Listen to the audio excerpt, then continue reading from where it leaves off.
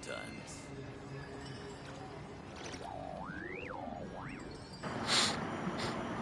Hello everyone, welcome back to another Genshin Impact stream.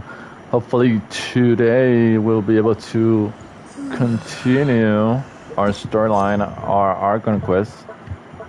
Because I have so many blue quests. It's been so long since I had this many blue quests.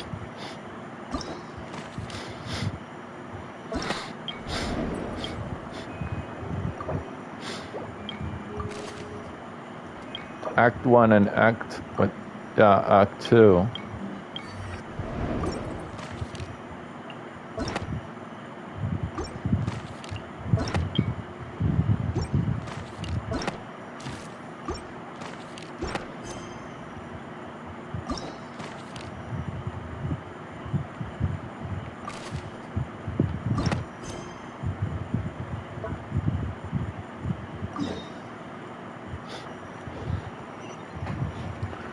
So, fair warning, want to warn everybody in case you don't see me for a while. So right now, my television, the one I'm using to stream this, it's starting to grow old. You can tell because there's a huge spot that's growing. Right now, it's kind of invisible. The pixels are starting to burn the screen. It has happened to me before with other televisions, but right now it used to be small, but now it grew very large in just one day. You can only see it if you go to a white background or a very bright background, and since we're in Snezhnaya and everything's white because of the snow, I can notice it. Yesterday I noticed it and while I was playing, and it was pretty small, but in the span of time between yesterday and today, it grew really large, really quick. So I might have to get a new television. So if suddenly the stream stops and I don't stream for a while, it's probably that, because I don't have a television, so I can't stream.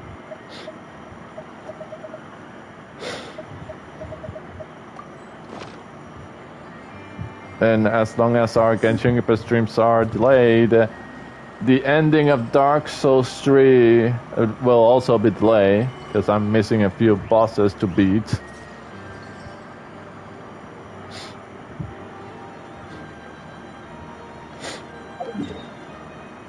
But now that we're here, let's finally move on to our story quest.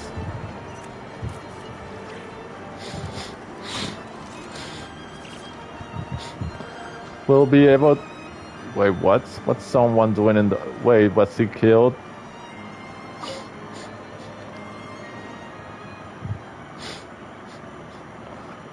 Firewater. Oh, he's drunk.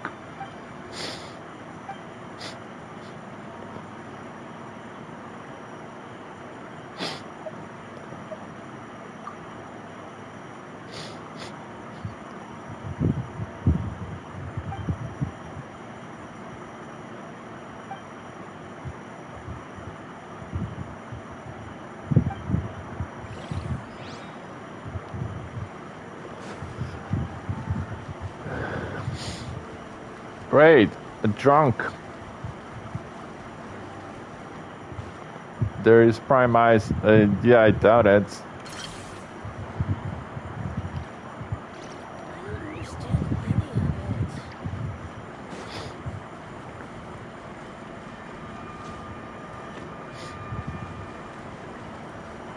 Again? Another one?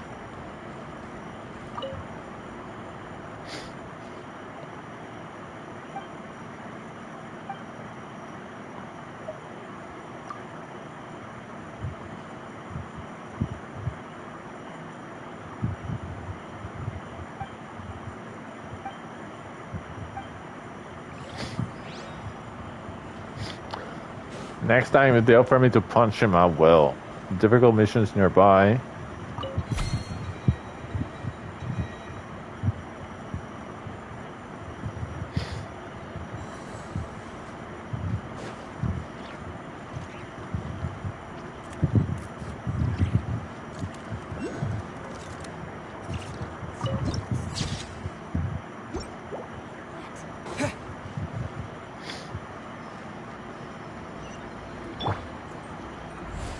Coming to be.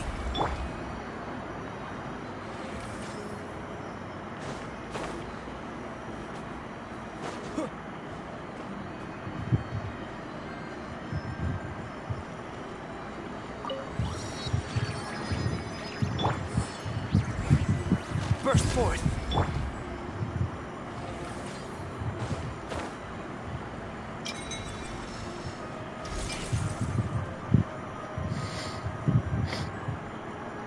Ah, you made it. I've got some tickets, and I managed to set something up with the Rokot. It'll have to wait until after the show, though. Happy to stay and watch? I doubt you've seen the Korolyevsky troupe on stage before. Pleasure. Here, this is the way in.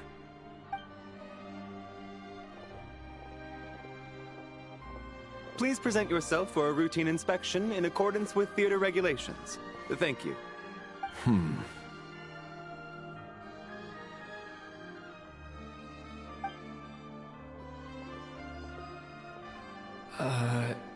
Is that guy with the Fatui? Looks like he's waiting for something. Ooh, new character. All done. Thank you for your cooperation. Please proceed through to the theater.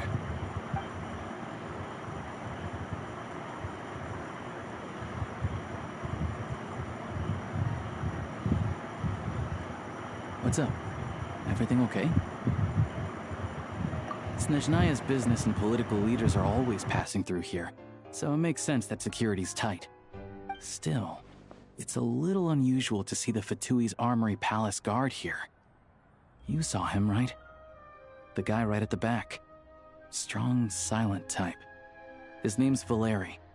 He's part of the Special Assignments Battalion, but I only ever see him here for one thing: to look for a guy named Mitya. Supposedly a researcher, though he never seems to put much time in at the office. The theater is one of his favorite places to hang out when he's playing hooky from work. But that's not for us to worry about. Let's go. The show's about to start.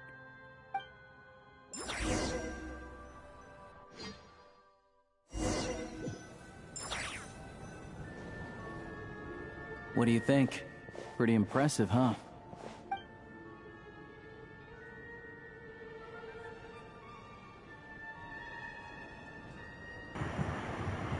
I was gonna say the exact same thing. It reminds me of the opera Epicles in Fontaine. Yeah, it reminds me of the theater in Fontaine. Oh, the one in Fontaine? I hear it's iconic. Never seen it for myself, though. Here we are, just in time. Sorry, coming through.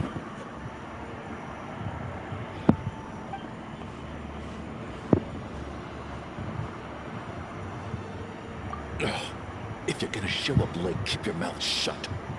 What's his problem? Whatever. No point arguing with people like that. Look, there she is. That's who I'm introducing you to later. She's the lead singer of the troupe, Vodyanitsa.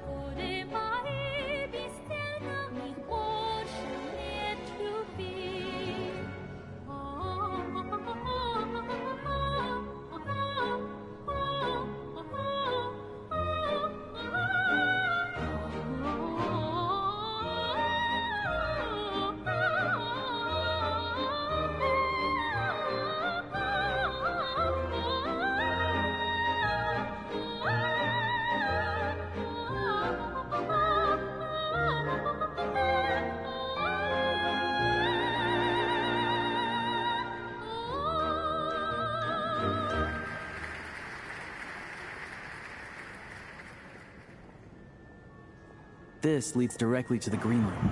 They're expecting us. Vodionitsa will be waiting for us there. I know her aesthetic is supposed to be like a singer, a prima donna, but the way that she dressed, the metallic arm waistbands, she looked almost like a slave. Didn't like that. Also, she's got nothing on Colombina.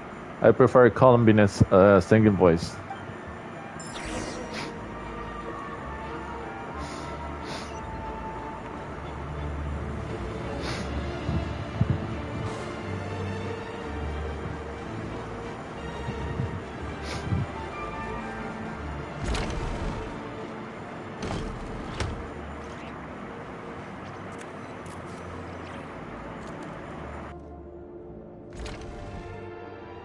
Hey there. Excuse me. Can you believe it? I'm so mad right now. Come in. Oh, it's you two. Huh? You know each other? Oh, wait. Is this who you were telling me about? The one you met yesterday and couldn't stop thinking about? I never said that. Yes, you did. Why are you denying it? It was right before I went on that rant about the moody factory owner. Oh, I remember it so clearly. Might I ask what brings you two here? Oh, I just brought him here to see the show. And when it finished, he was full of praise for Vodionitsa's performance. So I thought I'd try my luck, see if we could get the chance to chat for a bit. Maybe get an autograph? You work here. You of all people ought to know that's against the rules.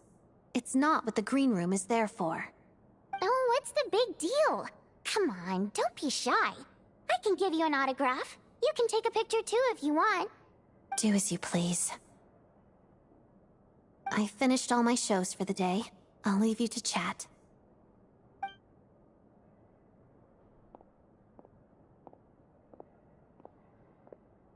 I wasn't making that stuff up, you know. Odette's just too proud to admit it. She thinks very highly of you, and so do I. You did the right thing in Svietloladovka. We're good. Odette's out of earshot. I'll lock the door. Confidentiality, of course. The Rokot is very strict on that. Whoa, Alosha! Not out loud! Not with an outsider here! Relax, I've taken care of it. Look at this. The President's reply sent this morning. Wait, so he's been approved to join? You told me last night that you wanted to get intel from the Rokot. Unfortunately, Rokot intel is only available to members. But ever since you set foot in Snezhnaya, we've been working together. I've seen the way you work, your character, and your motives. Everything about you is perfectly in alignment with what we're trying to achieve in the Rokot. So I figured I might as well cut to the chase. I wrote a letter to the President explaining your situation, including just the right amount of detail. His approval came very quickly. Of course, it's still your decision whether you want to join or not. We'll respect your choice. Well, assuming Odette was telling the truth and she didn't misjudge you, I guess we don't need to worry about you blowing our cover. Still, you gave me a real fright. I didn't know that's why you came looking for me.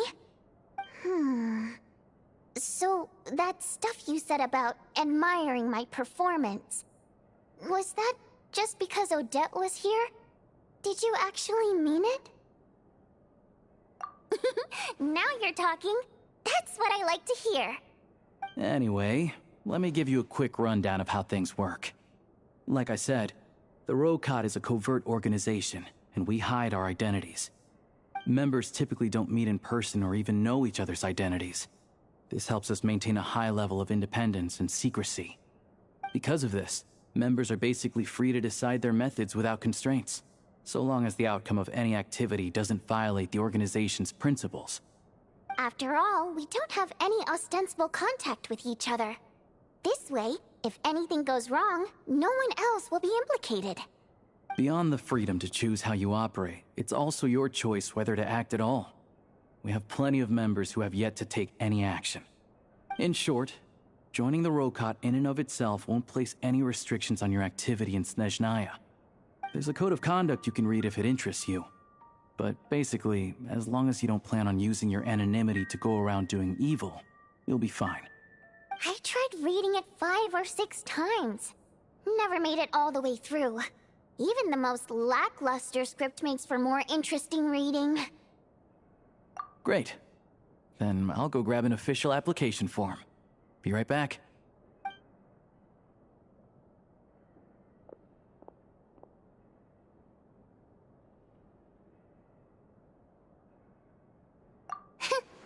Well, Alosha has this pet dog, you see.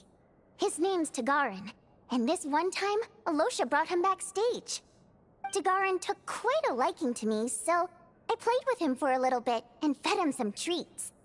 Then, the Rokot was out on a mission one day, and even though we were all in disguise, Tagarin recognized me right away.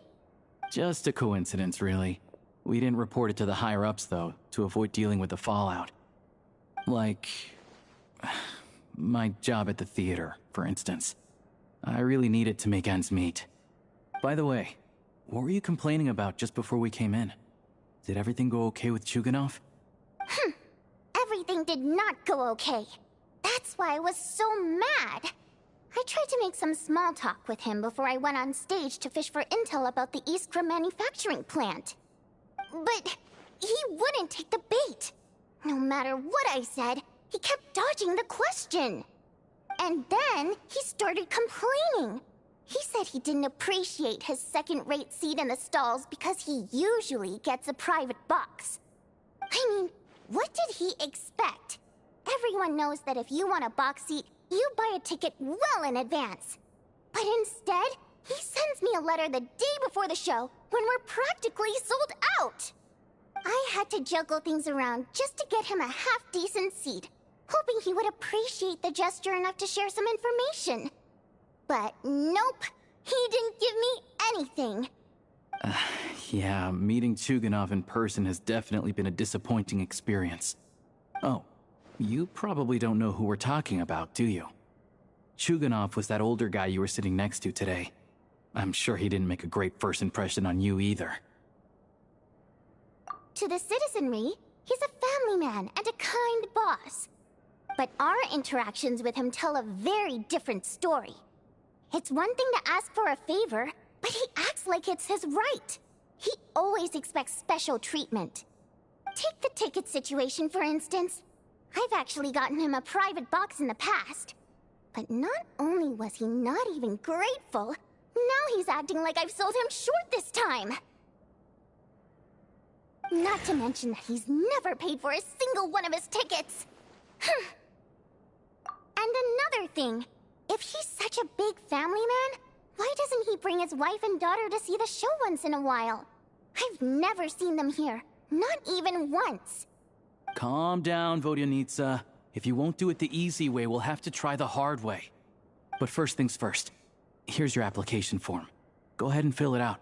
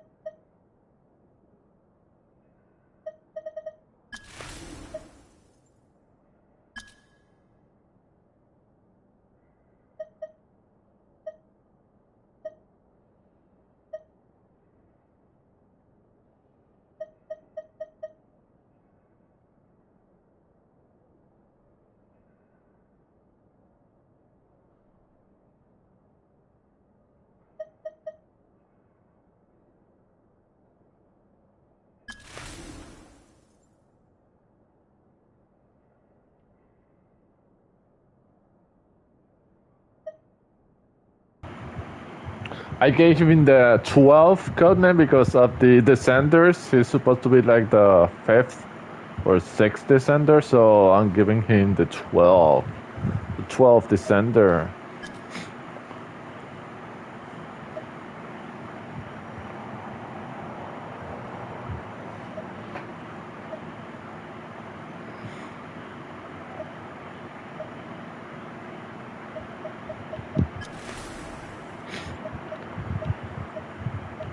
I could use a fake name, but Traveler or my name Titus is okay. Race is he's human, but he could also be fake. There's no way of knowing for sure. He's an alien, basically.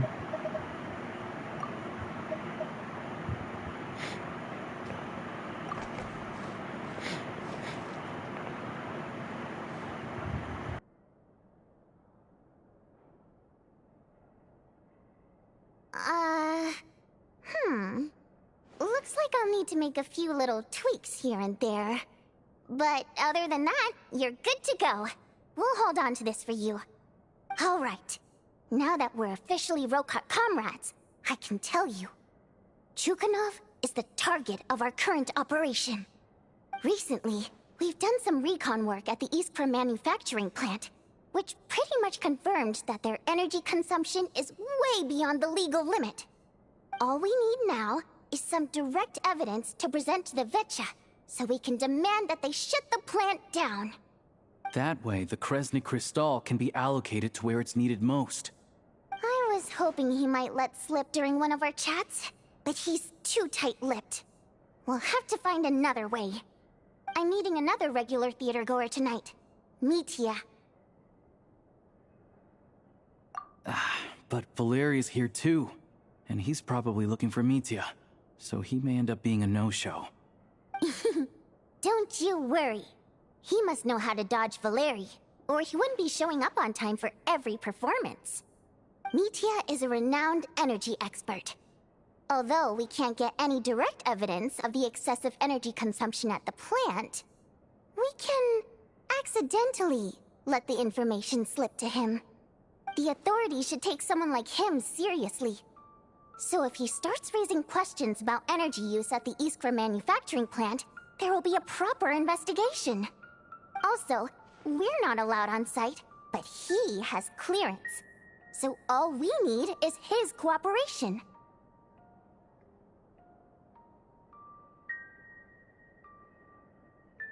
Yeah, so that's the other thing we're trying to figure out. Though I think we're far less likely to make any progress on that front. Still, I hear that Mitya is a bit of a chatterbox. So, who knows? Maybe if we catch him in the right mood, he'll let something slip. What do you think? Sound like something worth your time? Okay, in that case, you guys find a seat somewhere nearby. Pretend you're a couple of buddies there to eat, and keep your ears peeled for useful information. He's a huge fan, so I doubt he'll have his guard up around me. But you two need to be convincing.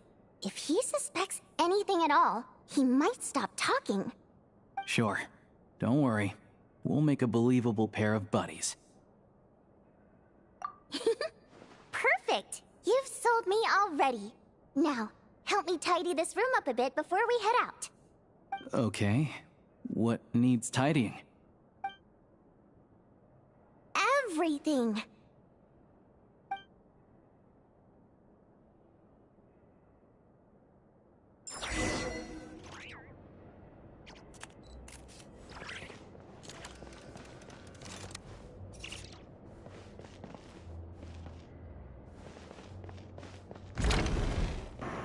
If you see me point weird angles, it's not because I'm looking for something.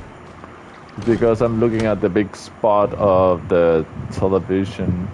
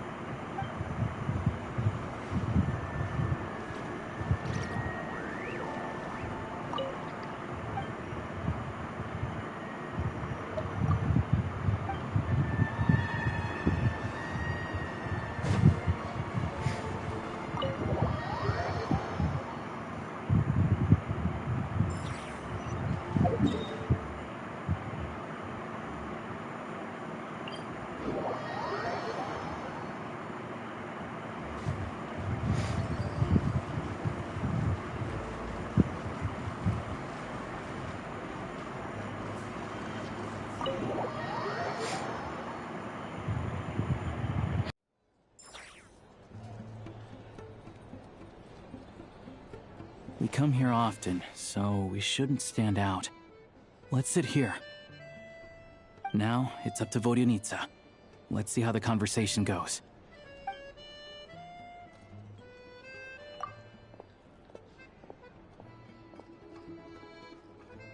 Mr. Mitya! Over here! Over here! Oh, sorry. I got a little held up on my way here. Now we have even less time than we planned.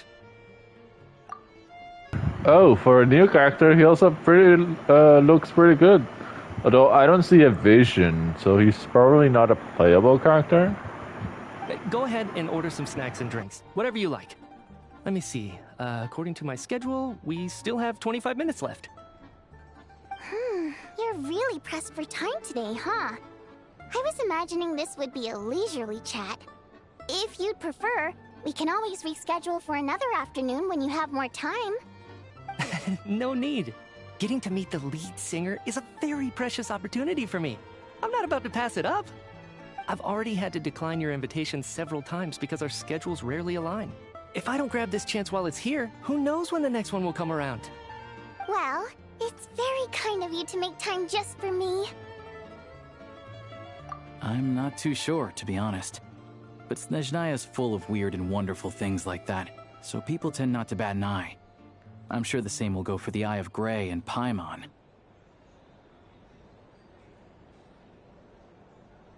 The reason I invited you out for tea and a chat today was to get some feedback from a true fan of the theater. Well, I genuinely have nothing bad to say. No matter how many times I hear you sing, it never gets old. It always seems fresh and new somehow. Maybe it's because the more times I listen, the more details I notice. Or maybe you simply improve with every performance, delivering it better each time. Thank you! I'm delighted to hear that! Could you give me any specific examples? Oh, yeah. The piece you sang today, for example. Beneath the Frozen River? Hey, what's with you? I'm just praising a good performance. I always used to find that such a bleak and lonely song. But the more you listen, the more you realize that it's not as cold and nihilistic as it appears. When you really dig down into it, there's a certain level where you're surprised by the emergence of hope. Wow, I'm impressed. I didn't expect you to pick up on that. Actually, I only tried out that angle after talking with a composer.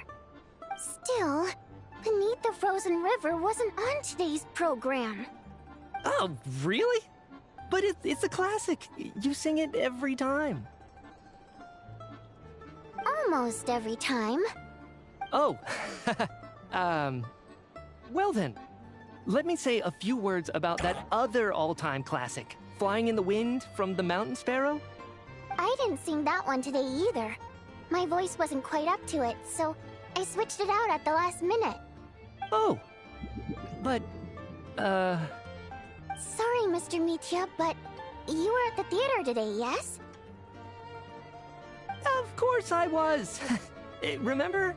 I said hello to all the troupe members before the show started. You, Odette, and the others.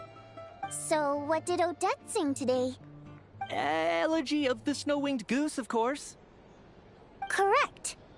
I see. I see. You find my singing boring, don't you? That's why you don't remember a single song. Looks like I'll need to cut a few from the program next time. No, that's not it. I swear. All right. I'll be straight with you. I'm sorry. My mind was wandering as you took the stage today. I enjoy watching your shows because the exquisite performances stimulate the mind. It always sparks some inspiration for my research. So, whenever I get stuck at work, I come to the theater for a change of pace. Odette's dance during the Elegy of the Snow-Winged Goose today was simply incredible. It got me wondering what she's been going through recently. That look of sheer defiance in the face of utter tragedy? It was so inspiring. I started scribbling in my notebook right away. Not that I made a ton of progress in the grand scheme of things, but I still think it was productive. By the time I snapped out of it, the entire show had finished. So what you're saying is, you didn't listen to my singing at all? Unfortunately not. I'm sorry, I don't know which is more disrespectful. The fact that I don't always come for the show itself, or the fact that I missed your performance. Seems like things are getting a little awkward. Mitya just stepped into a conversational minefield. If there's one thing Vodyanitsa doesn't like, it's people who show disrespect for her performance. This meeting was so hard to set up. Don't tell me it's already falling apart. It's fine. I suppose this is affirming in its own way. At least, it shows that our performance really touches people's hearts, right? Don't let it bother you. It certainly doesn't bother me. She's showing a lot of restraint. Well, I'll be sure to let Odette know how much you adored her performance. Please don't say that. I always love your performances too. It's just that inspiration struck at the wrong time today. I'm usually all ears. I know, I can tell. That's why I value your opinion. I'm sure some people can't stand it when others praise their coworkers right to their face, but not me. No, sir. Fair enough. I still feel kinda bad though. But you know what I really can't stand? People who only show up to the theater to pretend that they're cultured. Makes me sick to my stomach. Oh yeah, 100%. There are too many of those people around. By the time they're walking out the door, they've forgotten all about the show. What's wrong? You look furious. I don't know if you've heard about the boss of the ESRB manufacturing plant. He isn't even a theater investor, but he always demands the same privileges as actual investors. Box tickets only, premium drinks, even the right to request specific songs. Well played, Vodyanitsa. Seems like she's harnessing her rage to steer the conversation back on track. Now that you mention it, I've interacted with that guy before. I gotta say, everyone holds him up as an example of a benevolent businessman, but I don't know. I don't see it. Yeah, he couldn't care less about what's happening on stage. He's just there to flaunt his social status. I hate that I have to prepare programs for guys like that. What's the big deal with that factory he runs anyway? I asked around a bit and heard some pretty shocking stories. Sounds like he's just another greedy capitalist. Oh, really? Yep, the things people are saying are pretty damning. Low wages, insanely long working hours, equipment running around the clock. And as if that's not bad enough, he also strictly forbids his employees from giving any kind of interview. Project Stuja has now been extended so many times, we're at the point where crystal rations for the common folk are barely enough to survive on. Yet he even wants to get his greedy hands on them just to boost his own profits. If the rumors are true, he's in serious violation of the law. Interesting. So you've heard about it too? What? So it's really true? Who knows? I've only heard the same rumors you have. But there's no smoke without fire. The Rooster's been coming down on us hard lately, demanding that we track and trace every single batch of Crystal. My coworkers in the Department of Energy have been tearing their hair out over it. The Rooster? I didn't realize he cared that much. Yeah. Even though there are no restrictions on Crystal trading, the poor will wind up freezing to death if we let the rich buy as much as they want. That's clearly unfair. Looks like we'll need to arrange an investigation into the ESRB manufacturing plant as soon as possible. I never knew you kept up with current affairs beyond the theater, Miss Vodyanitsa. You really have a heart for the common person. Most Fae in your position have long been indifferent to the plight of humans. Well, those of us who choose to live in human cities are naturally going to pay attention to any significant upheaval. Isn't the Rooster a Fae himself? I'm just surprised to learn that even someone with as much experience as him is getting so stressed out over Project Stuja. What is the end goal of this project anyway? This is it. We're finally going there. I'm sure Mitya can sense on some level that she's fishing for information. But since their conversation is so relaxed, he might just let something slip. It's stressing me out too. If I'd only made better progress with my research, things wouldn't have dragged on this long. Oh, so your work is related to Project Stuja? That's right. The Armory Palace needs a brand new energy source. Not the power of the Light Realm, and not elemental energy. Right now, the only thing that meets the requirements is the power contained within stellar linchpins. But harnessing that power is costly. Each step of the process requires enormous amounts of Kresnik crystal, from extraction to quantification to attempts at conversion. Progress has been painfully slow, and the team is getting burned out as time goes by. Sometimes, I see people staring into space as if in a trance. Could it be that this new energy source has side effects? No, it doesn't affect us, because the energy is used for... Okay, I got it. Stop choking me. Sorry, I can't talk about that. I think we're all just exhausted. We've been working ourselves to the bone for so long with so little progress to show for it.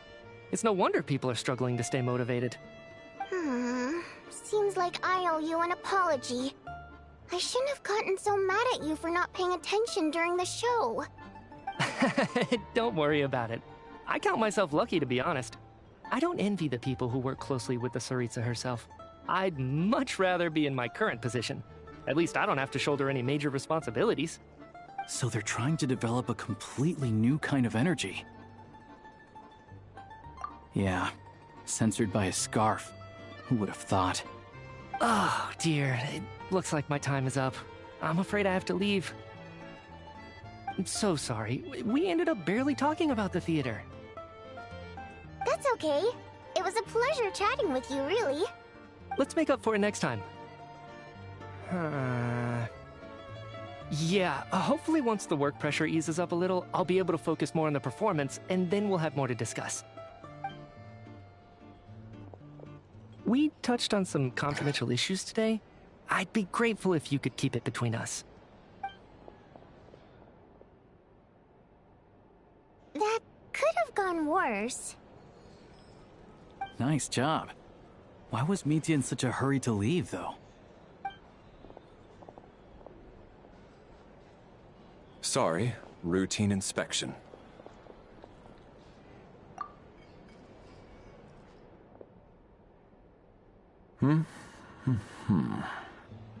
Okay, let's go. So he wasn't rushing to get back to work.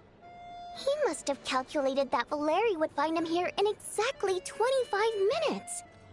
That's frighteningly accurate.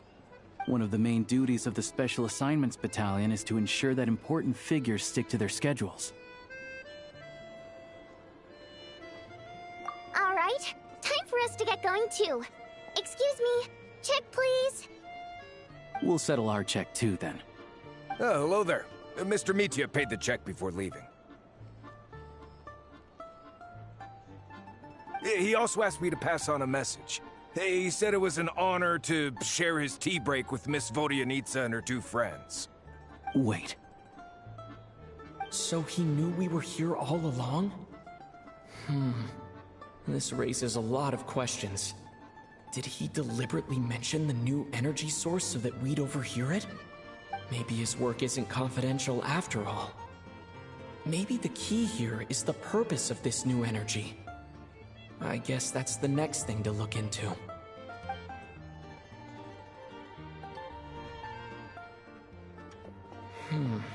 Vodyanitsa and Alosha have left. Time to head back and call it a day.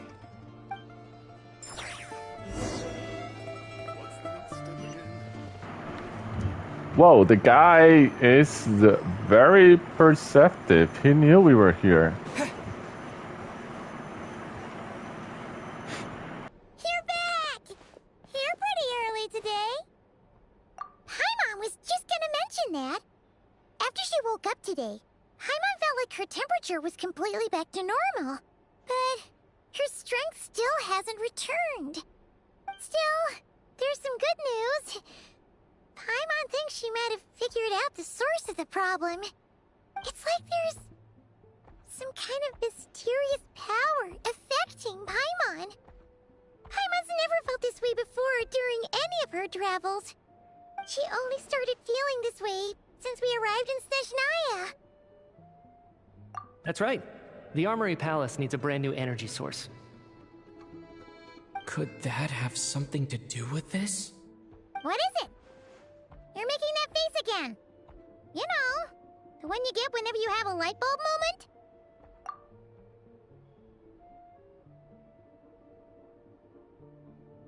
So, they're trying to develop a new energy source here?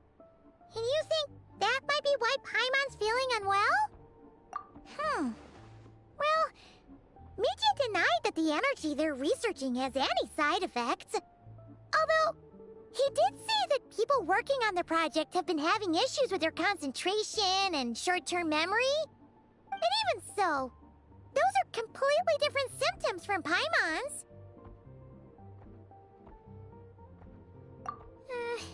It's pretty faint, so it's kind of hard to tell. But if anything, it seems like it's coming from roughly the same direction as the Armory Palace. Sure, Paimon's with you there. But how, though? The robot only has a limited amount of intel. Oh, great point! They argue about Project Stusha every day. If we could sit in on one of their sessions, we might pick up some new leads. Good idea! Oh yeah, while you were out, Paimon tried all the yummiest looking desserts in the Potforia restaurant. This one seemed right up your alley. So, Paimon saved some for you. Come try it once you finish writing your letter.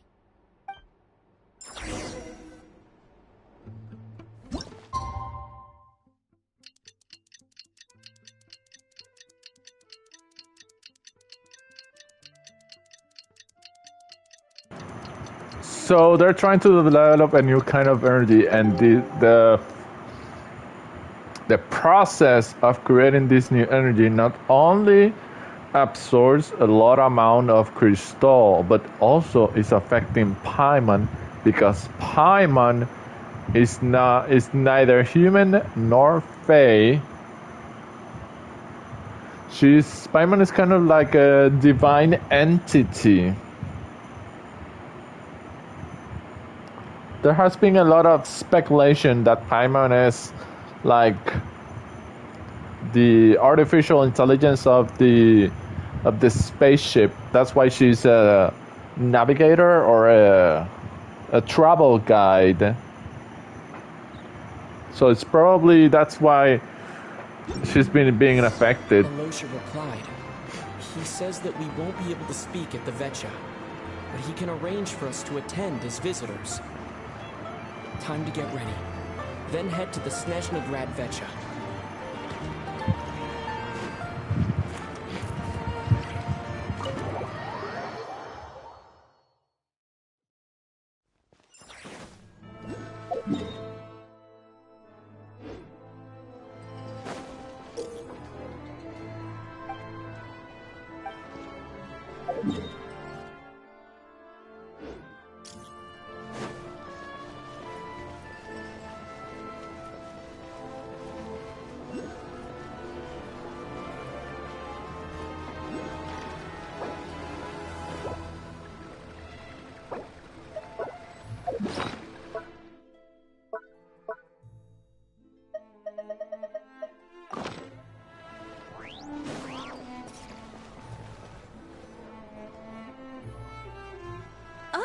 Miss Vodyanitsa, prima donna of the Korolievsky troupe. What a surprise meeting you here. Will you be sitting in on a session of the Vetcha? Sorry, I'm not taking interviews today. Oh good, you're here. The session's about to begin. Let's get inside. Please wait, Miss Vodyanitsa. Could you introduce me to your new friend?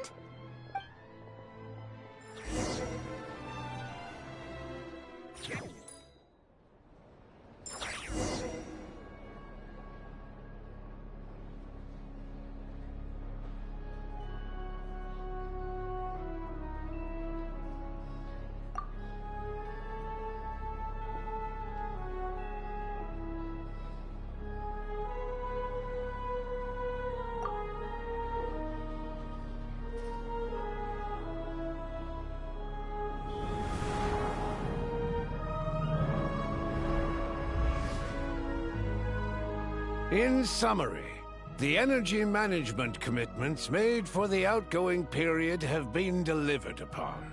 Furthermore, both the production and consumption of Kresnik Crystal show clear signs of stabilizing. The relevant agencies have assessed the present circumstances and determined that the status quo can be sustained until the next period. For detailed statistics, I would refer you to the industry reports that have been distributed to all persons present. It should also be noted that while the recent blizzards have led to a significant increase in people's energy expenses, this is strictly a short-term phenomenon associated with a remotely located monster. Her Majesty the Tsaritsa is giving her full attention to this matter. We should have every confidence that it will be dealt with swiftly and conclusively. A financial report on disaster relief is also present in this report, courtesy of Pantalone. They cover the same old ground every single time. The rooster never seems to mind, but everyone else is getting tired of it. There's a general lack of trust. People aren't seeing any tangible benefits that affect them directly. Of course, none of that will be reflected in any of the reports on the table. Yeah, if it weren't for these hard copy documents, I could have at least made something up.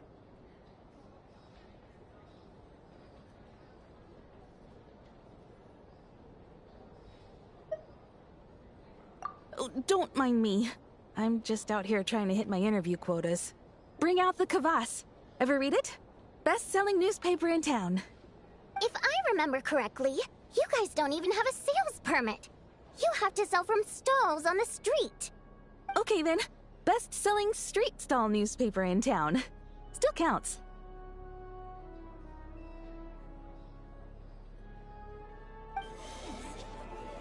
Order! We will now open the floor to the representatives.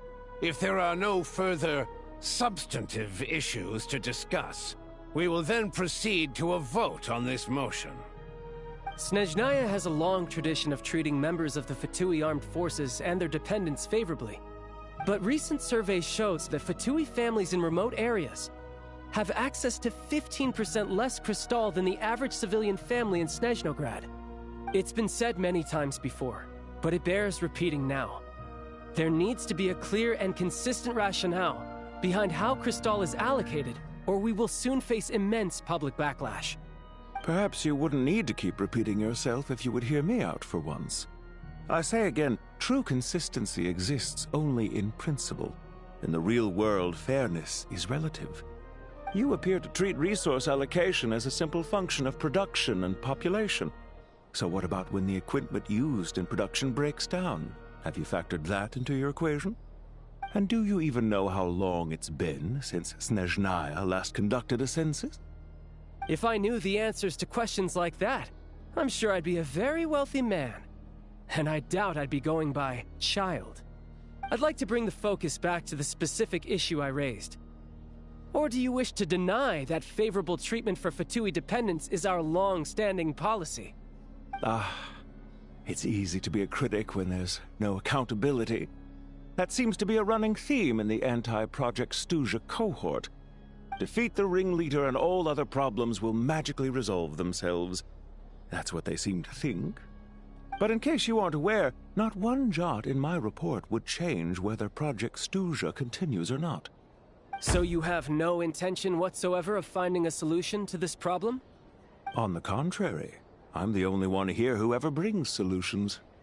Child opened by speaking up for the armed forces. Regrator struck back with style and a war of words ensued.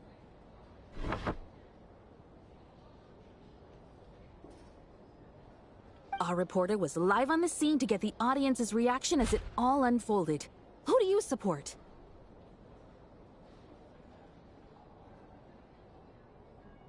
The people have spoken! Child received raucous applause from the crowd as he pushed Regrator onto his back foot with a relentless barrage of questions. It had to be seen to be believed. Now you see why they don't have a sales permit. However this reporter wants to spin things, I haven't forgotten that Tartaglia was representing the Northland Bank when we first met in Liyue. So surely, their relationship can't always have been this strained. You two are getting off topic. Let's focus on what the data is saying. Mr. Pantalone, may I speak on your behalf? Oh, please do. I'm more than happy to save my breath. Crystal distribution policy undergoes modifications with each new period. The ultimate goal being to find the most reasonable method of allocation, which I believe is what Mr. Tartaglia also seeks. But I fear many may have been misled on this topic by extremist activists. To clarify, Project Stuja is not the root cause of the problem. It is merely a framework for resource distribution. The most recent reports all point to Snezhnaya's resilience and adaptability during this period of fine-tuning, and give clear indications that a distribution framework is improving with each iteration. To make drastic adjustments without first considering the risks would likely do more harm than good. It would be a waste of the hard-won experience we've gained to date. Renowned scholar of finance, Arapov spoke up to clarify the fiscal logic, clearly alluding to social organizations like the Rokot in his words. With the notorious Lelek still active to this day, should the Rokot be held responsible? No, there is someone else to blame. She's just rephrasing what Mr. Pantalone said. The Rokot are the critics he accuses of taking no responsibility for their actions. As for Lelek, you won't have heard of him yet. He's currently the most famous member of the Rokot. Well, more like infamous. Ending Project Stuja has become an obsession for him. Unlike the more decent ones among us, he believes that votes in the Vetcha are all that matter. So whether it's threats, coercion, or bribery, he'll use whatever means necessary to get people to change their vote. And since we're already on the subject, what do you think of Lelek's methods? Are you for or against?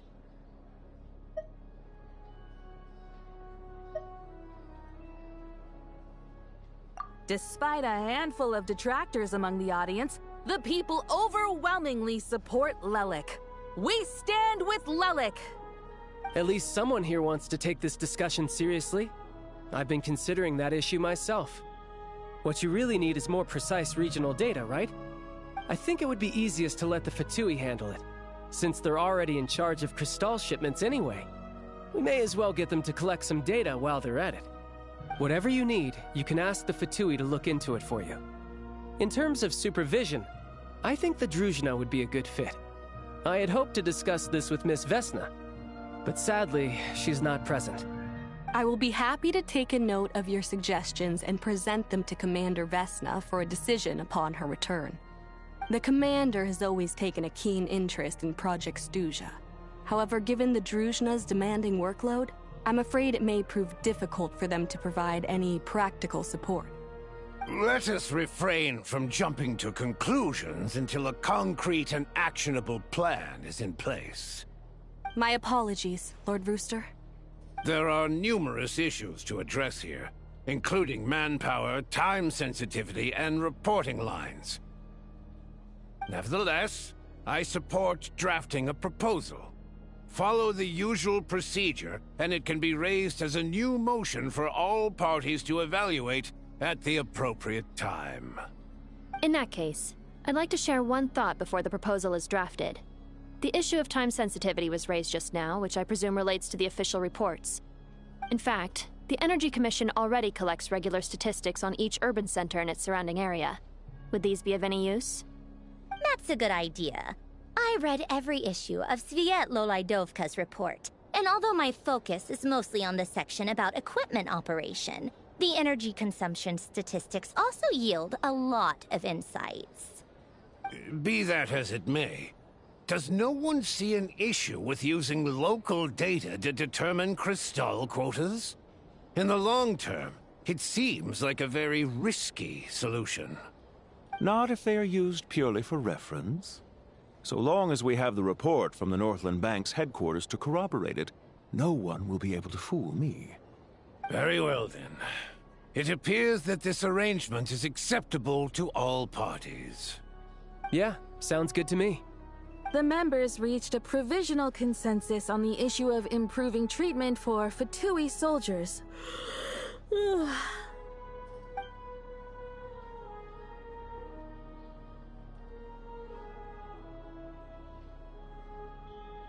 Today, the prima donna of the Korailievsky troupe attended a session of the Snezhnograd Vecha in the company of a dashing young man.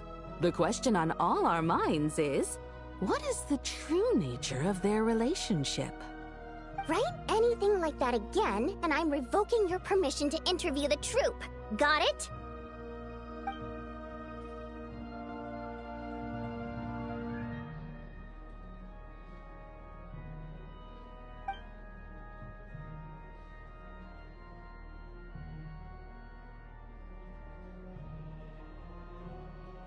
Now then, if there are no further contributions from those present, we shall proceed to the final vote.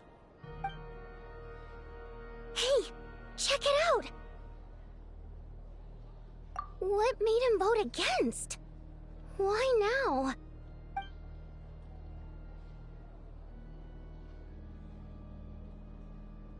The votes have been tallied. Those in favor of continuing Project Stuja total 61%, securing a clear majority. That was too close. The margin has shrunk yet again. Chuganov was a huge loss.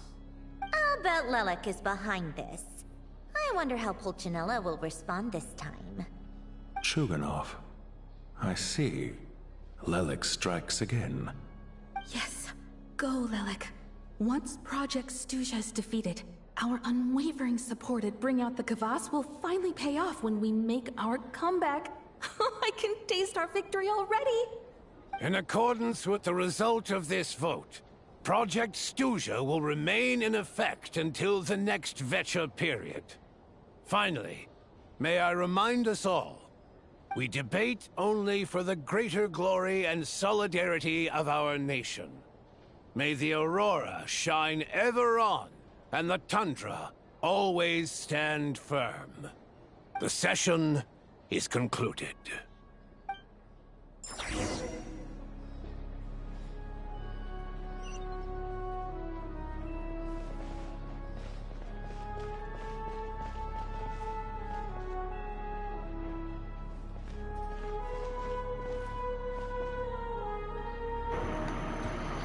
I was hoping to see Child or Sandrone.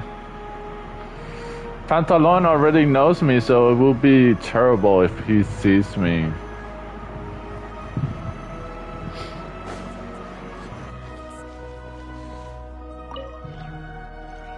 I have to say, I really wasn't expecting Chuganov to vote against Project Stuja. Well, in principle, Snezhnaya's business and political elites ought to be the ones least likely to oppose it. As we heard, Project Stuja is basically just a resource distribution framework that requires everyone to cut back during the winter.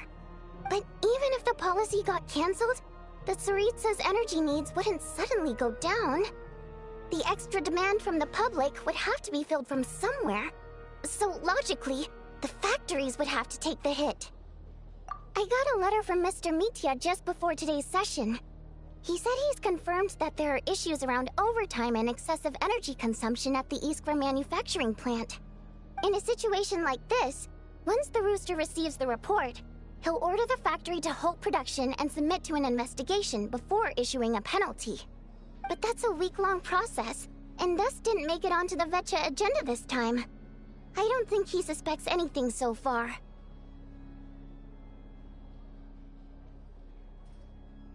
Exactly.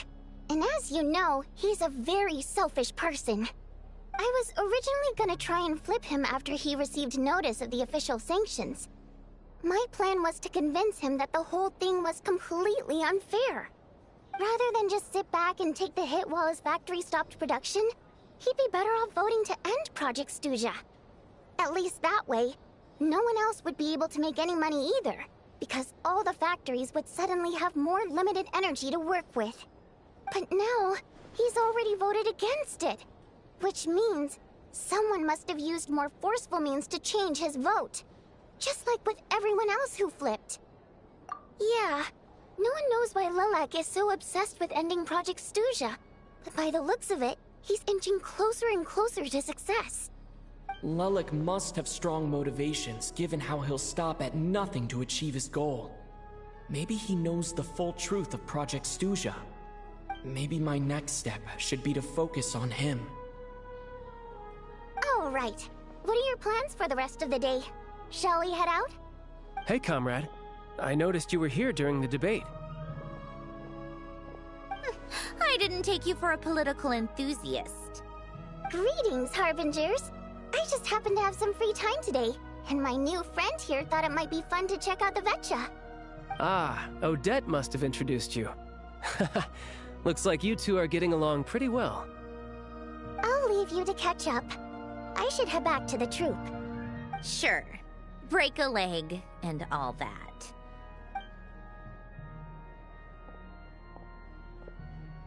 Thought it might be fun to check out the Vetcha, did you? Things are never that simple with you, Traveler. There's no way you're here for kicks and giggles. Tell me I'm wrong. Oh, yeah. To some, he's a captivating enigma. To others, he's the bane of their existence. No one ever thought that some anonymous nobody from the Rokot could cause such a stir. Huh? You want to look into Lelik? Then I'm sure his days of anonymity are numbered. What do you think, Sandrone? Fine by me, I guess. If the Traveler actually manages to expose Lelik, it'll be doing Pulcinella a favor. In return, it seems fair to let him in on what we've learned so far. My thoughts exactly. Sharing is caring, after all. Head back to Glupov and grab the files on Lelik. It's easier to just pull the records than go through the rigmarole of getting the Traveler a visitor's permit. As you command, child, sir. In that case, since we're going to be waiting anyway, I'll have someone brew a pot of black tea.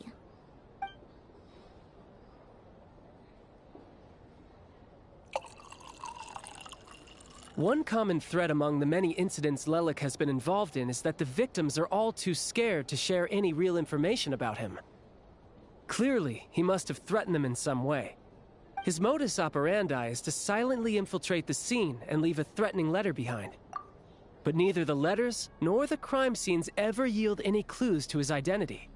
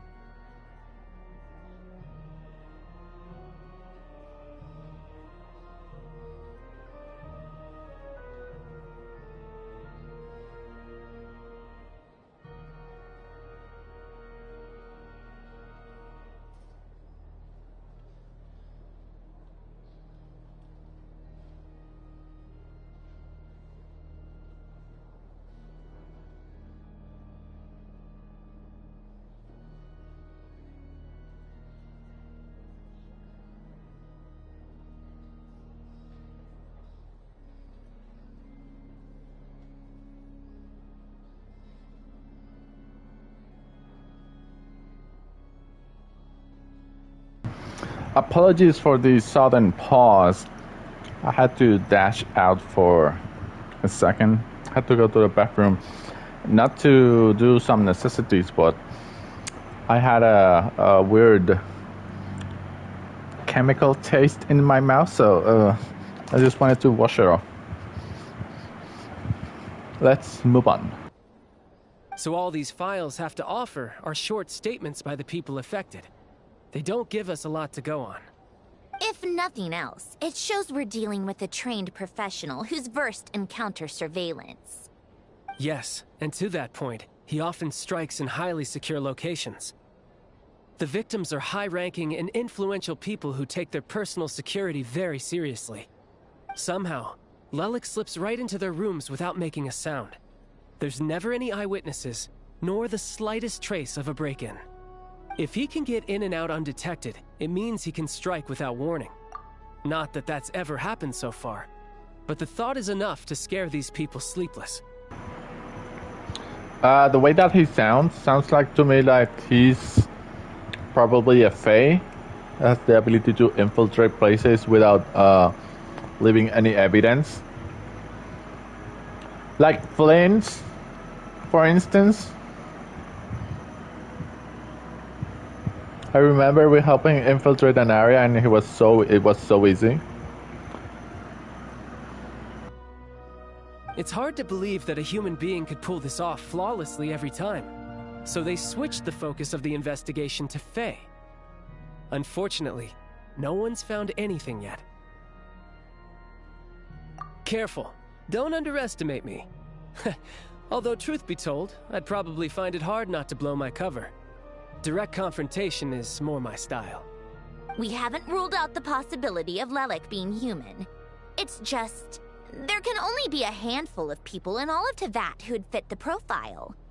Faye, on the other hand, plenty would have the ability, but few would have the motive.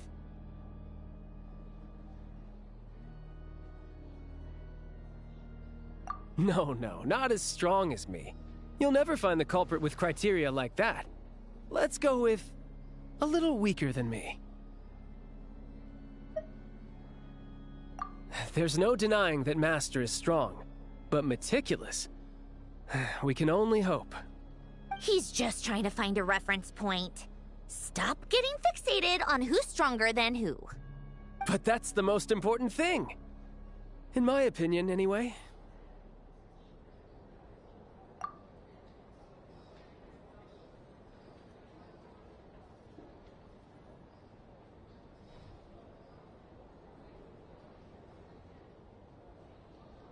Odette? Yeah, that seems about right. Her skills are solid, and... Except she's Fatui, so the likelihood of her working against us is pretty low. But yeah, much more accurate than your previous example, at least. No, wait a moment. Maybe we should interrogate that assumption. What do you mean? Which assumption? Her Fatui identity doesn't necessarily exonerate her. And when you think about it, the Rokot would be precisely what she needs to conceal her identity. Plus, she wouldn't need to be such a pro at covering her tracks. She'd already know where the Fatui will be and when. So she could choose the perfect time to act. Oh, yikes. I was just thinking out loud. Why is this starting to sound like such a convincing theory? Still, what reason could Odette possibly have for trying to call off Project Stuja? Arlecchino would be the best person to ask. She knows Odette best. Unfortunately, she isn't back yet. Rosaline used to open up to her in private about her struggles with Odette. As I'm sure you can imagine, Arlecchino is quite a lot better with children than Rosaline was. She gave her some tips on how to handle the situation, and Rosaline managed to reach a settlement with Odette before leaving. So I suppose there were at least no lifelong regrets left behind. Beyond that, I don't know the details about that side of things. But I do know that Odette definitely has a motive to hold a grudge against Project Stuja. The reason being, her father passed away during the early stages of the project. That was back before it had been named Project Stuja, when things were still being worked out. But in essence, it's remained the same ever since. Huh. The more you know. Rosaline was always so self-centered. I never understood why she started paying so much attention to Odette.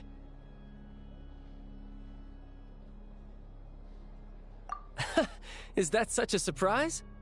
If you cast your mind back, you may remember that Rosaline and I weren't exactly close. We had tea together a few times, but that was about it. Odette's past is no secret. Her father was a Fatous and her mother was a very famous ballerina. On the surface, it looks like she followed right in her parents' footsteps. But the truth is quite a different story. After her father passed away on a mission, her mother was overcome with grief. She broke her leg during a performance and could never dance again. Odette was only interested in ballet at the time, but this tragedy left the family with both breadwinners gone. They could barely make ends meet. Per Capitano's policy, family members of Fatui who died in the line of duty had to be appropriately accommodated and provided with adequate assistance. So, regardless of how Rosaline may have felt about it, it fell to her to resolve the issue of Odette's family's livelihood. In the end, the solution they agreed upon was to have Odette join the Fatui. Right, because the alternative would have been a one-off compensation payment, I guess. In that sense, joining up was definitely the better option. Still, she must have had mixed feelings about it, right? If she doesn't even like the Fatui... It's just a theory, a possibility. But as a motive for Odette to become Lelik, it holds up. That said, I have no idea where Odette's head is at right now, or what her conflict with Rosaline was about. Plenty of people were on bad terms with Rosaline. I have no intention of trying to figure it all out.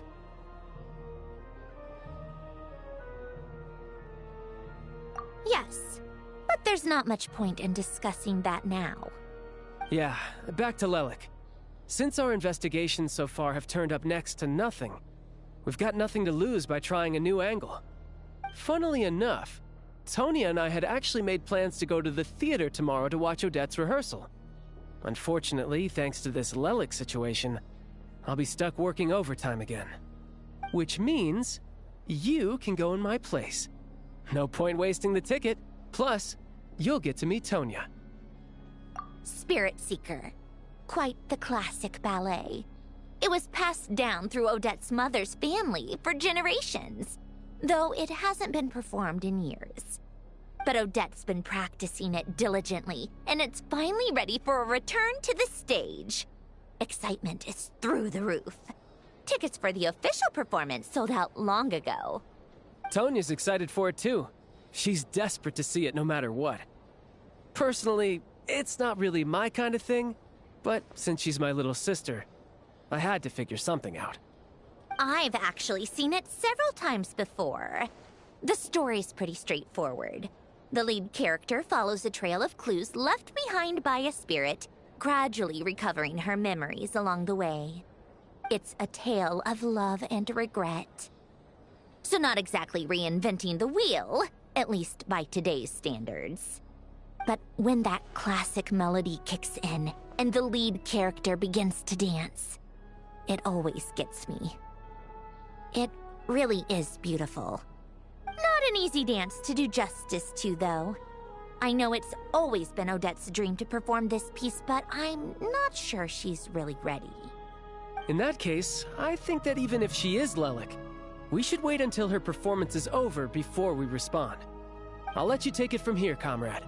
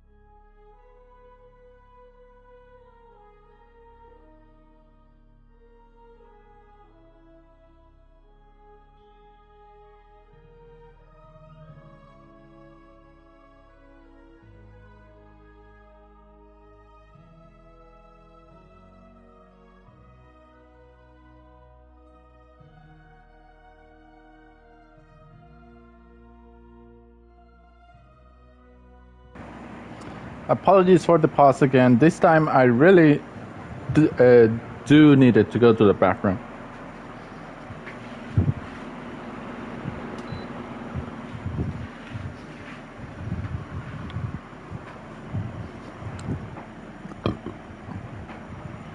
So, everything's leading to Odette being the bad guy here.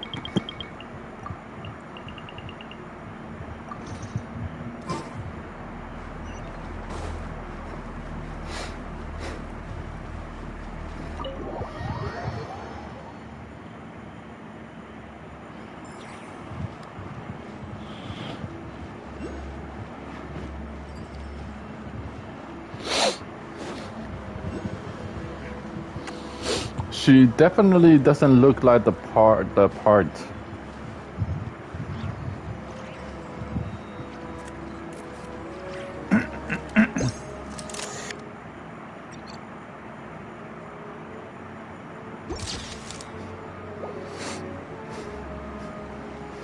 Oh, that's right, there's one over there. How will I ever get it?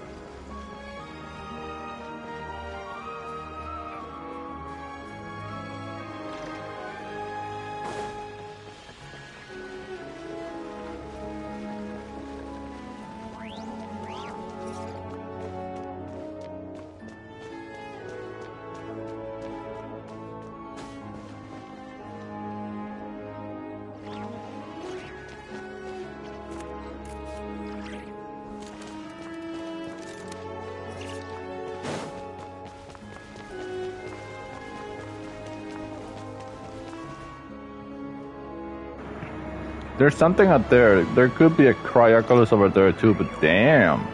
This place is so tall.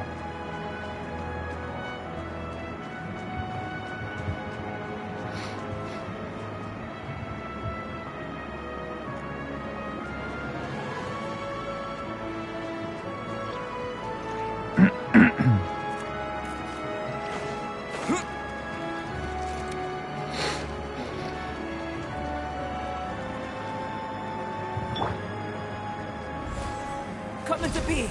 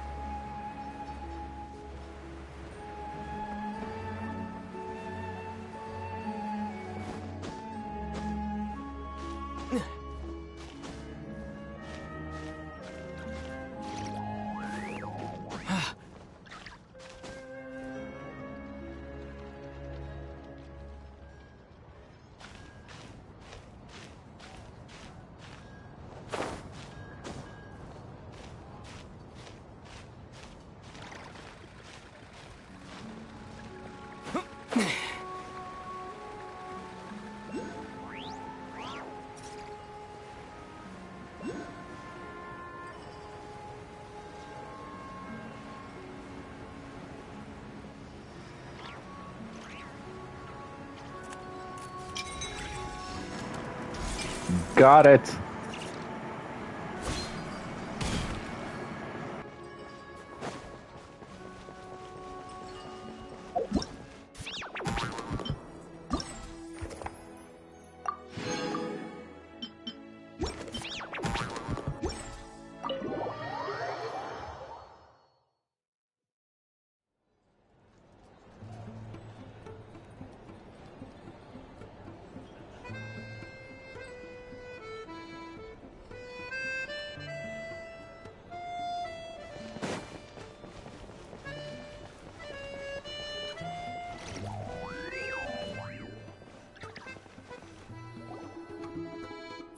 You made a ton of progress today.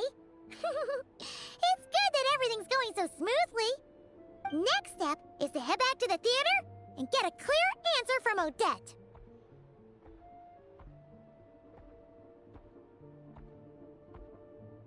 Either way, Paimon doesn't get the sense that she's a bad person. Sure, she might have done some pretty extreme things, but Paimon bet she has her reasons. Maybe this is going too far, but like, with everything she's managed to do so far, wouldn't it make more sense in theory to be even more, you know, heavy-handed? Why leave a letter when she could, well, we know there are plenty of other ways to keep people in line, right? The point is, she could have gone further, but she didn't. So, if it is her, she's got some principles at least. Yeah! Well, all you can do is follow the facts wherever they lead. No change, really. But that thing Paimon told you about yesterday? Paimon feels like she can sense it more clearly now. Hearing you talk about your day makes Paimon itch for an adventure. If only she could be there with you so we could experience it all together. Yeah, I wish you could be there too. I'm not used to adventuring alone. But don't worry, we'll get to the bottom of this. Guess it's just one of those things. Never mind. Paimon will behave herself and keep resting.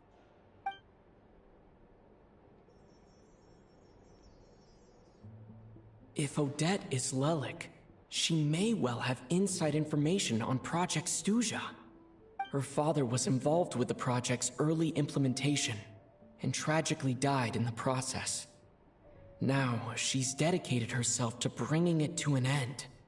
It's hard to imagine she could have gotten this far without knowing anything at all about the Tsaritsa's true intentions. When she spoke to us as a member of the Fatui, how much did she let on? And how much was she hiding? Only time will tell.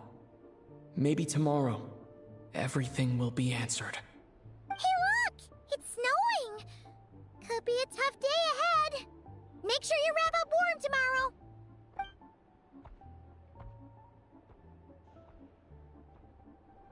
What do you mean it's snowing? It's always snowing in Snezhnaya. Ooh, the Act 1 complete?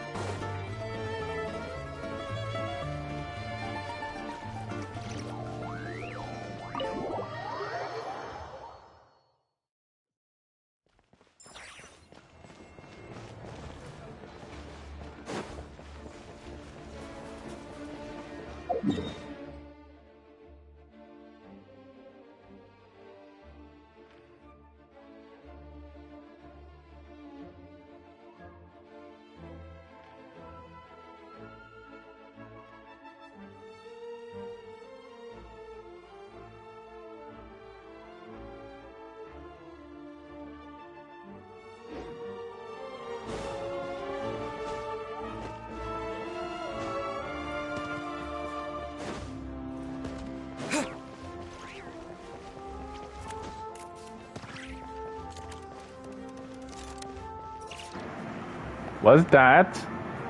In the middle of nowhere?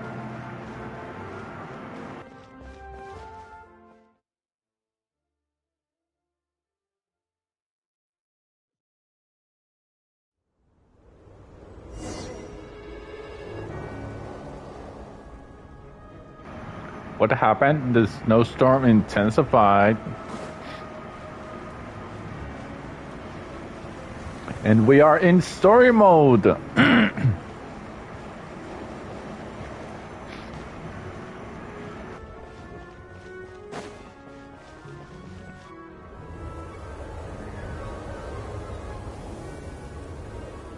Ooh, it sure is cold today. I wonder how much heavier the snow's gonna get. Here to see Odette? I just need to see your tickets for the preview. Perfect. Thank you. I'll hold on to your tickets. Come on in. It's freezing outside.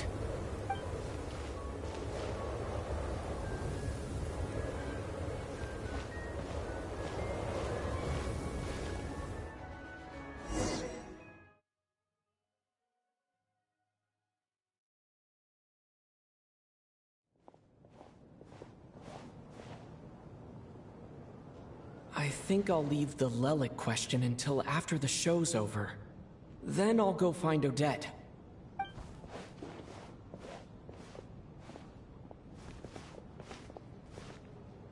Child said he was originally going to come with Tonya. So I'm guessing Tonya's already here somewhere. Is there anyone here who looks like a Tonya? Let's see. It's a small audience. Makes sense for a preview. But wait, I do see some familiar faces. Mr. Chuganov's back again by the looks of it. Oh, and is that Mitya? And that Fatui officer, Valeri. Guess he must be playing cat and mouse with Mitya again. Oh no, it looks like the show's starting and I still haven't found Tonya. Never mind. I'll just have to take a seat for now and see if I can catch her afterwards.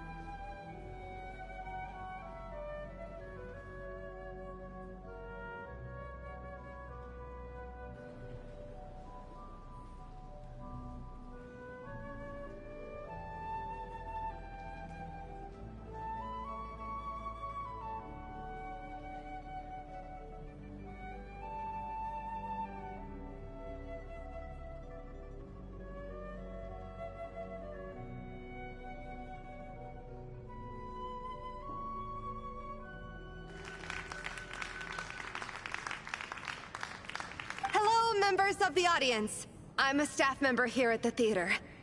Today's performance was a very special one for us, as it marks the first attempt in a long time to revive the classic Snezhnayan ballet, Spirit Seeker. To commemorate this occasion, we would love to take a group photo of the cast, crew, and audience members present today. Could I kindly ask the audience to please come up onto the stage?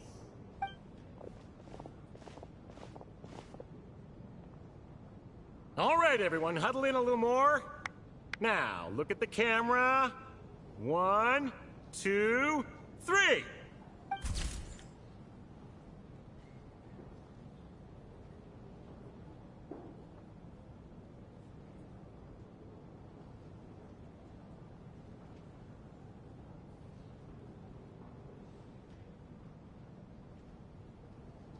Wait, is that Alyosha out there? I didn't saw him earlier. The businessman, that's probably Stonia, the girl on the floor. Odette and Vodyanishka, the singer, with Valerio the guard, with Mitya pointing at Vodyanishka. And other people on the other side.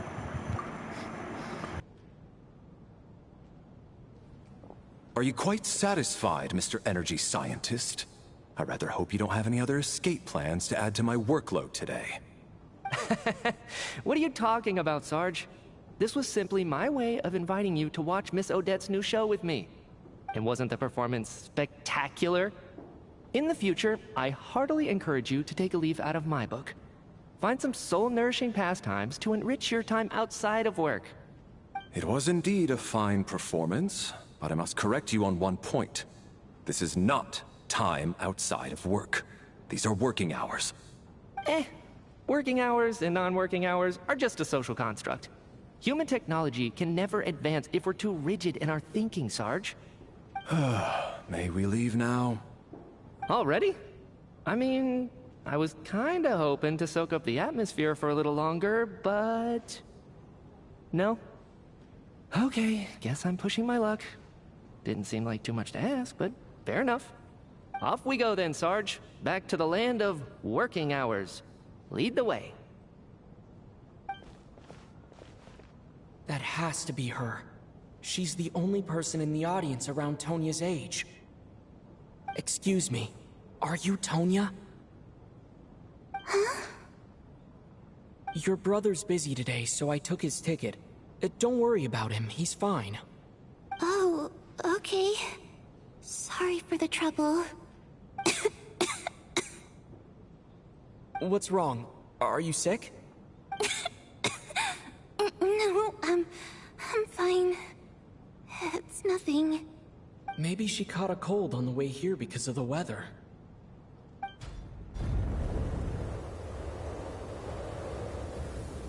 I haven't seen snow like this in a long, long time. It's most unusual. I know. It's completely white out there. You can barely see a thing.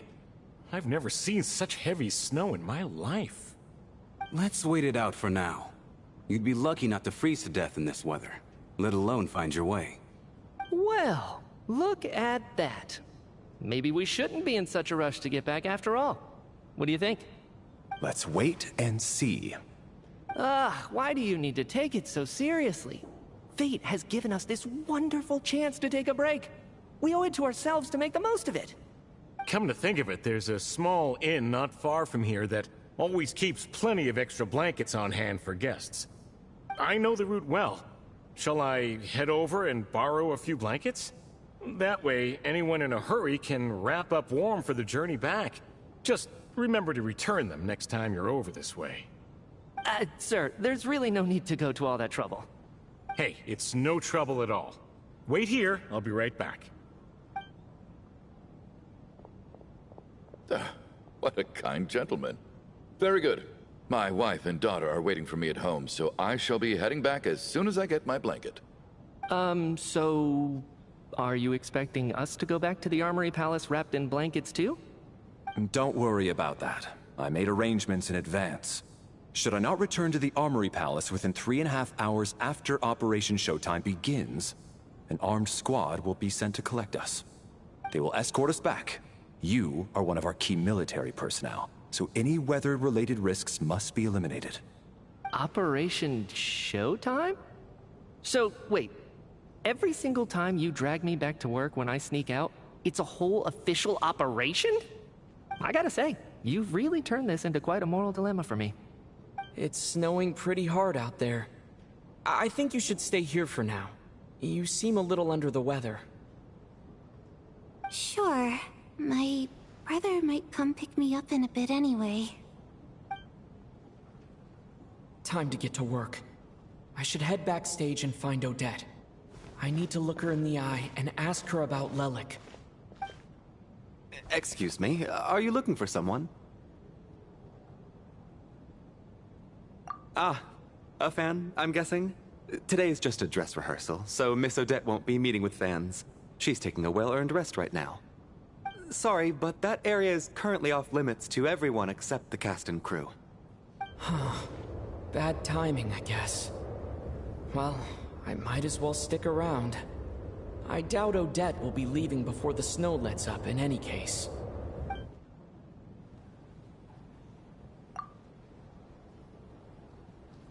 What happened to the gentleman who went to fetch the blankets? How has he still not returned? I was thinking the same thing. It's still snowing very hard. Do you think something might have happened to him? Whatever the reason for his delay, I must say I hate nothing more than people who make empty promises and fail to deliver. Well, I have to treat my employees like that on occasion, but that's different.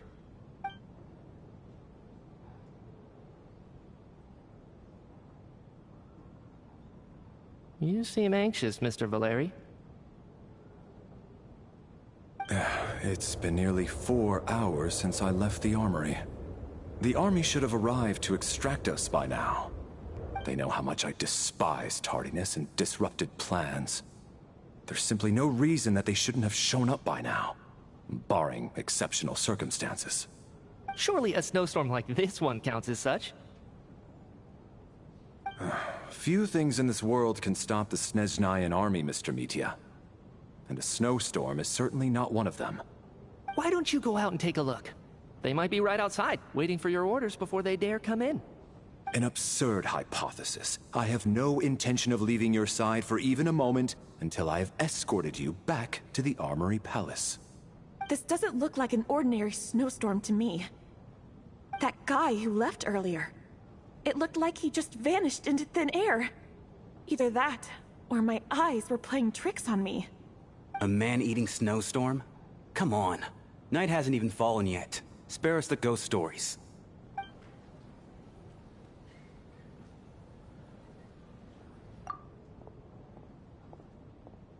Traveler, didn't know you were coming today. How come you didn't say anything? Oh, right. I assumed you were looking for me in Vodenitsa. Odette's still backstage. Whoa, that's quite a snowstorm out there. I've been working backstage this whole time, so I didn't even notice. No wonder the audience hasn't left yet. Is weather like this rare, even in Snezhnaya? Yeah, snow like this. I'm sure I've seen it out in the wild before, but never in the city. Actually, I take that back. I don't think I've seen snow this bad even in the wild. This is something else. It's not normal. If even Alosha thinks snow like this isn't normal, could it have anything to do with that monster people have been talking about? We can't stay cooped up here forever. Someone needs to go out and take a look. No need. I have plenty of experience with snowstorms. Besides, I work here while you're an audience member. I should be the one to do it.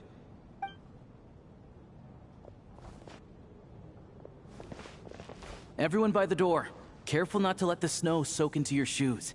In a snowstorm, you gotta look after your toes above all else. Heading out, my man? Be careful. I've been told the snowstorm eats people alive. Thanks for the advice. I am planning to be careful. I just want to take a quick look at the situation out there.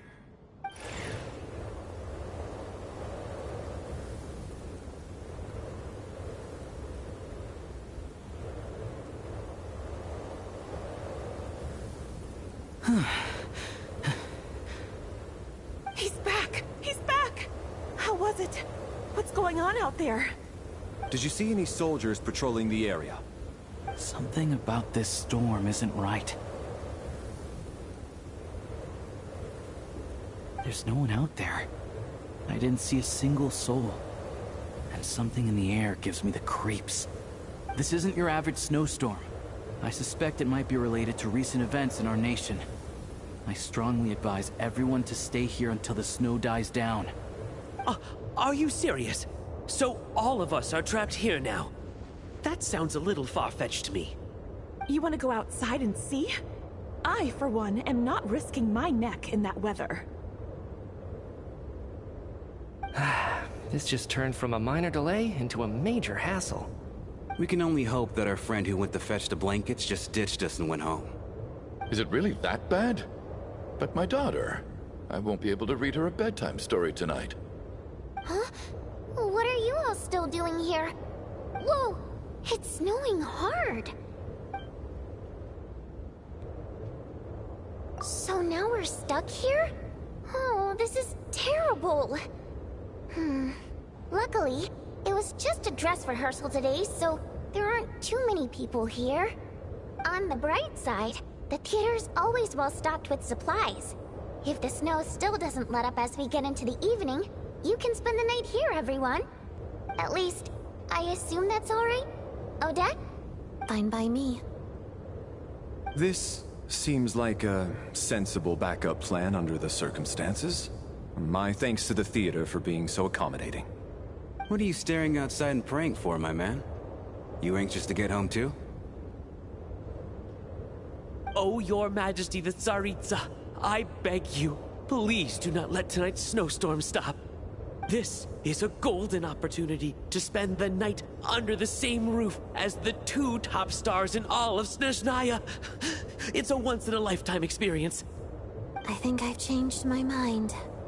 Sir, if you so much as look at us funny, you'll be seeing stars in a whole other way. Behave yourself, or you'll be begging for that blizzard. It's getting colder. We need to keep the indoor temperature up. Close the door and lock it tight. Let's head somewhere warmer.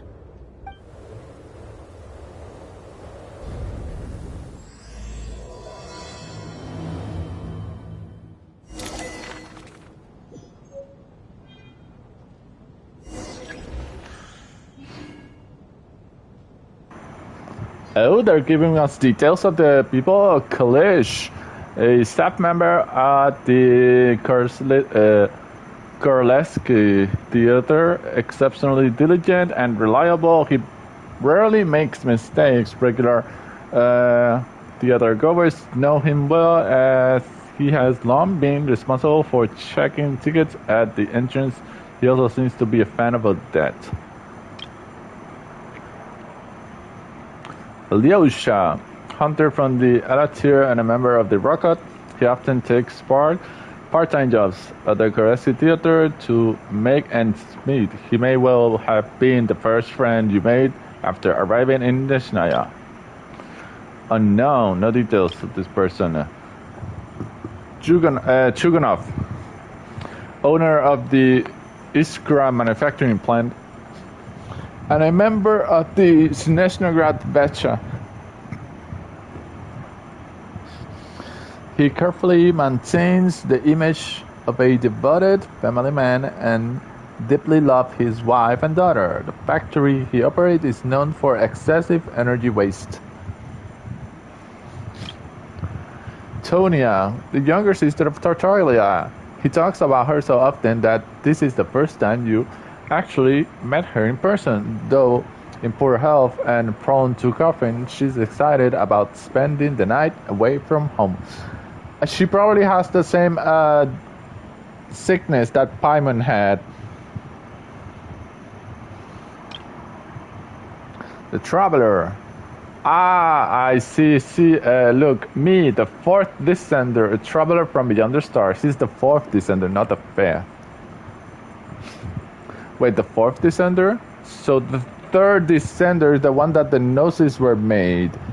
The husband of the Tsaritsa. Odette, the principal ballerina of the Korleski troupe, also a member of the Fatui and a candidate to become the next Harbinger, the Fair Lady. She's additionally suspected of having another identity, Lelek, who operates from the shadows. Valerie, head of the Special Assignments Battalion, Armory Palace Royal, Grenadier Guards, 1st Regiment. Damn, what a long name. As a soldier, he places great importance on maintaining and planning and timing. He is currently assigned to protect Mitya, an important figure within the military. Vodyanitsa, the prima donna of the Korleski troupe, a mysterious... Oh, she's a fae, a mysterious Rusalka, whose extraordinary singing has captivated countless audiences. A member of the Rocket, she cares deeply about the welfare of the ordinary people. Rusalka, I've heard that name before. Rusalka. Isn't she supposed to be like a siren or something? Rusalka. Mitya and the weird moving hand, probably an invention of his. An expert with the Energy Commission and a prominent figure in the military, he has an exceptional command of all manner of energy-related technologies. Though he can be rather talkative at times, his scarf more than makes up for it. Unknown details. Oh, Rampana, a staff member at the Korleski Theater, drawn there by dreams of celebrity lifestyle, she now handles duties such as announcing performances and hosting events. She can occasionally get a little too fixated on things.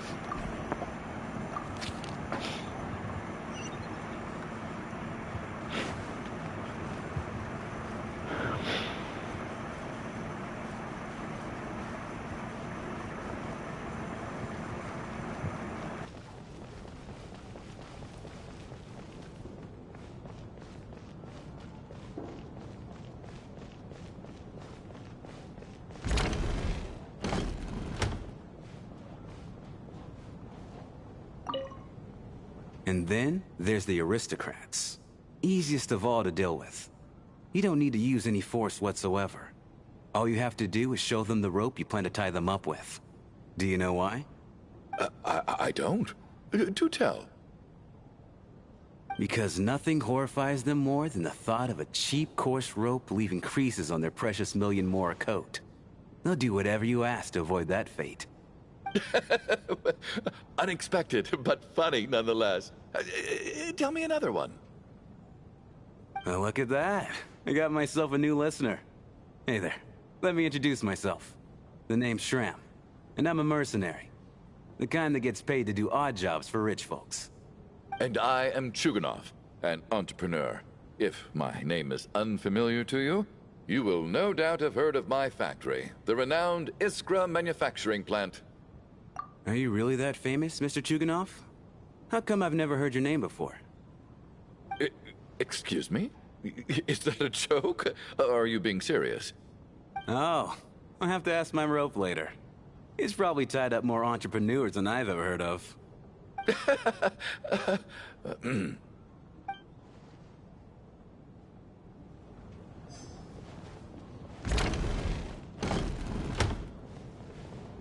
How are you feeling, Tonya? I'm fine. Sorry to worry you. I'm used to it by this point. I take medicine for it. My brother usually helps to get it ready for me. Child must take great care of his sister. He's never mentioned Tonya's illness, though. You know, I actually find this whole thing kind of exciting. Stuck in a strange place thanks to a snowstorm. Having to spend the night with a bunch of interesting characters. It's pretty cool, don't you think? Kids, huh? My brother always says I'm not mature enough. Maybe he's right.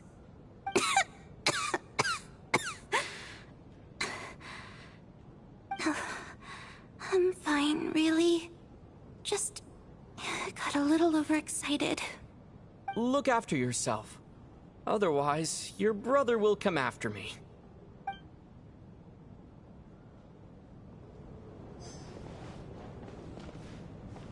My husband has major trust issues. To him, I doubt even this snowstorm is a good enough excuse for me to stay out all night. That's the price of marrying into wealth. You'll get used to it. I'm not about to stop you if you want to leave, but don't drag me along. Hello? Can I help you?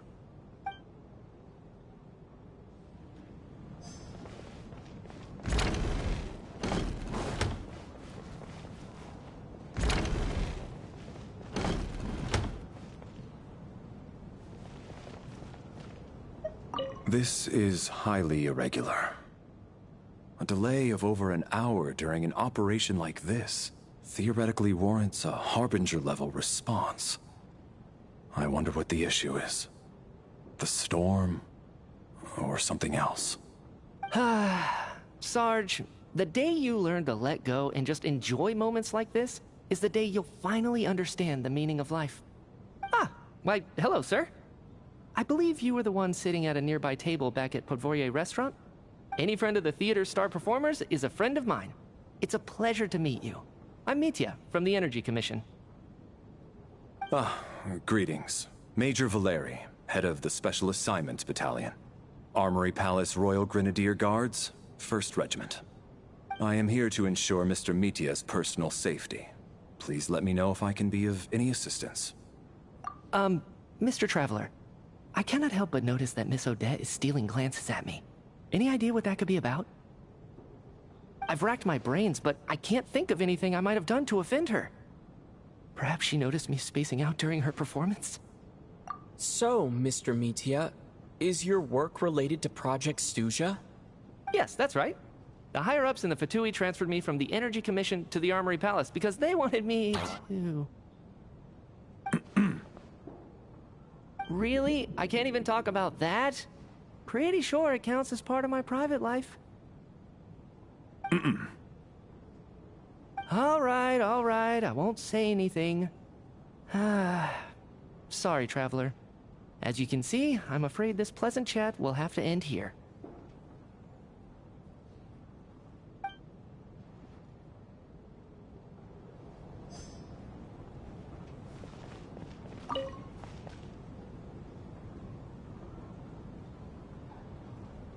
think it's ever been this lively backstage before. I didn't know you were coming today. Hey, have you seen Chuganov? I heard he was coming today.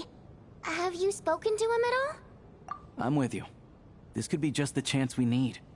Yeah, I gotta figure out a way to coax some more intel out of him. I want to know why he suddenly changed his stance on Project Stuja. What exactly happened before the most recent Vetcha vote? For the Rokad, or just out of personal interest? Shh! There are other people around. Don't say the R word.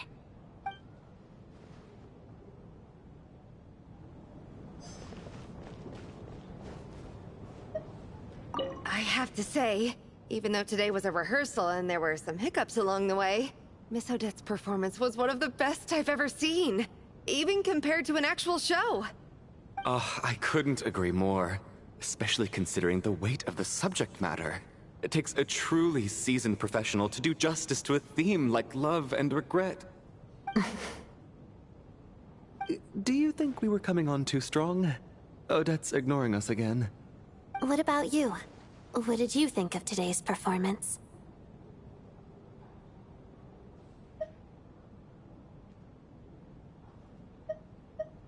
Huh. That's actually a more insightful critique than I was expecting. My mother would agree. She's always thought that was my biggest flaw. Maybe I need to work on making my facial expressions appear more natural. I'll make sure to save a ticket for you when the show's performance ready. This doesn't seem like the time or place to bring up the subject of Lelik. I need a chance to speak with her in private. So unfair. Talk about double standards. And now it looks like I've been spotted.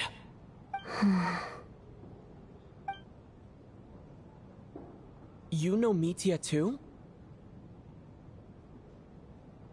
No, I don't. I just have a feeling that he might be dangerous.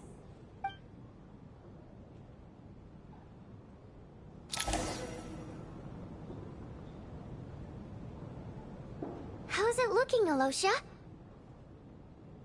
No change from this afternoon. Heavy snow with no sign of slowing down.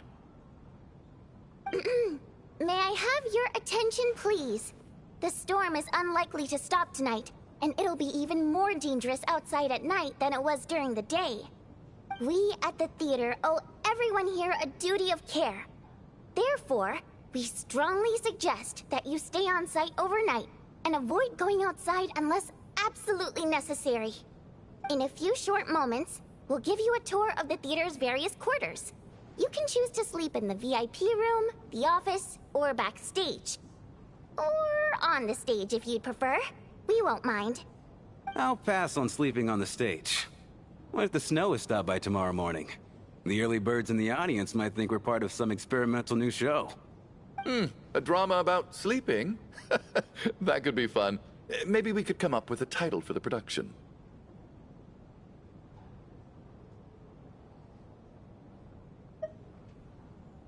What? Gotta admit, I didn't get that one. Anyone who doesn't wish to sleep on the stage, please follow me. I'll show you to the rooms.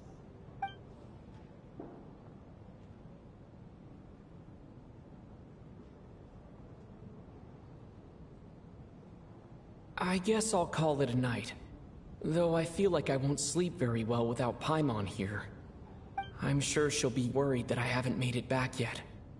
But as long as she looks out the window, she'll probably realize what's holding me up. I wonder if she's feeling any better yet. At least she hasn't been getting any worse. Still, I should try and get back first thing tomorrow morning.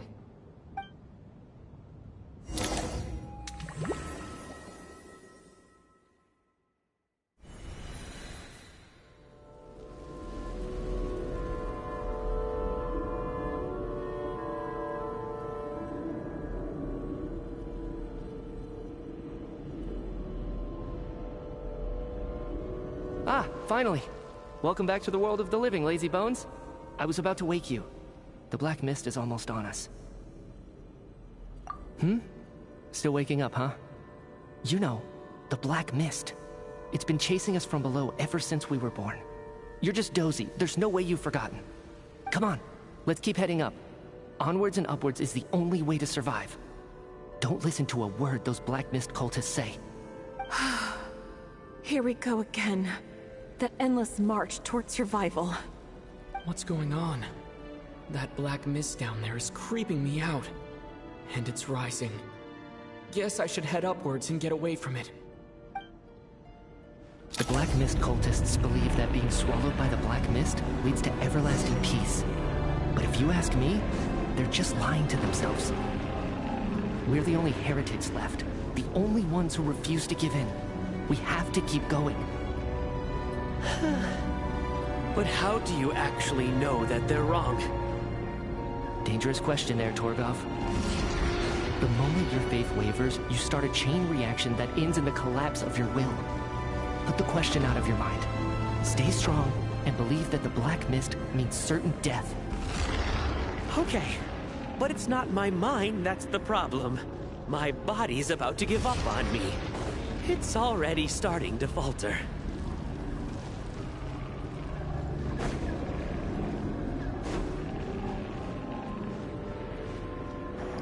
What is this place? What's going on? I can't do this anymore. I've had enough of being forever on the run. What's the point of it all? All this will pass eventually, I promise. Keep fighting. It will be worth it. You accuse the Black Mist cultists of being liars. But you're lying too. There is no end to this path. It keeps going up forever. There was never any hope to begin with! The cult of the Black Mist has poisoned your mind, Sobolova. Are you thinking of giving up as well? I am. I think I'll take my chances with the Black Mist over this perpetual torture. As much as I detest the Black Mist cultists, I'm just too weary. Then I bid you both farewell. Let me put my personal opinions aside for a moment and say, I hope that you both find peace within the Black Mist. Fate always appears so impossibly complicated. But at moments like this, its raw simplicity is laid bare. Their fate was sealed from the instant they entertained doubt. From then on, the outcome was both inevitable and irreversible. Let's go.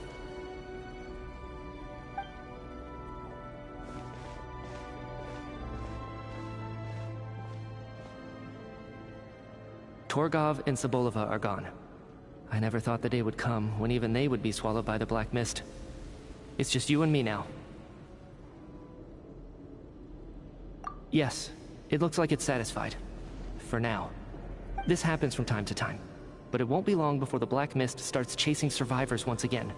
No one knows how to stop its advance for good. Well, we should make the most of the precious moments of rest that those two offer us.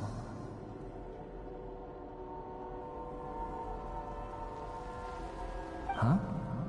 Are you really that sleepy, traveler?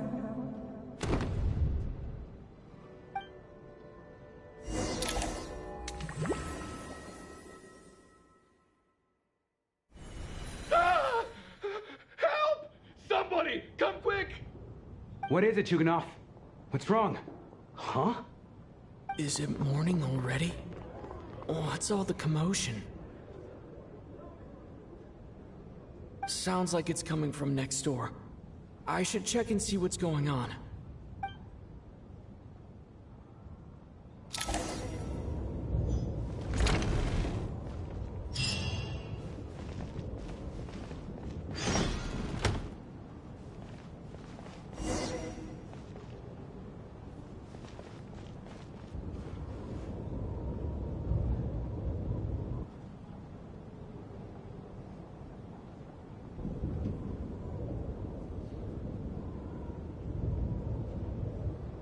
Don't look, Miss Tonya.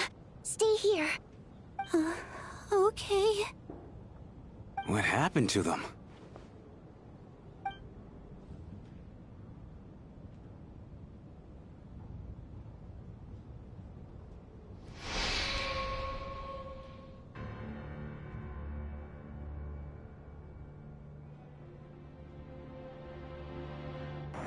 Wait, the Black Mist was real? I thought it was a dream.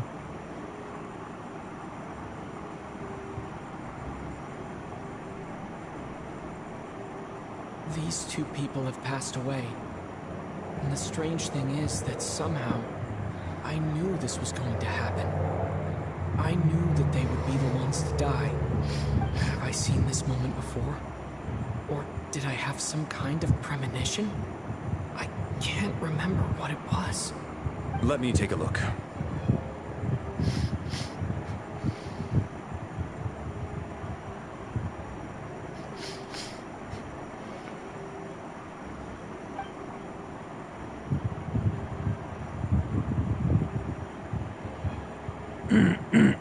No vital signs in either of them. They're dead. The cause of death, however, remains unclear. No wounds on the bodies, no signs of a struggle, and no skin discoloration caused by the buildup of toxins.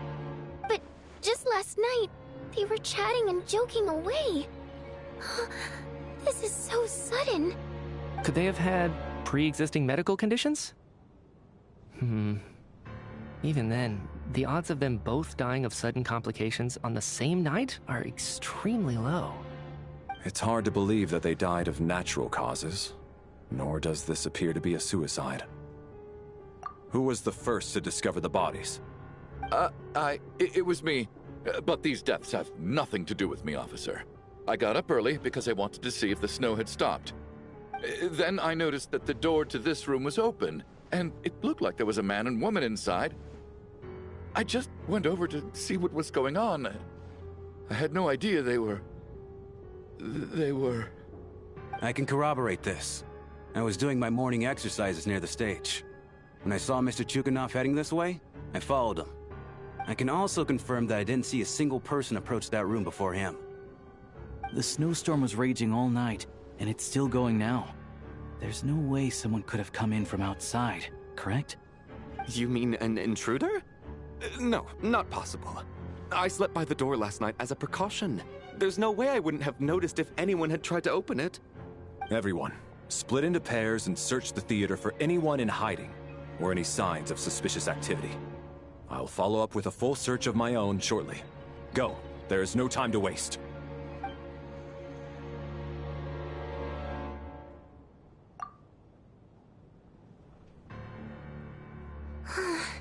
Nothing on your end either? Backstage is clear. No signs of suspicious activity. We checked the basement. Also clear. I don't think there's anywhere here that a living person could hide. Are we certain that the theater doesn't have a back door? Or any tunnel or passageway wide enough for a person to fit through? No, there's nothing like that. If people were sneaking in through some secret tunnel to avoid buying a ticket, we'd have sealed it off ages ago.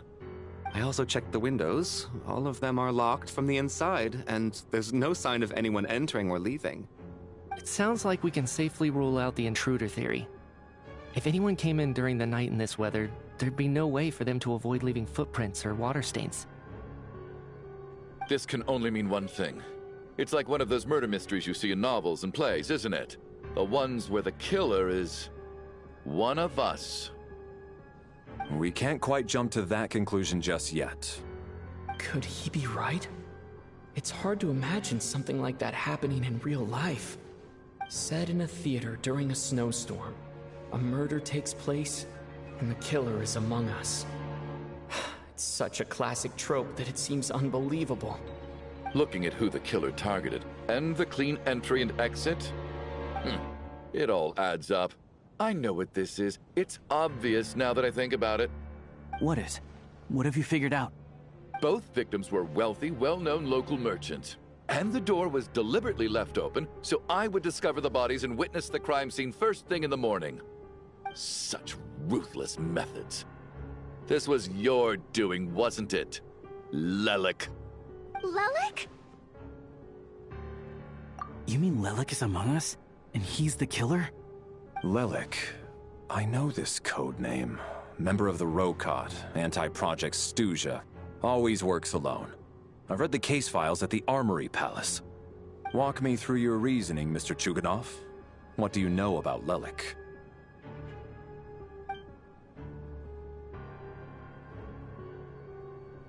What now, huh?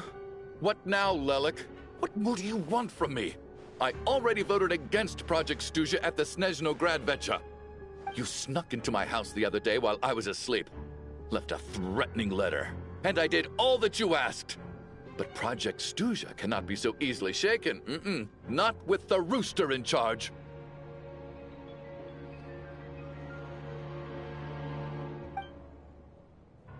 So, he really was threatened by Lelik.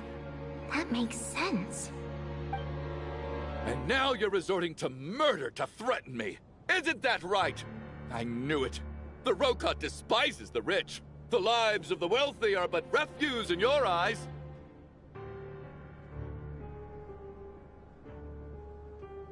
Show yourself! Which one of you is Lelik, Tell me! I'll do whatever you want! Just stop playing these mind games!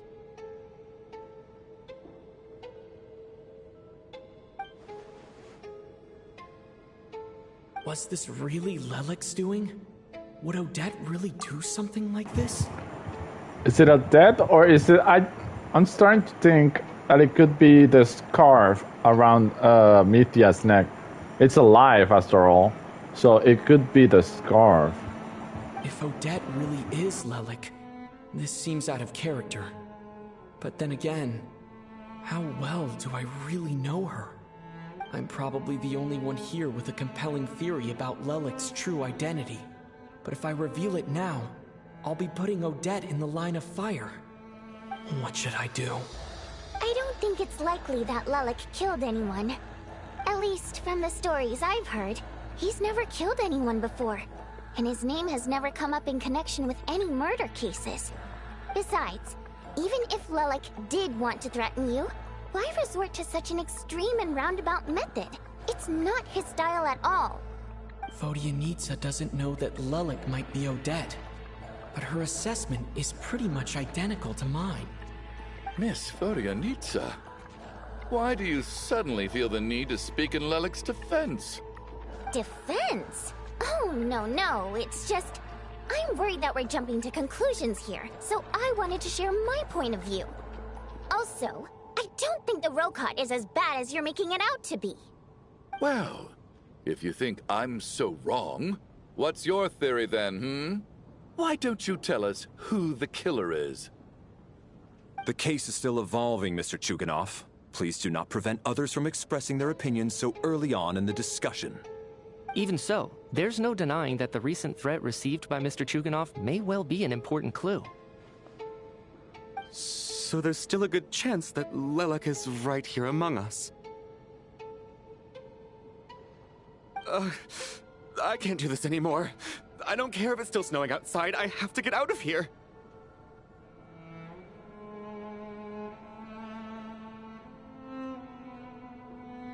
Whoa, take a beat.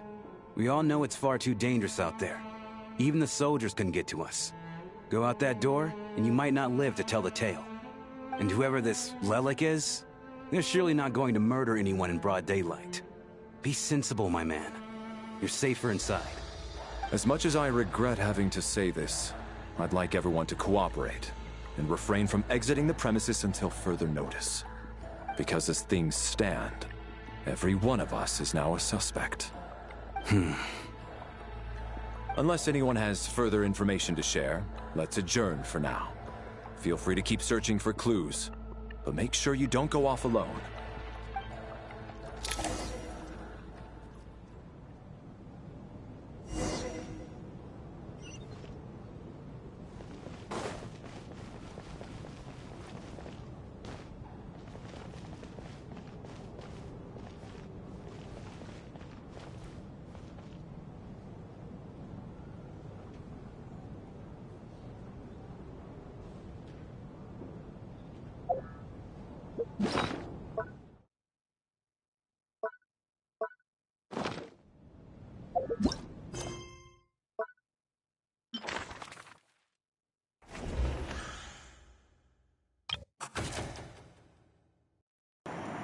Torgov deceived a wealthy businessman who made his fortune in the energy industry with support from the Northland Bank. His business grew larger and larger at some point. However, He began to feel as though the Northland Bank had become the only true calling the shots, deceased during the night.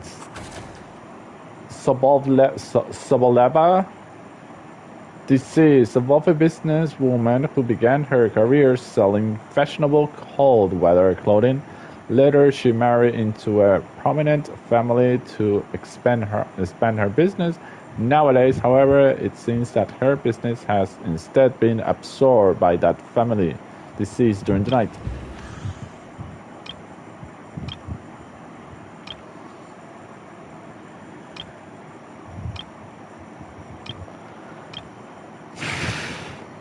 Schramm, an independent mercenary, unaffiliated with any mercenary organizations, flexible in the jobs takes.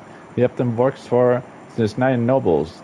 Outgoing and humorous, he has an endless supply of mercenary jokes.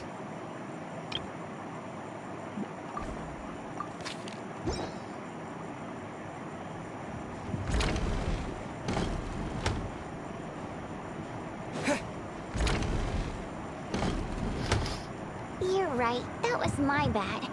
It was a knee-jerk reaction. I didn't think it through. Luckily, no one suspected my identity. Oh, phew. It's just you. I thought someone was eavesdropping. Since Vodyanitsa and I were on the same page earlier, I think I should share my thoughts with the Rokot members first.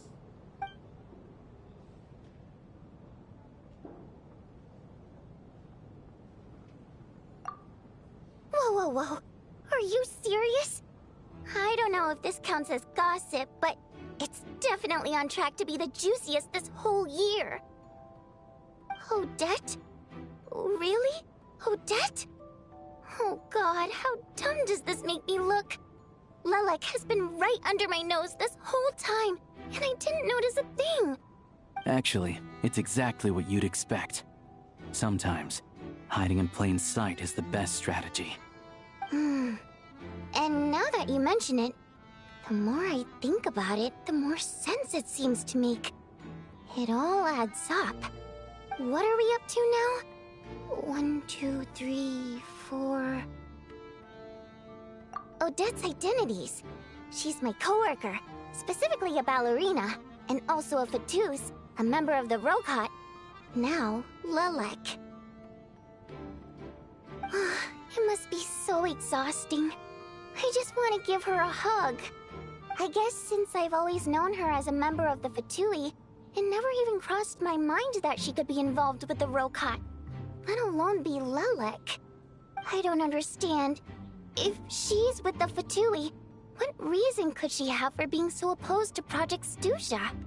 Probably best if you ask her that in person.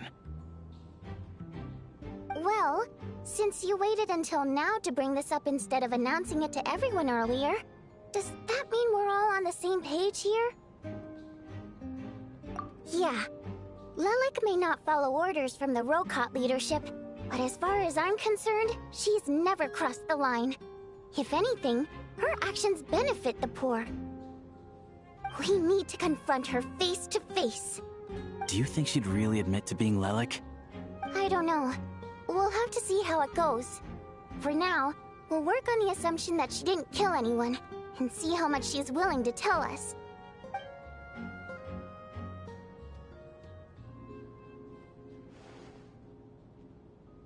Now's her chance. Odette's alone. Let's go. Hey, Odette. What is it, you guys?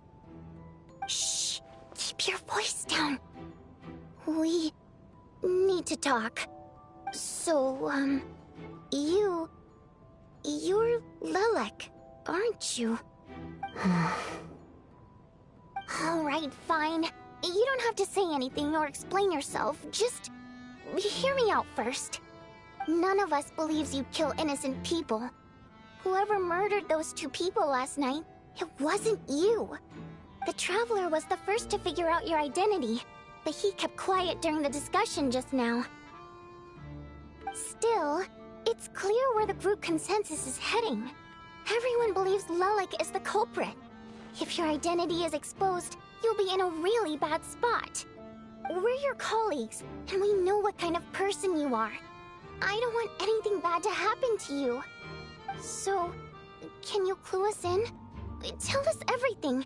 The more we know, the more easily we'll be able to cover for you. Alright. Yes, I'm Lelik. And no, I'm not the murderer. And thanks, but I don't need you to cover for me. Actually, I'm planning to reveal my identity. Huh? You're gonna reveal that you're Lelik? Here? That's right. I'll admit I was surprised at first when Chuganov guessed that I was here. It was just a lucky guess, but it caught me off guard. But after taking some time to assess the situation and confirm where everyone stands, I don't believe I have anything to worry about. Are you sure you don't need a second opinion? Given the circumstances... Mr. Valeri! What?!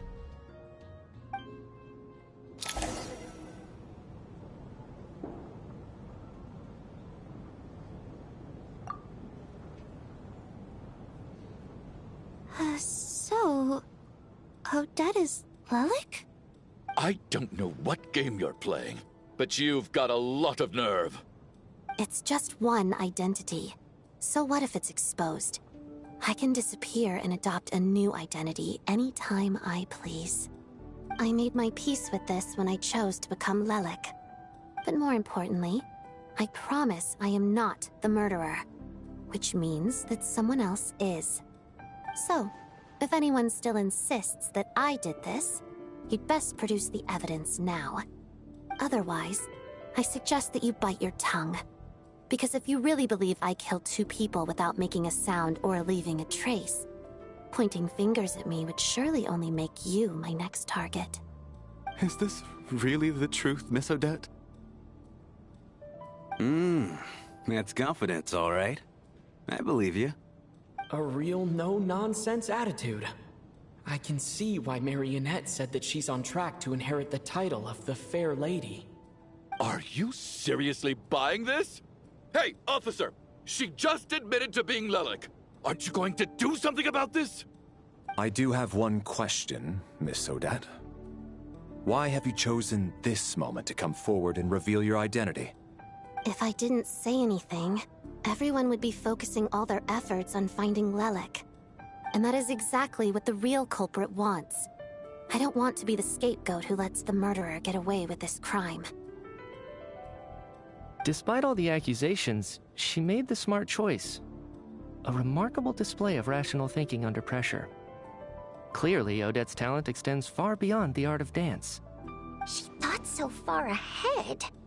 Ugh, why do I always feel like I'm one step behind her in everything? You've convinced me. Dealing with the murder case remains the top priority right now. Let's put the name Lelik and all related incidents aside until further notice. Nevertheless, the group still considers you the prime suspect. I assume you have no quarrel with that, Miss Odette? I understand. You're welcome to keep an eye on me around the clock. I have no objections. Mr. Chuganov?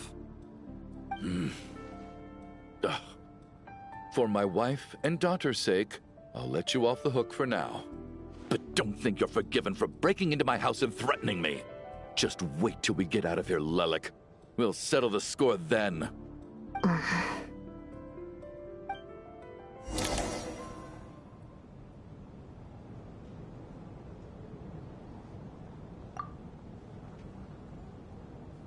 Good work, Lelik guard team. And Lelik too. Here, have some hot water. Turns out Valeri knew about my exploits. So now I've been told I have to guard Lelik with him. Shouldn't you be facing my way if you're guarding me? At the moment, it looks more like you're my bodyguards. If the true culprit is indeed still at large, as you have claimed, we must keep our guard up against them also. Don't worry, Tonya. We'll get through this. Once the snow stops, the officials will step in. The investigation will get easier, and then we'll be safe. But once the snow stops, won't everyone just leave? Huh? You're gonna miss us, huh? Well, some of us work at the theater, so we'll still be here. I'll even give you a special backstage pass. Really, Miss Vodyanitsa? That's awesome! You've made a fan for life. Aw, you're so cute, Tonya. All right, let's swear to it. I promise to give you the pass, and you promise to never change your mind about being my fan. Promise. Don't indulge her, Tonya. You don't have to swear an oath over things like that. You really do get carried away sometimes, don't you, Miss Vodyanitsa? Hey! Mind your own business!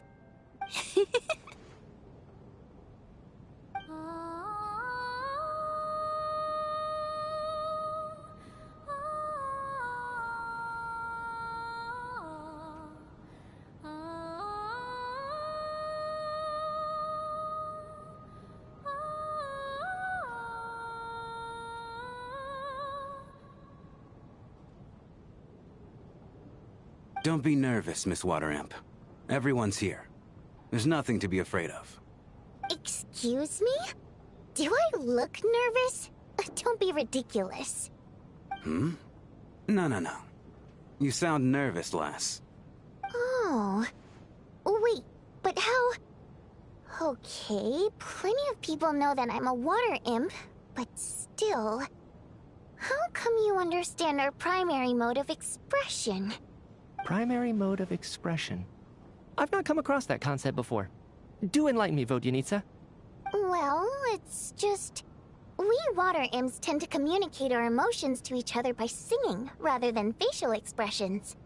The emotions we convey through song take precedence over our facial expressions. So, we think of it as our primary mode of expression. I'm impressed, Shram. I didn't take you for a man of culture, but you're clearly rather learned. It's not about being cultured or not.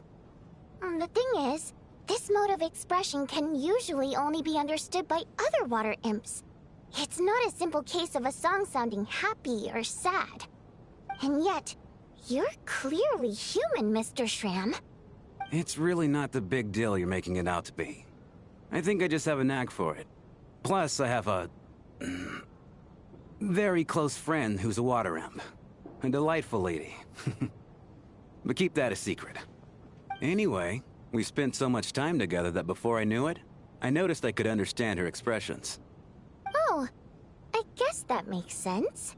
Still, the fact that you have a water imp friend is even more surprising.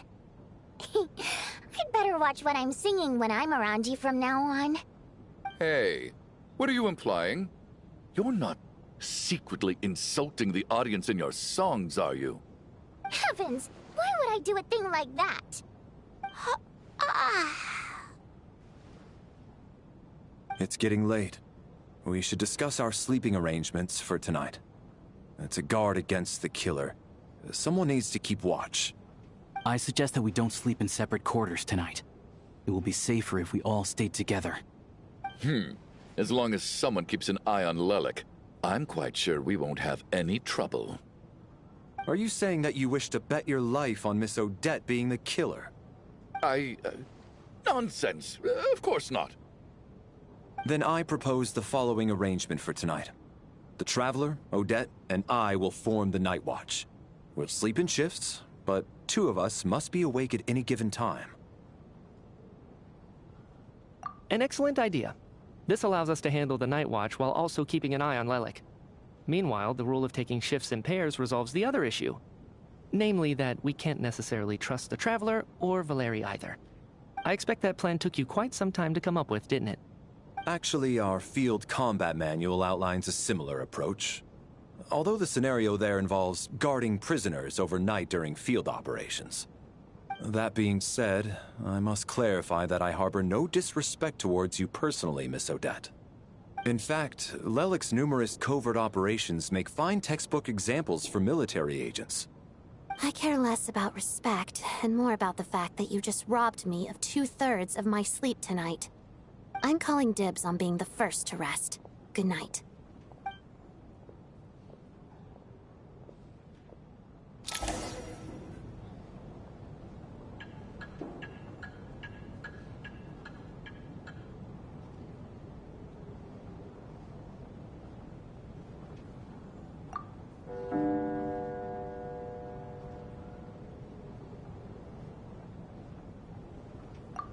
It's almost time. We should wake Odette. How are you faring? Oh, not going to argue with that. I'll take a quick nap. If you start to feel sleepy, wake me up anytime. It's finally time for Odette and I to share the night watch. I should wake her up.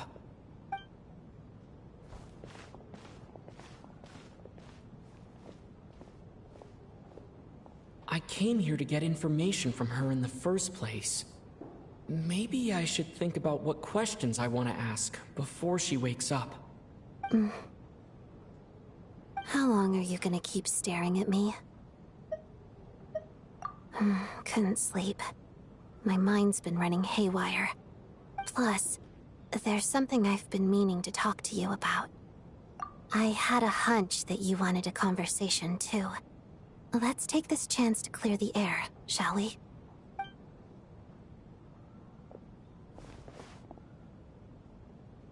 I just had a simple question for you, really. It's, Rosaline. In her final moments, did she have any last words or anything? I see. Well, that was all. I have no other questions. No. She was utterly ruthless in pursuing her goals. That kind of person should be hard to miss. And yet, even though I never approved of her methods, and she was an abrasive person, the fact remains that I am indebted to her. Oh, she told you. I guess that makes sense.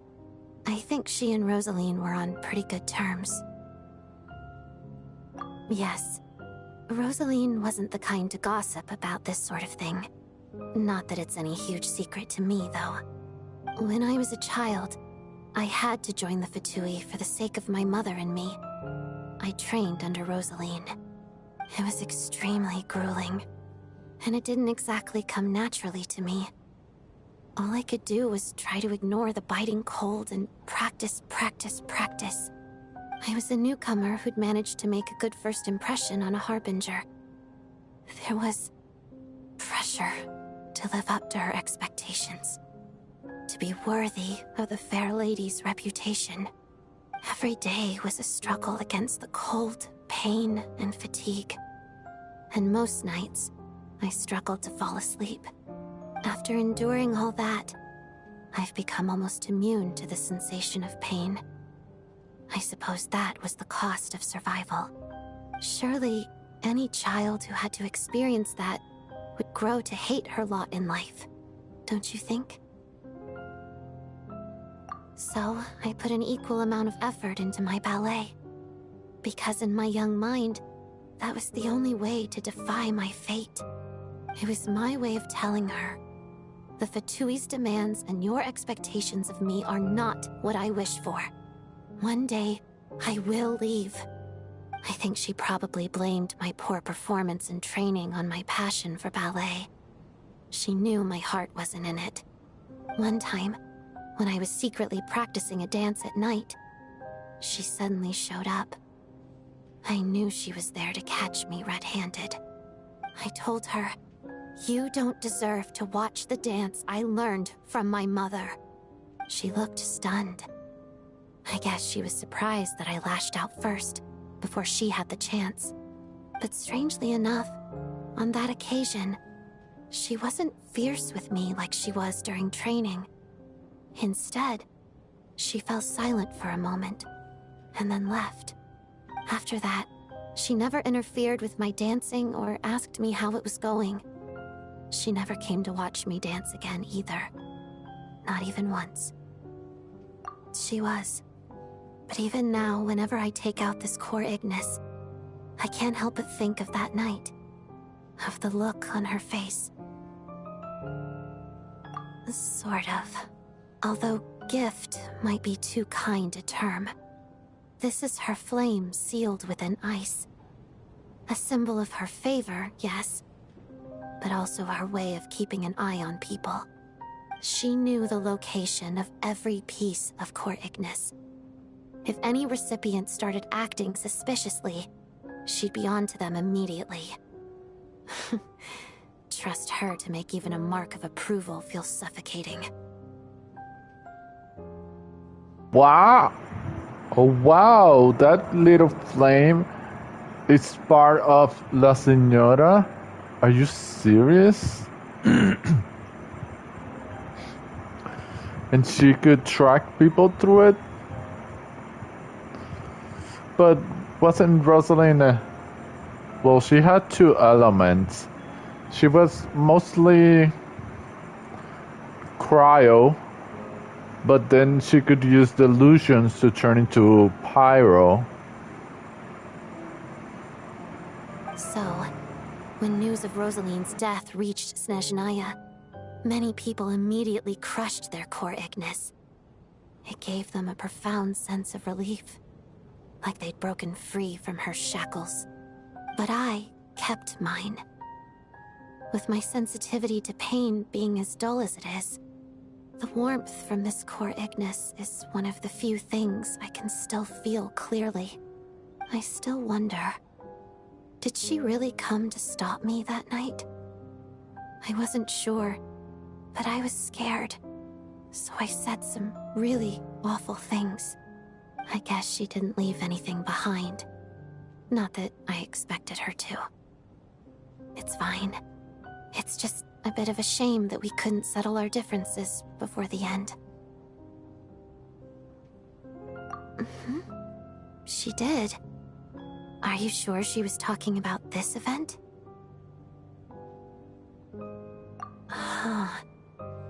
No, she didn't. I didn't even find out that she'd gone to Mondstadt until a while after she'd left. Wait, in that case... Okay, I will. Thanks for letting me know. There's something I'm trying to figure out. I'm beginning to suspect that Paimon's mystery illness is being caused by the energy research behind Project Stuja. Paimon's very important to me, so I have to get to the bottom of this. I figured that since you're Lelik, you might know something about all this. The ultimate goal of this energy experiment is to create a weapon for the final battle. The weapon's construction was completed in Nodkrai. Now, all that remains is to arm it with a sufficiently powerful energy.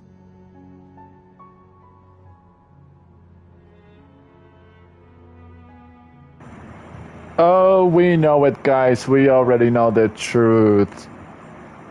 The Project Stuja is to create a weapon, and they need energy to power up. Oh, this is the same thing that Forza Lord did in Fontaine. She spent 500 years absorbing energy from Justice through her machine, the Mechanic Cardinal, to create a weapon capable of destroying the throne of one of the seven herself. So that's why the Tsaritsa it's doing here, but instead of destroying one of the seven, she wants to destroy the heavenly principles.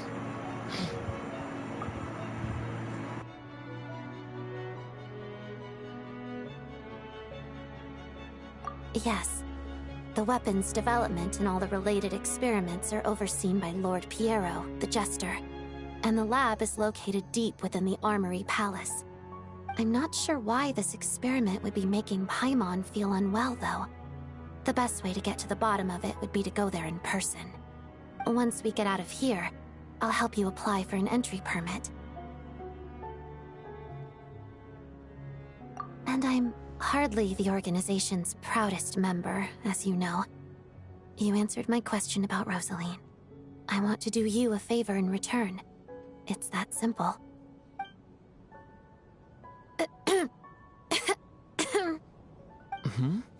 What's wrong? Are you not feeling well? You two seem to be hitting it off.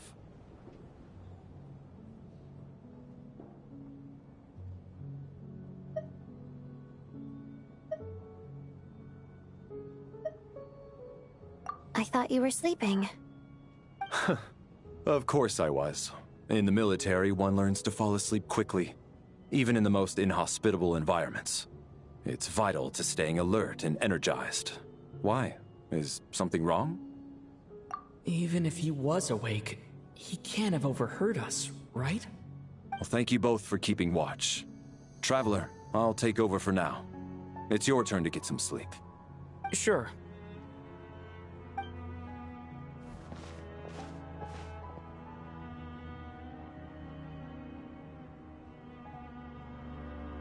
This is our second night here, but at least I found out a little more about Paimon's condition.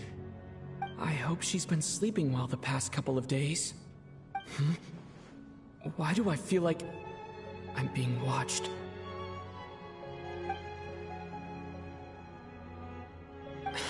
Seriously? Is this payback for when I stared at her earlier? But I thought she was asleep.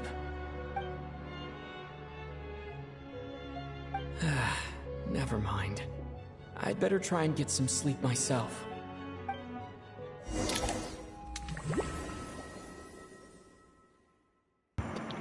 Back to the nightmare. Someone else is going to die. Hey, what are you spacing out for? Oh no. Are you reaching your limit too? How long have we been walking for? Do you remember? Time's lost all meaning. Ever since we noticed that thing above our heads. What was it called again? A star key? Or key star? Anyway, the person who named it was swallowed by the black mist. Whatever it's called, ever since we noticed it, we've been walking up and up, hoping that as long as we reach it, we can find a way out of this place. But it seems like no matter how far we walk, we never get any closer. Well, we've come this far. You never know. Maybe we're almost there? Come on, enough moping. Let's go.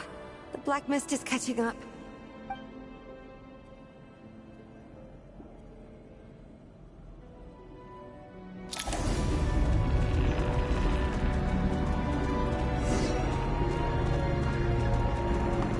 They have life points now.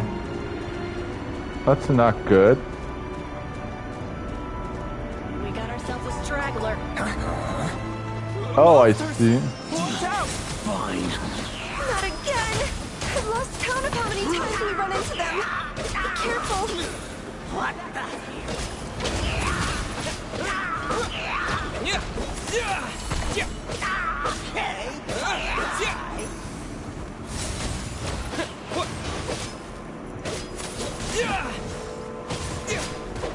Hey, tough guy.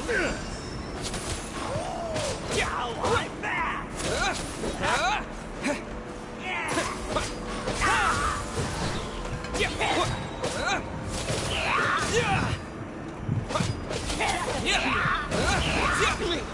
What the?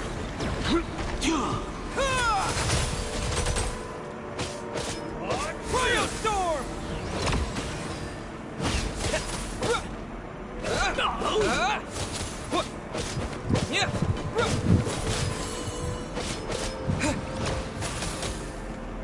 Oh, she uses water. Nice combination.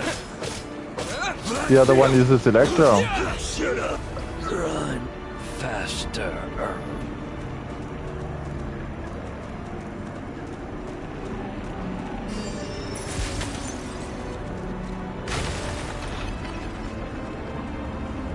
What is this place? We got ourselves a straggler. What is that black mist? You wanna fight? Let's go.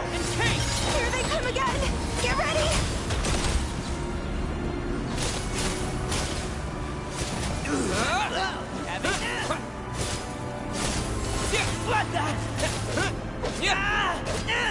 What the?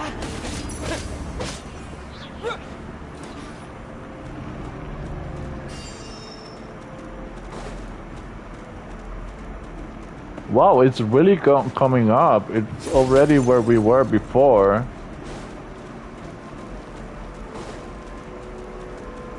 We got ourselves a straggler. Monsters ahead of us. The black mist behind us. Feels like there's no escape.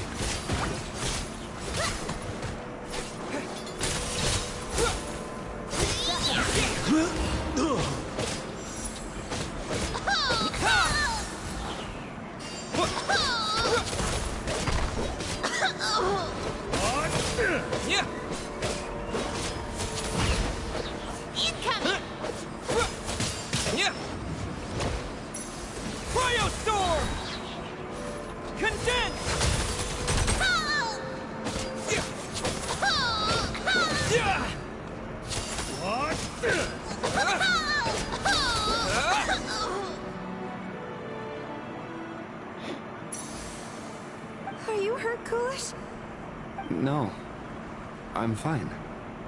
It's just... suddenly I don't want to walk any further.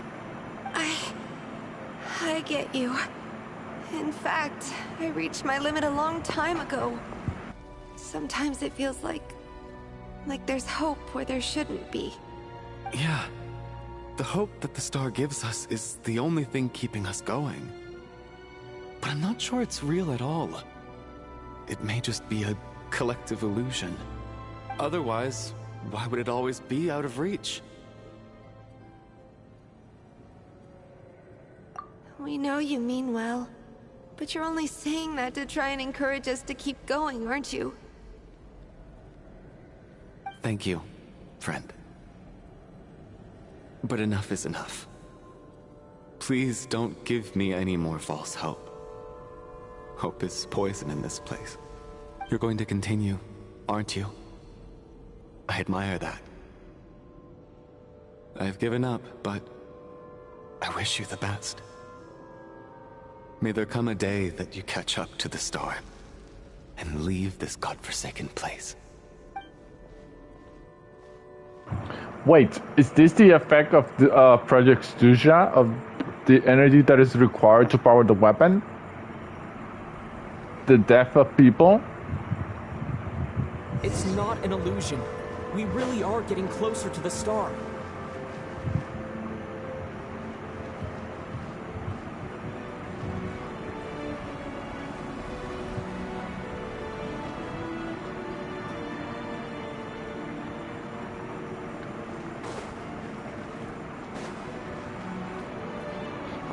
Oh, that is the star? You're the first person to make it here.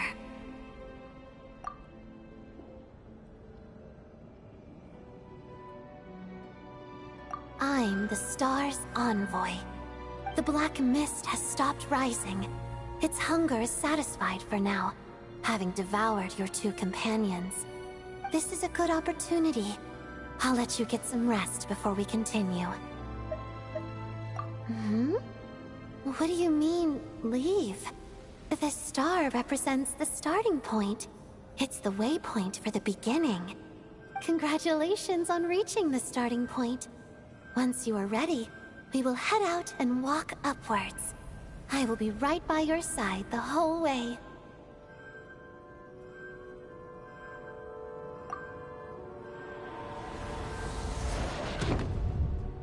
Huh? What's wrong? Hey, don't give up before the journey's even begun.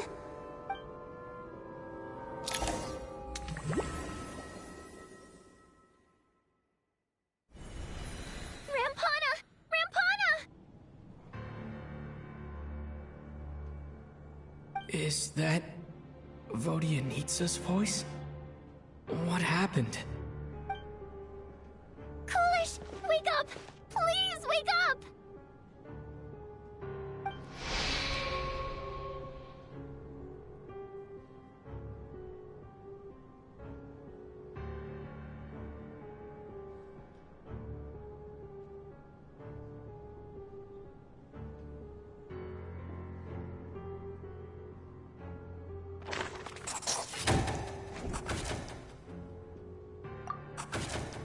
The situation is identical to that of the 2 casualties yesterday. We cannot ascertain the cause of death. At least there are some elements that we can rule out this time. They slept on the stage with everyone else. So I suppose the surrounding environment can't be a relevant variable. Rampana. Coolish. Weren't some of us keeping watch last night? 3 of us, in fact. How could you not notice something was wrong? I'm as confused as you are. Certainly nothing unusual happened on my watch. Likewise, and from what I've observed so far, both Miss Odette and the Traveler can be trusted. To be honest, I didn't get a wink of sleep last night. I couldn't help but think I was the target, so I just laid there with my eyes closed. I heard the Traveler and Lelik chanting, but otherwise I don't recall hearing any commotion during the night. Me too. I didn't want to wake everyone up, so I was concentrating hard, trying not to cough. I hardly slept at all. If anything had happened, I'm sure I would have noticed. Then, what could possibly be causing this? Once was bad enough. I can't believe it happened again. I worked closely with Rampana and Coolish for so long. I never imagined that one day they'd... And on the stage of all places... Voryanitsa... 4 victims in just 2 days. And we still don't have a single lead. I need to get to the bottom of this as soon as possible. And above all, keep Tonya safe. I'd never be able to look Child in the eye again otherwise. Still snowing? Yes, I just checked. Still no sign of anyone outside either. So we only have ourselves to rely on. If you ask me, this killer can clearly strike whenever they please. The Night Watch was a useless endeavor from the start. Lelik must be an expert in poisoning. Clearly she used some poison that can't be detected on the corpse. Here we go again. Listen, I was already thinking to myself last night, was Lelik's reason for revealing her identity the real story? Well, now I have my answer. It most certainly was not. She's been playing us for fools. You get off on this, don't you? Revealing your identity, only to carry on with your killing spree? That's a hideous thought. One that only a hideous mind like yours could dream up. How dare you? That's enough! Yesterday, you named Lelik as a suspect because the victims were both wealthy merchants. Lelik might have had a motive then, but today's victims were just ordinary people. Not to mention that they were colleagues of Odette and mine. What reason would she have to murder them? Let me guess. Just to scare you? Who knows? Maybe you don't know her as well as you think. I implore you all to ask yourselves, how many people are there really in this world that have what it takes to kill another person? Not many, I'd wager. Lelik is well known to be a ruthless operator, and now she has revealed her identity. How could it be any more obvious? Everything you've said so far is still just conjecture, which doesn't constitute a concrete lead. You need to back up your claims with some evidence. How can you defend her, officer? What did she say to you while you were on Night Watch? Maybe I shouldn't be so surprised. You military types are always colluding with criminals to target the rich.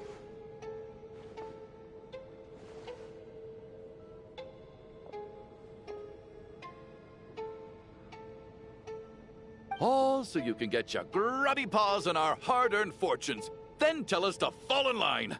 The Fatui, the Druzhna, and the Rokot. Thugs, the lot of you.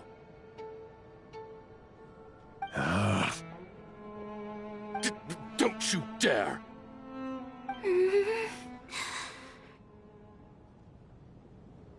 Sir, but... you were the one who told us not to stop other people from expressing their opinions yesterday. 4 people have already died. Only yesterday I was chatting with Mr. Coolish. Then we woke up in the morning and he's... Turning against one another is the last thing we should be doing right now. Little girl. Even if Mr. Chuganov is a puffed-up, pig-headed windbag who doesn't have a clue what he's talking about, he's still one of the victims here, isn't he?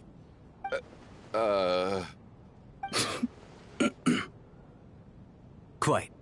I had no intention of resorting to violence. But you're right, Miss Tonya. I ought not prevent him from speaking his mind. In any case, I believe Mr. Chuganov has calmed down a little now.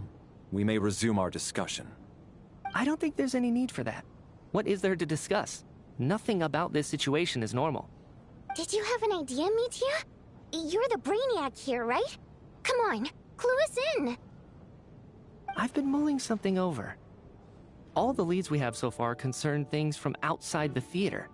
Miss Odette's alter ego, the threats Mr. Chuganov received. But then there's the 2 double murder crime scenes themselves, which have given us absolutely nothing to go on whatsoever. That's highly unusual. Even with the most careful killers, there's always some evidence left behind. So what are you suggesting? I think this could be a supernatural event. It isn't characteristic of human-on-human homicide at all. Correct me if I'm wrong, but aren't you supposed to be a scientist? That doesn't sound like a conclusion someone like you is supposed to make. I got into scientific research because of my insatiable curiosity. But if the present situation defies all known scientific explanations, I don't mind shifting my curiosity toward the paranormal instead. Now that you mention it, I remember when I first came to the theater. I heard rumors about this place being haunted. Haunted? Yeah, I think I heard the same thing. But I mean, they're only rumors, right? We've worked here for years. Surely we would have noticed any spooky goings-on by now. Well, this has taken an unexpected turn. A haunted theater? If Paimon were here, she'd probably be hiding behind me in fear right now. Why don't we take this opportunity to look for clues again with a more open mind? Maybe a different perspective will help us see something different. Very well. Whether it's criminals or ghosts we're looking for, the same rules apply. Everyone needs to tread carefully. I'll move the bodies into the same room for now.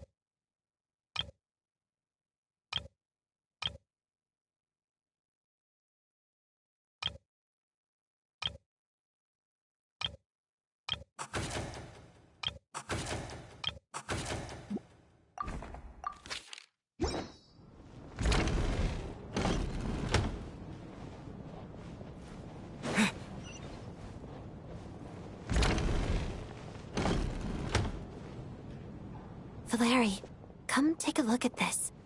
You too, Traveler. Some sort of notebook. What is it for? It's the on-duty logbook for the theater. Kulish was the main person to use it. He mostly used it to record any unusual incidents during a show, audience numbers, exit times, and so on. Yes, he'd always have this logbook with him when he checked tickets at the entrance. This should confirm a lot of key details about the recent show. So, you find anything unusual? Yes. The number of people. I've checked and double-checked, but the numbers just don't match what's recorded in the logbook. Apparently, we have an extra person among us. Are we certain that logbook is accurate? Could someone have sneaked in without buying a ticket or something? Unlikely.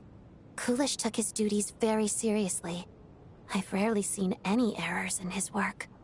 Not to mention that this was a dress rehearsal, meaning smaller audience numbers and tighter ticket restrictions than usual. Everything would have been well within his control. We no longer have our tickets with us, do we? They got collected on entry. I assume there's no way we can check them again. Unfortunately not. The theater recycles tickets. Once people are in the door, they don't tend to leave until the show ends, so we collect the tickets at the point of entry.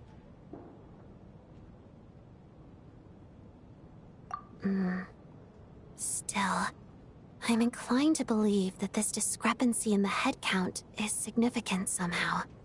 Did an extra person just materialize out of thin air?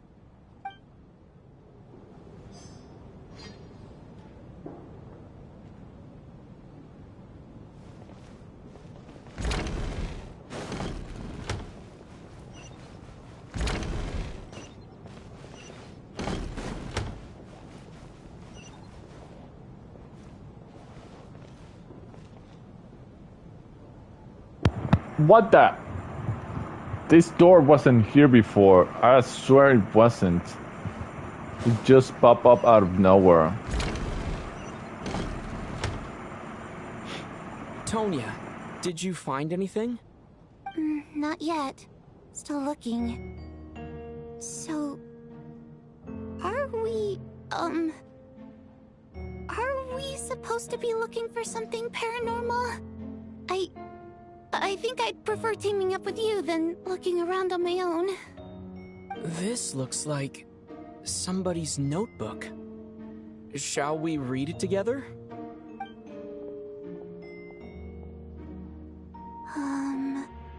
Well, it doesn't look scary or anything, so I guess it should be fine. Alright, let's read it together.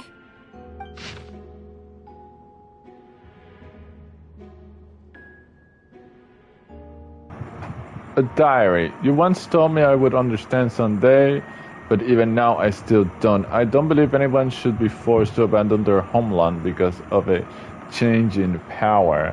She never considered the feeling of us water nobles. Oh, this must be Vodyanitska's diary. Every inch of this land reflects memories of my childhood. If I close my eyes, I can still hear everyone's songs echoing everywhere. I will not forgive those who drove us away, and I miss you very much, Mother. I often find myself missing that dress with the tassels, the heavy bed curtains, and the first rays of sunlight that would stream into the barn each morning. But it's all right now. If I narrow my eyes just a little, the light seeping through the crack backstage feels just like the one in our manor. I know that life is gone forever, and I can miss it all I want, but I also feel that what I have here now is no less than what I have lost. The fantastical sets designed by the prop master, the many fans who come all this way just to see me, and the quiet dancing girl who doesn't talk much. They are all mine. I won't lose any of it again. Never. Absolutely never. I've joined a rather remarkable organization, though I can't tell you its name. Yeah, this is definitely the diary of Vodyanitska. Whatever that great figure intends to do this time, there should always be someone looking out for the misfortunes of ordinary people. That's what our organization exists for. Even now, I still don't understand her. Why is it that those in power always seem this way? They clearly have the ability to bring greater happiness. Some say she has her own difficulties, but what could possibly trouble someone so seemingly omnipotent? Never mind, I should just focus on what I can do. I suppose you all hear about our organization sooner or later. Its name is... never mind. I'll leave it a mystery for now. This is Vodyanitska, and she's speaking about the Tsaritsa. It's true that the Tsaritsa is a goddess, but she's not omnipotent. Just look at Mawika for Natlan. She isn't exactly omnipotent, but she's very well connected with her entire nation. Maybe the Tsaritsa could learn a thing or two from Mawika? Huh. This has to be Vodianitsa's writing, surely. Maybe it's a little rude for us to peek at this. I feel like I just read someone's secret diary by accident. It sounds like she's writing this for her parents, right? I don't understand. Why put this stuff in a notebook instead of mailing it in a letter? Because her water imp parents belong to the aristocracy, who were driven out of Snezhnaya by the Tsaritsa long ago. And now they live somewhere new, where the postman can't get to.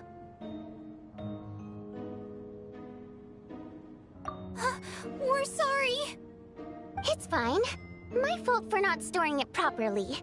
I can't leave things lying around and expect them to get ignored when everyone's scouring the place for clues. Alright, give me my notebook back. I'll take over the investigation in this room.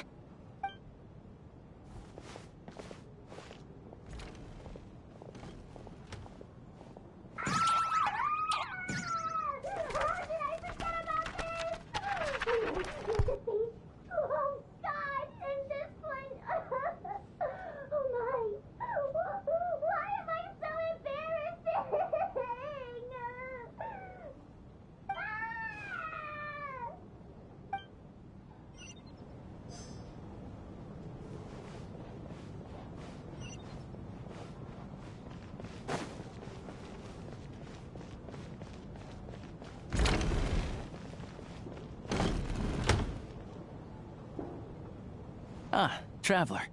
Since you're here, come take a look at this. Alosha found it. We're both curious to hear your perspective. It appears to be an investigation report.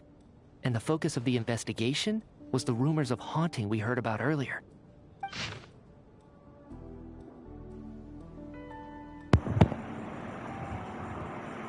Investigation report into supernatural sightings at the Opera House. This commission is clearly not as simple as previous cases involving only folklore studies. It appears to be connected to something far more mysterious, an extinct civilization, the creations of ancient gods, or powers from beyond this world. The possibilities leave ample room for speculation. From now on, we should take this as a lesson. A simple surface does not imply that what lies beneath shares the same level of existence or nature. Wait, this could be related to the dragons? I seriously doubt it. It could be Hyperborea. We already seen technology Hyperborea here. Ley lines themselves possess a powerful ability to either devour or guide souls. In most cases, once the soul and body of the deceased are separated, the soul is drawn directly into the ley lines, leaving no room for lingering existence. Wait! Is that what the dream is about? So the black mist is nothing other than the ley lines that it's sucking up the lives of people? However, evidence shows that the connection between the theater area and the ley lines has been obstructed, though only partially, not completely severed. Still, this has granted certain souls unwilling to return to the ley lines an opportunity. If their resistance is strong enough, they may even linger within the theater indefinitely. In theory, however, these souls within the theater are incapable of influencing the physical world. Only under extreme rare circumstances can they produce phenomena observable to the human eye. Overall, they can be considered harmless. These assessments may be conveyed in advance to theater management to reassure them.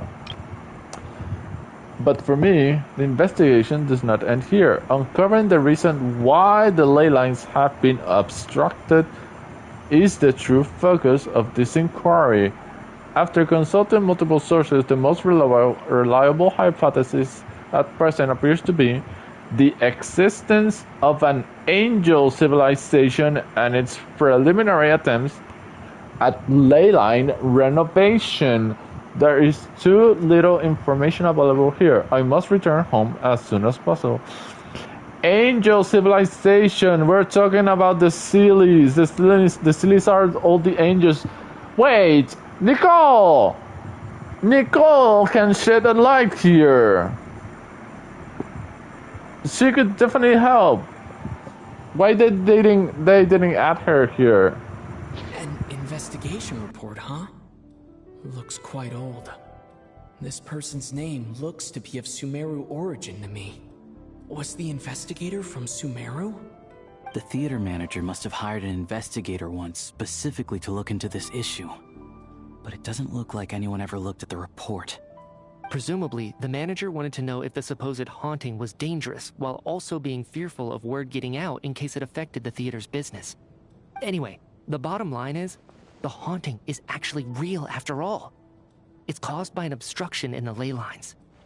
Is there any chance this is the key to finally making some progress with the murder cases? Ley line problems are pretty unexceptional to me by this point. And while it certainly offers an explanation for the ghosts,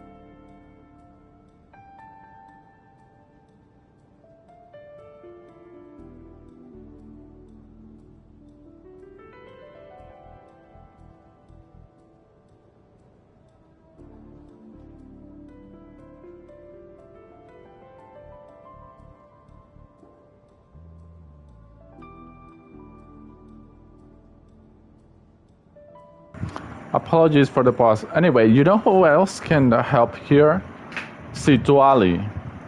She's an expert with souls. it's hard to imagine what connection it could have to these two murder cases. Some of the language that appears at the very end of the report caught my eye. Angel civilization, ley line renovation? My area of research doesn't touch on any of that, so it's completely outside of my wheelhouse. Huh? A piece of paper just fell out from the report. It landed right by your feet.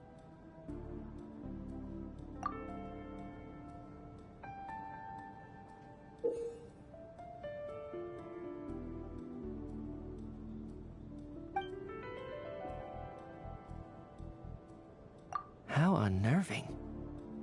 It was tucked inside the report, so it must be a note left by the author. Death is near. Is that supposed to be what's going on here? With us, in the theater? But if so, how did the author foresee it? Could he predict the future somehow? Maybe things are more complicated than we thought. No, wait a second. If we take the report and the note at face value, they completely contradict one another. The report definitively concludes that the hauntings in the theater are harmless and cannot affect the real world. But the note seems to be warning of potential danger. The question is, what exactly does the note mean by death?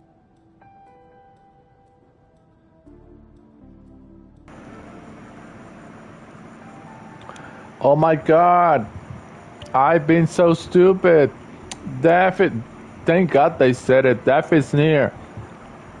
They're not talking about people about huntings or killing. Angel civilization. The angel of death. The shade of death. Renova. Renova it's doing this. God motherfucking bitch. I hate her even more.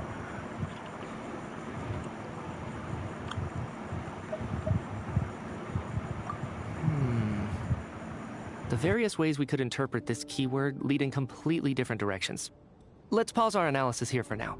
I think we need more information.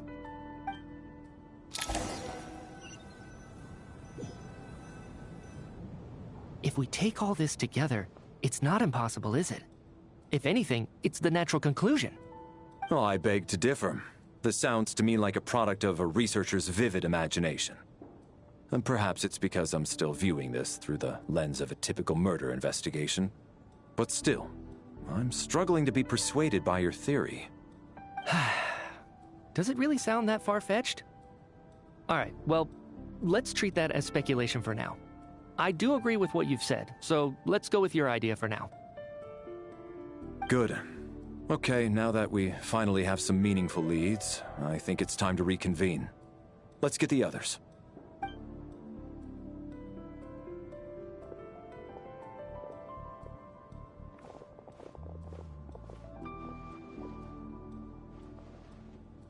So, that's about everything we've discovered so far. I'll share my theory first. Based on what we've learned from the logbook, I believe the extra person among us is most likely the killer. If the killer had simply bought a ticket, it would have greatly increased the risk of their identity being exposed. I expect he or she either hid in the theater ahead of time, or found a way to slip past the ticket inspection. They then blended in with the group and waited for an opportunity to strike. What about the note found in the investigation report? Any thoughts on how that fits in? The killer may have simply planted it there as some sort of sick joke. I've seen my fair share of psychopathic killers. They love playing cryptic mind games.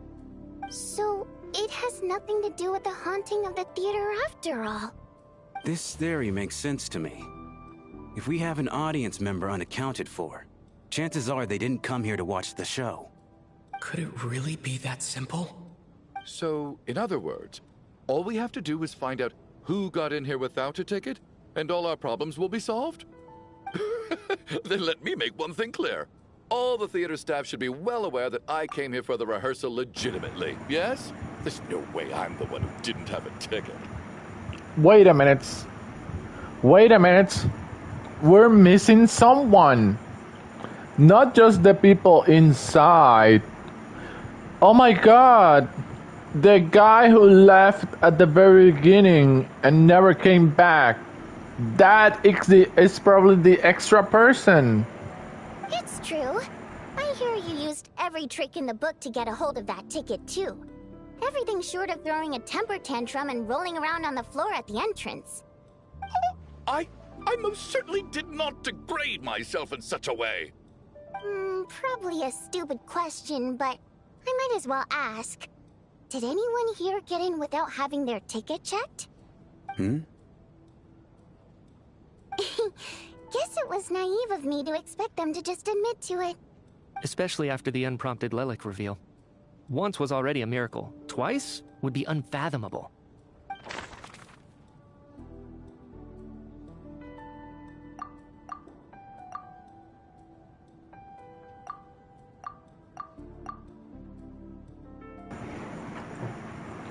Okay, so all staff members are discarded.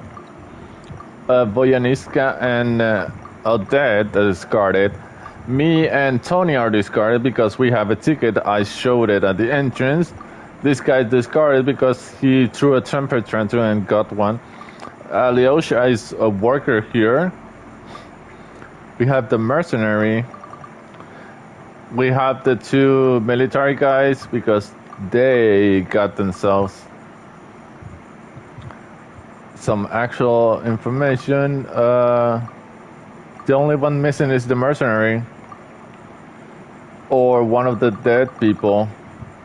But this one is a staff member, and this one is a staff member. These two, the wealthy guys, one could have been the one to enter without a ticket.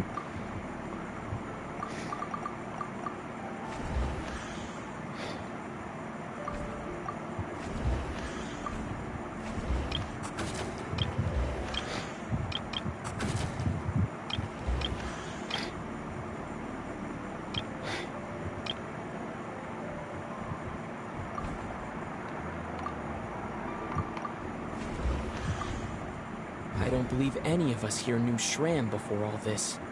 If no one can verify Shram's identity...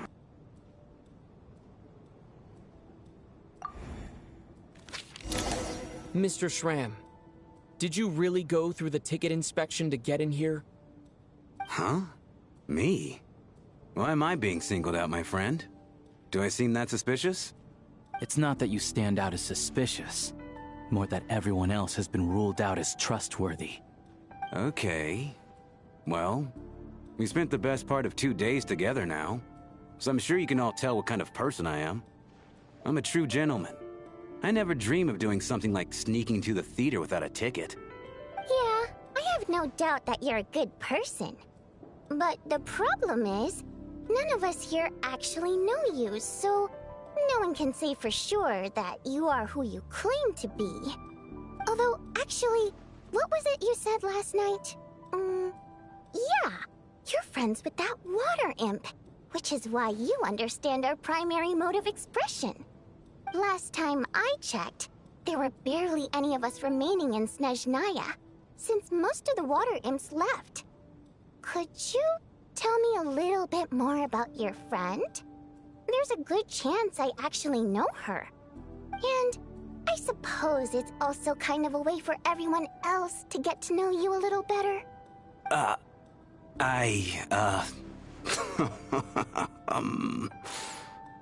Good grief. Are you blushing? Pull yourself together, man. Stop giggling like a teenage boy. It's revolting. Hey, revolting is a little strong. All right, fine. I'll admit it. That water imp friend of mine, the truth is, we're dating. I was just the bodyguard hired by our family. But the stars must have aligned, because sparks began to fly between me and their daughter.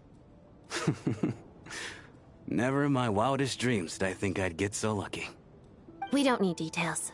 Just get to the point. Okay. I'm just a little hesitant to reveal her name, that's all. You know how it is. These are delicate times. Even with me to protect her. If word gets out that she's dating a human, both the Fae and human factions will give her a hard time. Really? Wait, no. That can't be. Huh? Shram, what the devil are you talking about? Why is everyone looking at me like that? Surely you can understand where I'm coming from. Delicate times? Factions? Yes. You know, the Civil War. Last time I checked, the Fae and the humans were still at each other's throats.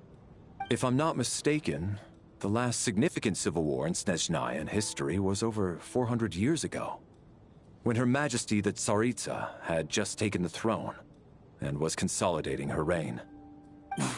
What do you mean, 400 years ago? What's going on here? Is Shram from the past? All right, Mr. Mitya, you win this round. As far-fetched as it is, it appears that your theory may be correct. I'm just as amazed as you are. I didn't even believe it myself, to be honest. Is someone going to explain what's going on here? From the look on your face, you figured it out too, haven't you, Traveler?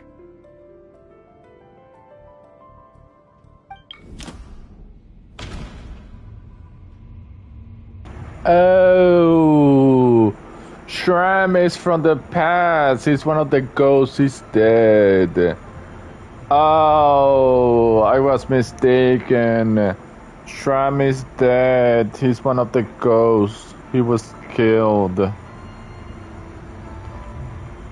he was dating the water imp and he got killed. Ah, and now he's stuck at the theater.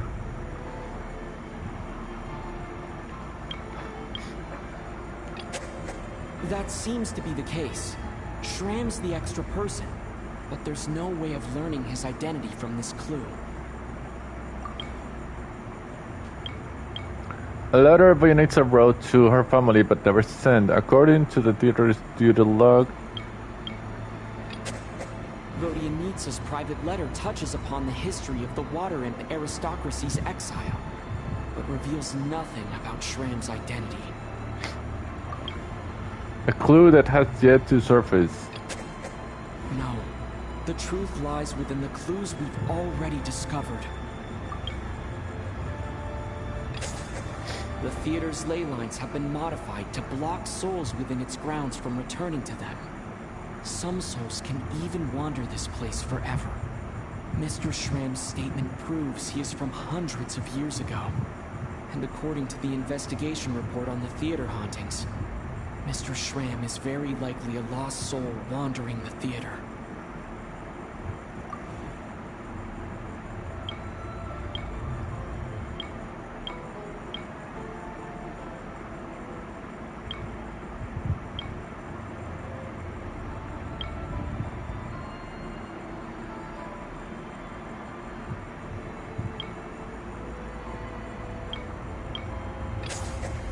For some unknown reason, the soul that has been wandering the theater due to the ley line issues has joined our group and blended in. Yeah, that must be the immediate reason why the ticket count doesn't match the number of people present.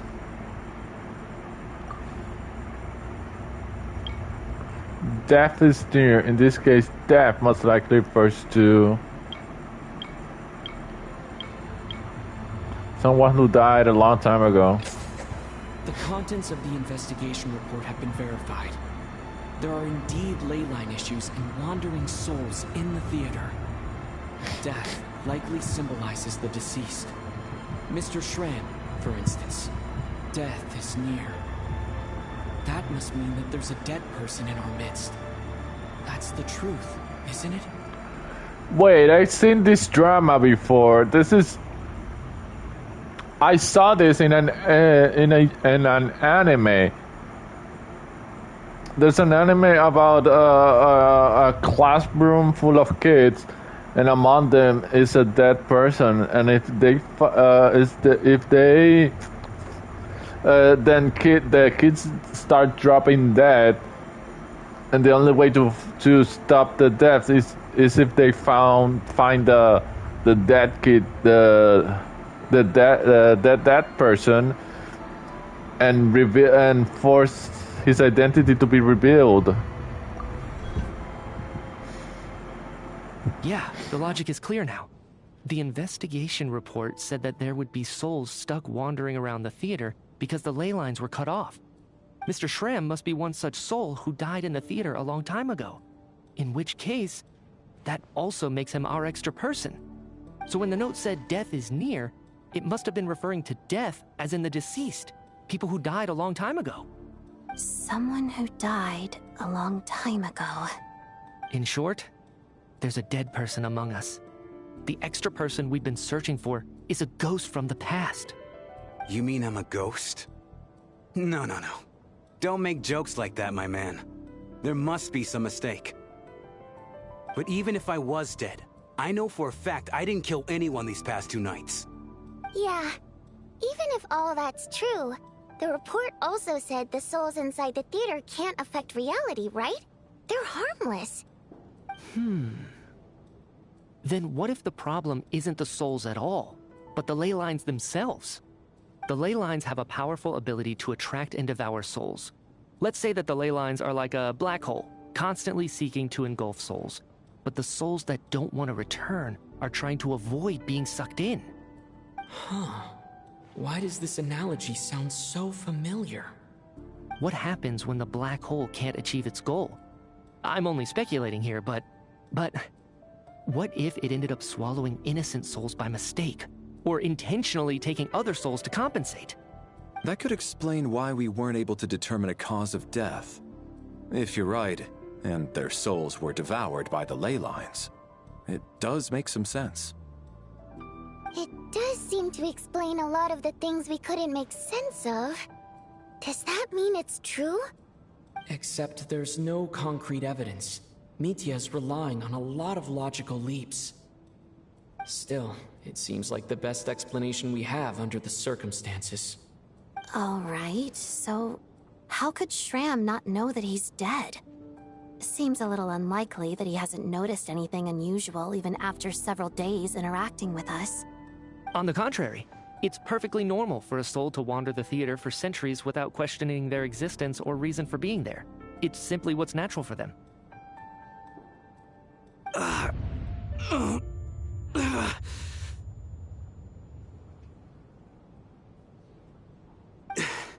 You know what, Mr. Brainiac? I think you might actually be right after all. I'm trying to remember and... even though my head feels like it's going to explode, I think... it's all coming back to me.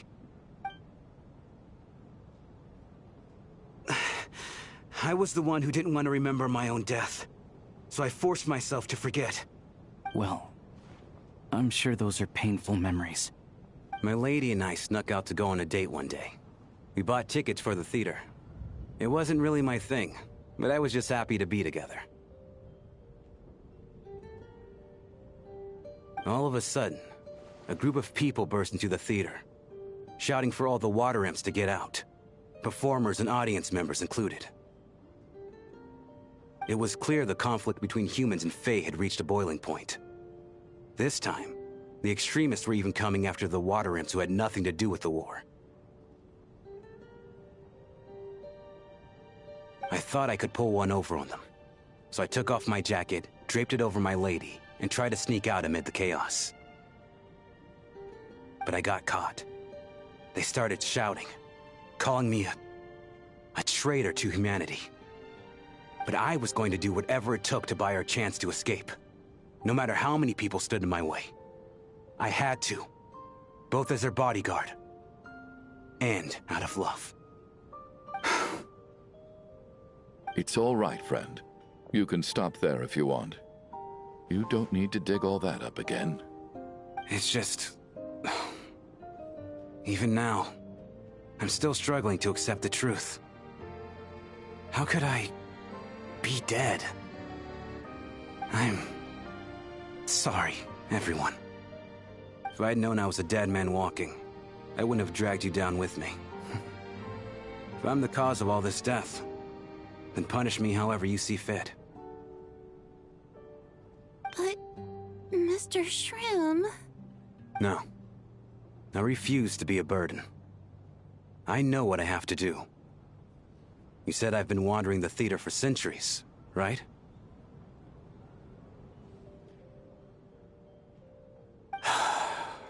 I guess it's high time I got a breath of fresh air. Out there, I mean. I'll leave this place, and take all this death with me.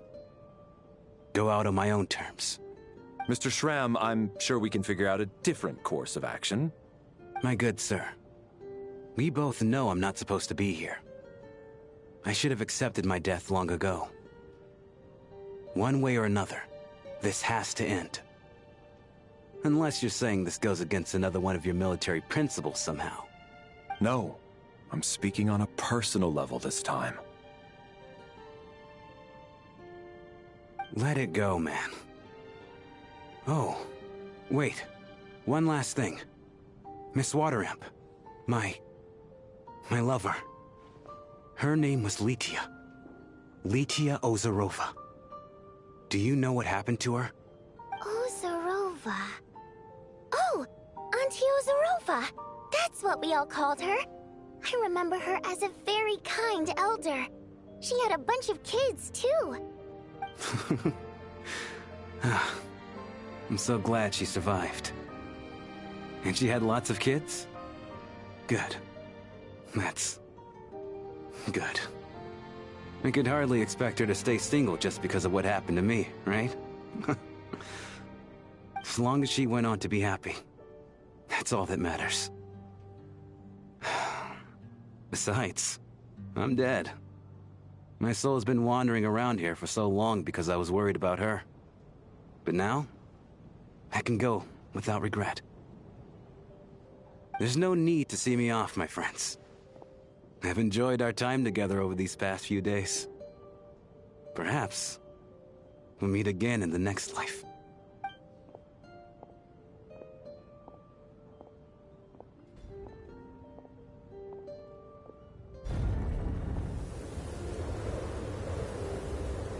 Take care, my man.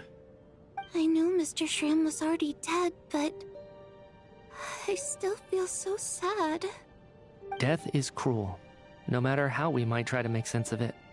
So, was the conflict between Fae and humans really that bad back then?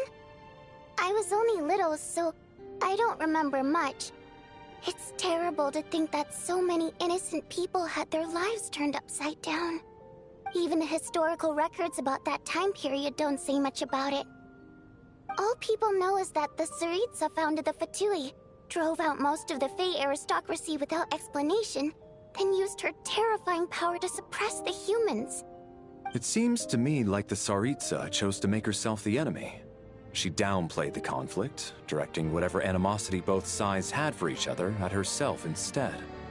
That's also why, despite how brutal the conflict was at the time, there hasn't been much lingering tension between humans and Fae since. Things have been fairly harmonious for the past few centuries.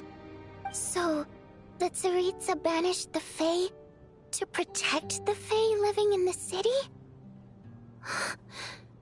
She offered herself up to be hated in exchange for peace. Maybe it's not quite as bad as it sounds. I don't think Her Majesty is too concerned if mortals hate her or not. And besides, there are very few who truly do. All this time, I had no idea. All right. If Mitia's theory is correct, then I think we can consider this matter settled. Let's all take a break.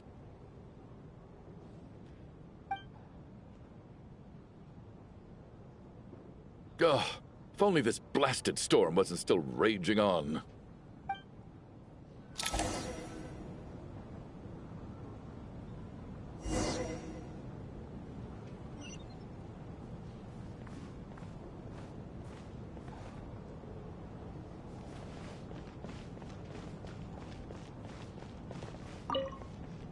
Even though Shram was already deceased, his decision to walk into the snowstorm was still a sacrifice, and a very brave one.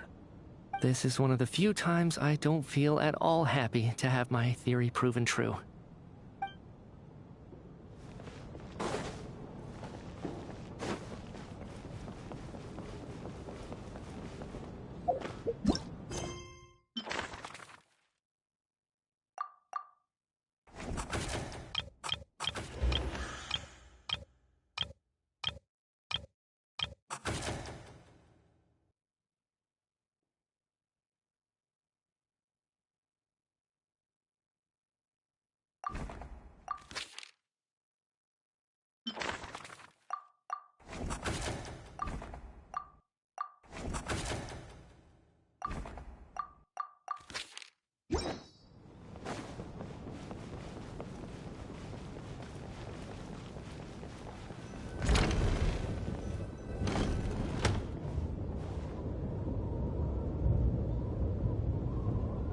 Looks like now we can just rest until the snowstorm stops. I still can't believe Shram turned out to be a ghost who'd been in the theater for hundreds of years. To think he was dead this whole time. What a strange turn of events. Knock knock. Huh? Knock knock. You know the door isn't closed, right? You don't have to knock. Think of it as a signal then. When I'm entering someone else's room and I knock, I'm here as Odette. If I don't knock, it's Lelik. Thanks. So, why did you come to find me? Is there something I can help with? Vodyanitsa said you knew about my secret identity from the start.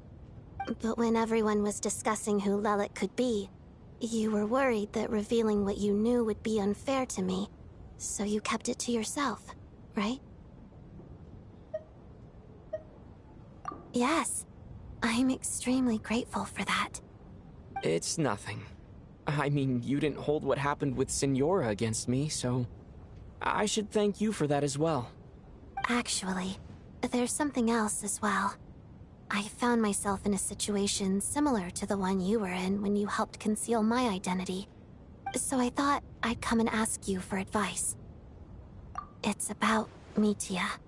Before all of this, the last time I saw him, he was dead. As I'm sure you know, my goal as Lelik was to stop Project Stuja.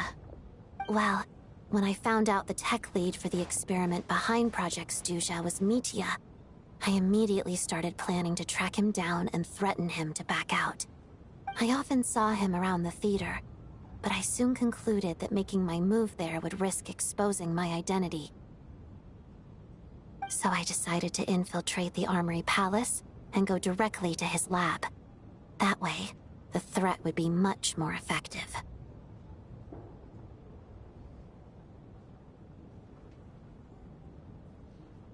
Well, I suppose there was a bit of luck involved.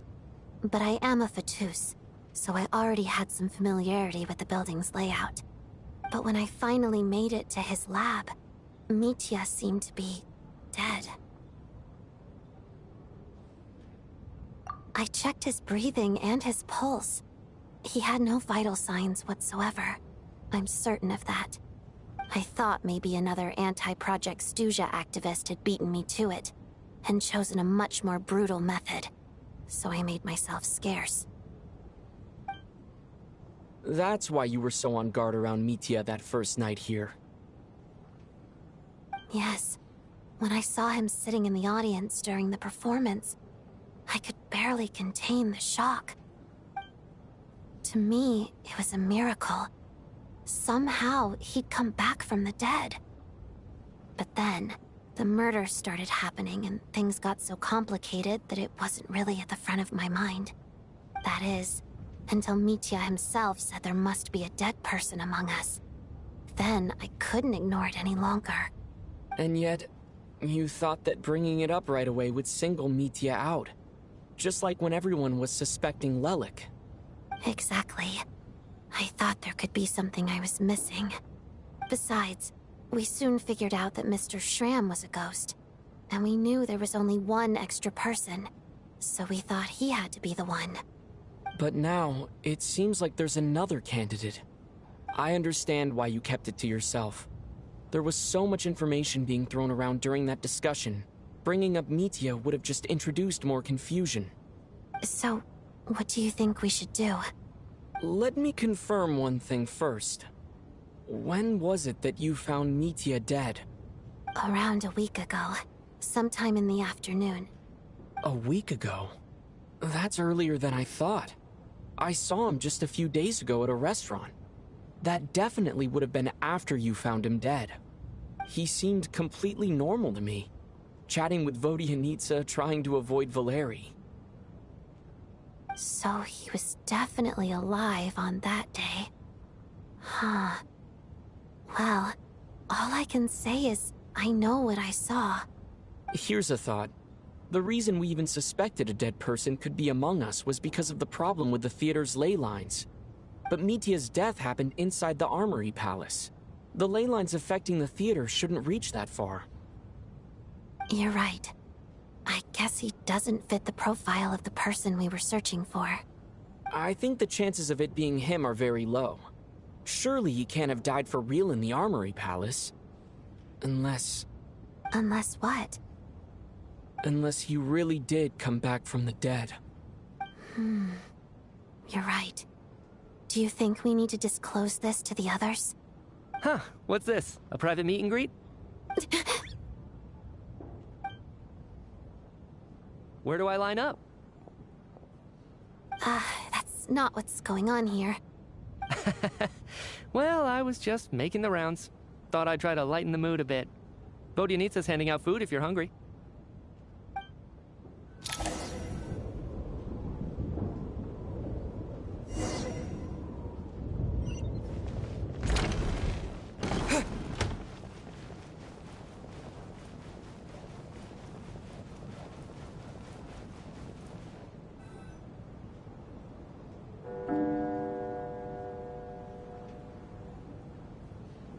What is going on with this storm?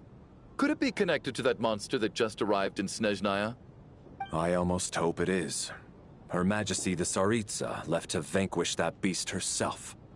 We just need to wait for her triumphant return. Do you think people still feel the cold after they die? I'm wondering about Shram. Oh, maybe we should have given him a coat before he went out there. Death itself is cold, isn't it? I'm sure the storm will embrace him. Well, I hope he has a safe journey. I'm going to miss him, I think. It's not like we can blame him for Rampana and Kulish's deaths.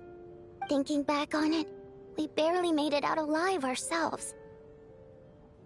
Once we get out of here, how are we going to explain what happened to their families?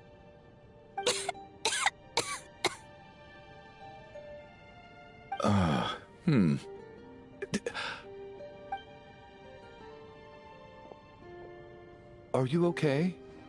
Here, take this. I've never used it.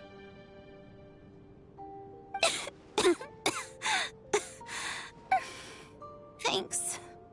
Look who's Mr. Nice Guy all of a sudden. Is it because Tonya stood up for you this morning? At least you know how to return a favor. Yeah, without Tonya, who knows how badly he would have been hurt. I told you already, I never intended to resort to violence. Duh, bunch of rascals. Little girl? I was rather surprised when you spoke up for me this morning. I didn't think I had many admirers here, so, thank you. Oh, no need to thank me. I said some bad stuff about you too. I've been, too embarrassed to admit it, but, you remind me a lot of my daughter. So kind to everyone, but never lets her old man off the hook. Unless my wife and I are having a fight, then she's always on my side. Especially when she was little. Every time I took her out...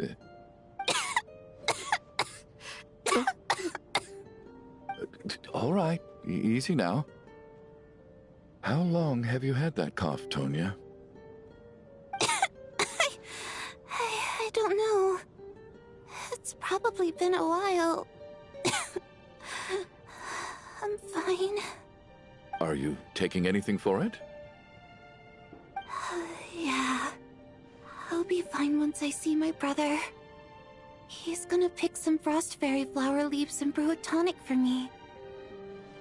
I'll feel much better once I drink that. I see.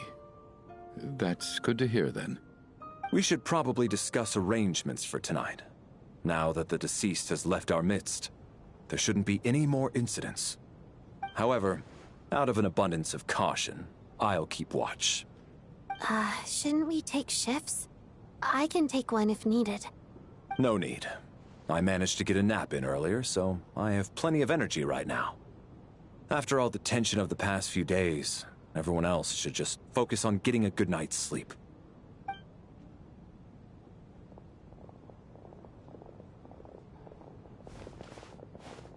What a long day.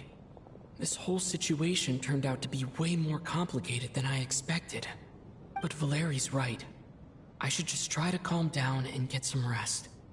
The last thing I want is to give myself nightmares. Wait, now I'm thinking the nightmares that the traveler is having, that is the ley line trying to talk to devour him. So the snowstorm outside is probably the ley line.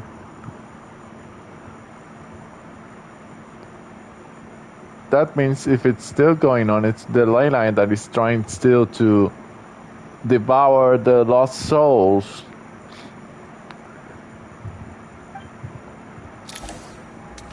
We're having another one, which means the ley line is trying to devour more souls. He's awake! Get over here, you big lug, and take a look! If you must call me something, call me Mr. Door. The Black Mist is coming. You need to go. Are you all right? Can you walk? We just got attacked by monsters on our way up. That Mr. Door fellow protected us. He just seemed to come out of nowhere. Not much of a talker, but when it comes to taking down monsters, that man doesn't hold back. Curses! The Black Mist is catching up to us. We need to keep going. The Black Mist, this is the ley line, it's coming up. I don't believe I've ever seen you around here before. Why is that? There's no need to try to get to know me. I'm just Mr. Door. I have to find the door that belongs to me. Looking for trouble? Quick, get rid of them! I can just push these ones off. Oh, well, anyway, we're lucky to have you here. Thanks for saving us earlier. No need to thank me. This is where my duty lies. Oh, he's not a playable character. He just simply pop up and attack.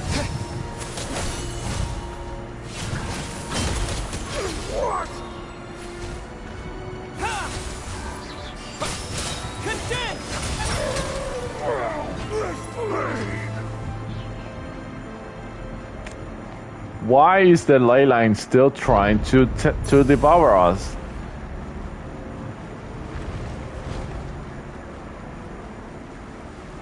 So we're doing this the hard way. Ready to face my fist?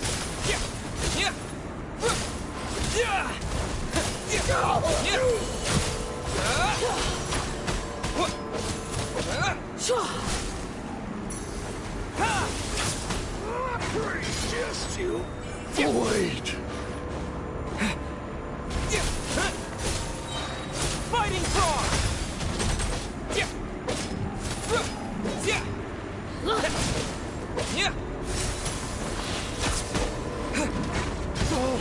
Remarkable work, Mr. Door. Oh, if I had your muscles, I'd do the same.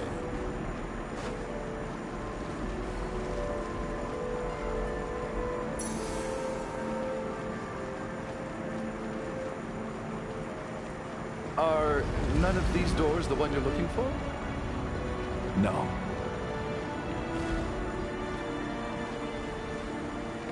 Wait, the green lights are the healing points.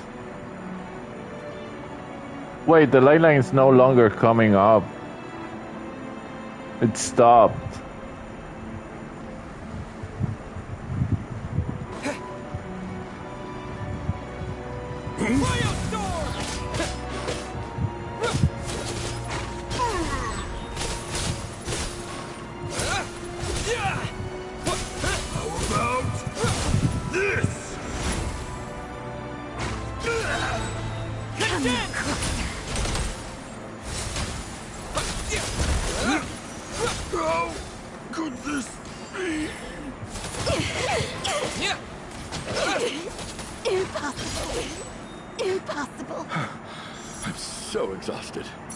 Mist is still rising. Oh. Wait, look! There's more monsters down there. Are they coming from within the Black Mist? No, no! They're gaining on us! Quick, keep going, or they'll be at our heels any second!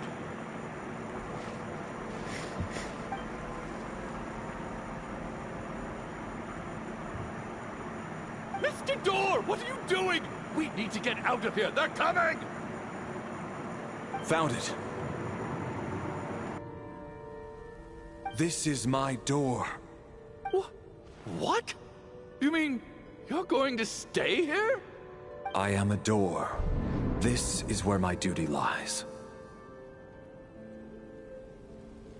No! You saved us. We can't leave you behind. You must keep going. A door can only keep things out for so long. You must make haste. But... Oh, you're right. Let's go. We can't let Mr. Door's sacrifice be in vain.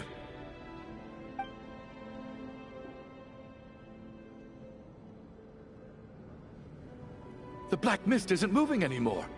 Looks like both the monsters and Mr. Door are gone. I didn't just imagine all that, did I? Surely I wasn't so scared out of my mind that I hallucinated a door as a human being. Oh, okay, good. There's no way we both hallucinated the same thing. Hmm? Getting sleepy?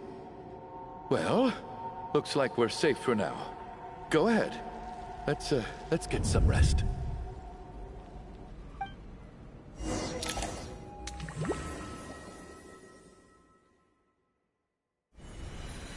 What time is it? Is it morning? I think I had a nightmare. I guess everyone's still asleep? These past 2 days have been exhausting. Valeri's keeping watch though, so he's probably the only one awake. Valeri?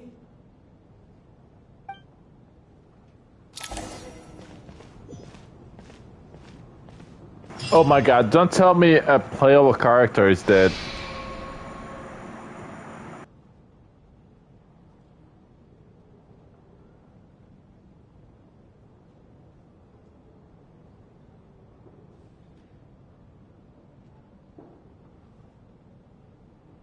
Wake up! Everyone needs to wake up! No, they can't kill him. He's a playable character. Just like the last 2 nights. No clear cause of death. I've been a real thorn in your side, haven't I, Mr. Valeri? Now you can rest in peace. But for me, life will be all the duller for not having to run away from you, my friend. How's Tonya? Is she okay? I just checked on her, and it doesn't seem like anything serious. She's just exhausted from the past couple of days, and she's still recovering from her illness. We should let her sleep a bit longer. That means Valeri was the only one who died last night. If Valeri was awake and keeping watch, it would have been impossible to kill him without waking everyone else up. That much is certain. This is so frustrating. Why has nothing changed since yesterday? I thought we already dealt with the dead person causing all this. Actually, one thing has changed. There's only 1 victim this time, not 2. Does that mean...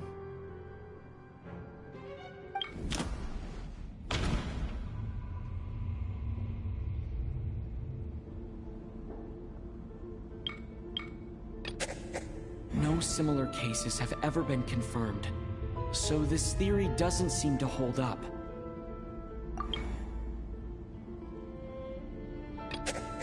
But Mr. Schramm was already deceased to start with. That doesn't seem very likely.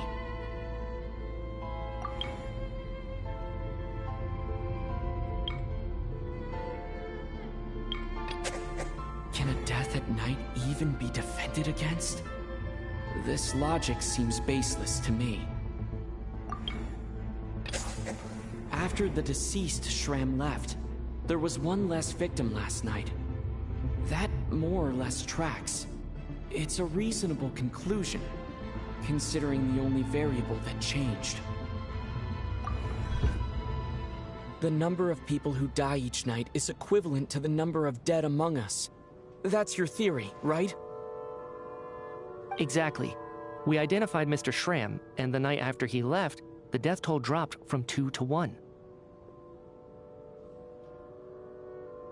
By that logic, there must be 1 more dead person left among us.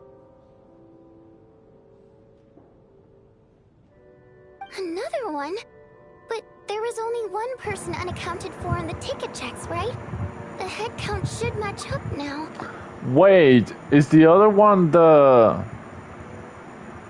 businessman? She's the other... Wait, well, Media could be the one because Odette said that she saw him dead, so he could be the dead walking. But also the businessman looks suspicious because he keeps talking about his daughter, that he's reminded of his daughter. Yeah, I think he's the dead one because Vodianista said that he has come a lot of times, but never with his wife and daughter. That means his wife and daughter are dead too. Having an extra person was definitely a cause for alarm, but being 1 person short isn't nearly as unusual. Someone could have left in the middle of the show, or made it out before the storm hit. 1 more dead person among us. If Mitya's theory is right, then what Odette told me seems a lot more relevant. It's just, at the time, we had no reason to think there was more than one dead person. If only we'd taken it more seriously as a possibility. Maybe this could have been avoided. I'm sorry. This is my fault. I had information that could have been helpful, but I held back. I should have brought it up right away. I'm partly to blame as well. I was too quick to dismiss Odette's concerns. What is this about? What have you two been getting up to behind my back? Sounds like there's some big news you've been keeping from the rest of us. Well, we're all ears.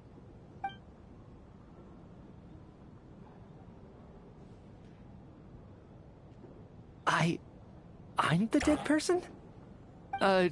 Wow, that's certainly news to me. Odette and I talked about it yesterday, but we thought it just wasn't possible, so we left it at that. Yeah, I don't blame you. If I'd been there, I probably would have reached the same conclusion. It just sounds too unbelievable. Let me just try and verify this. I just scoured my memories trying to think back to the afternoon Miss Odette mentioned. But I honestly have no recollection of dying. That's where I'm different than Mr. Schramm.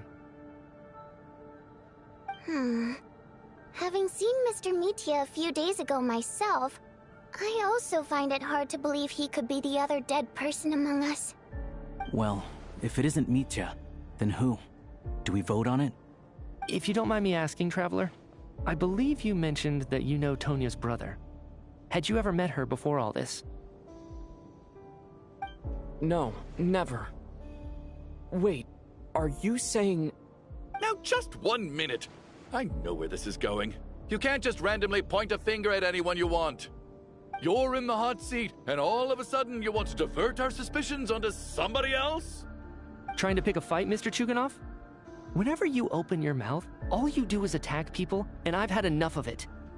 If you don't want to engage in a civil discussion, you can shut up.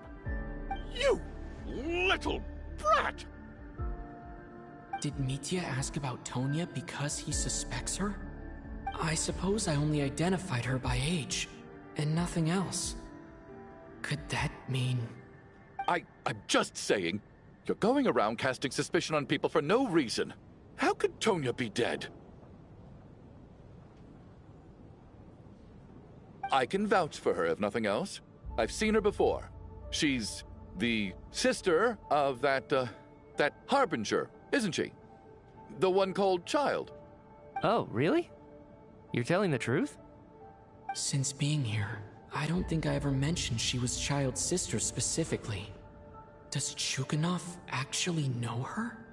If Chuganov can vouch for her, then it can't be Tonya either. In which case, it seems unlikely that there's another dead person among us at all. Miss Odette, could you go over that afternoon with me one more time, when you found me dead? No problem.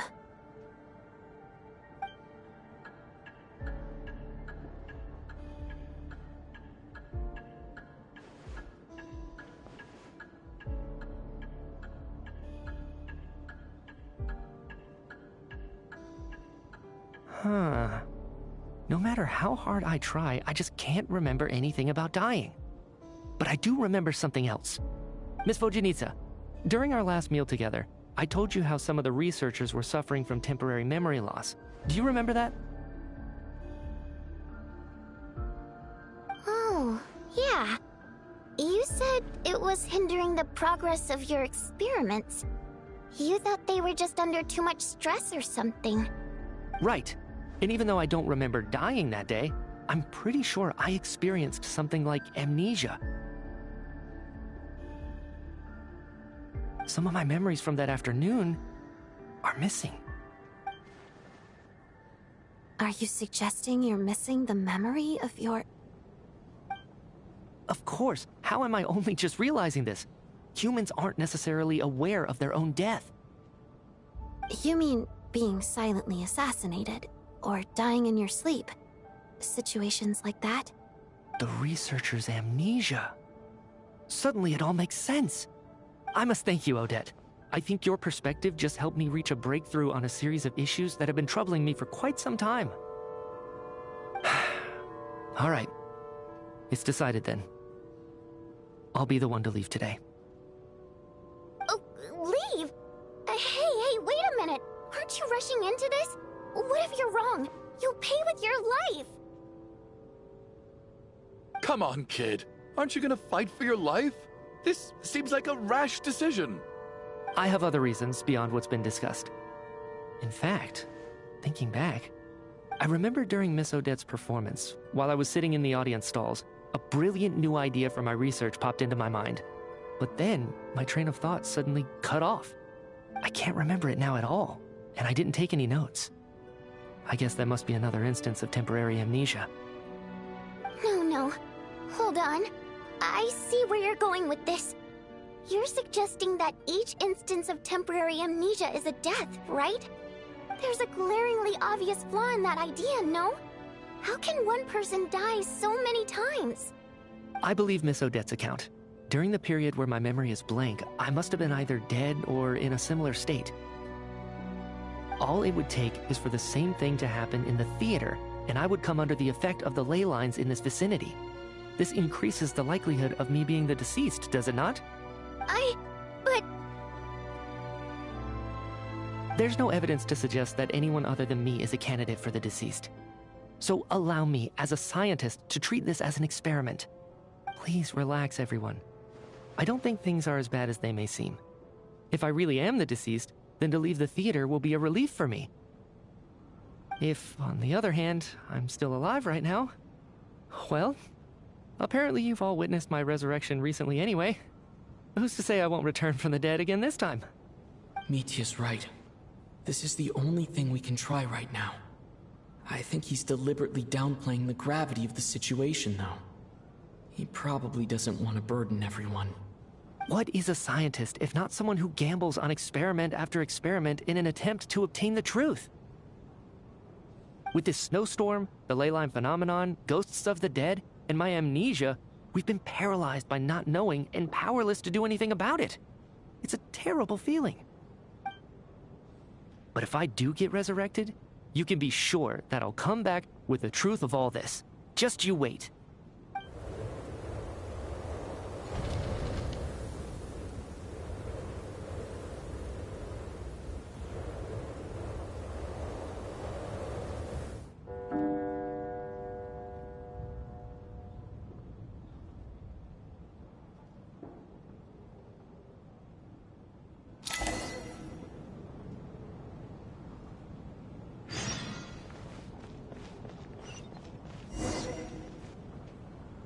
Poor Mr. Mitya. I didn't even get to see him one last time. Maybe it's a good thing that you weren't there to see it. It was a hard thing to watch. I hate goodbyes. Why does it feel like everyone around me is slowly disappearing? Not just in here, I mean. In the outside world, too. Maybe it's the realization that, at the end of life, everyone has to face it alone. Come to think of it, the main reason we're still alive right now is pure luck. Each morning here, for every one of us, there's the chance that we might not wake up. You could take it a step further and say that the same is true outside, too. Who can ever be 100% sure when they drift off to sleep that they'll open their eyes again in the morning? If I make it out of here, I'm going to cherish every moment that I'm awake and live without any regrets. Without regrets. I feel like a strange sense of anxiety has been quietly growing inside me over the last 2 days.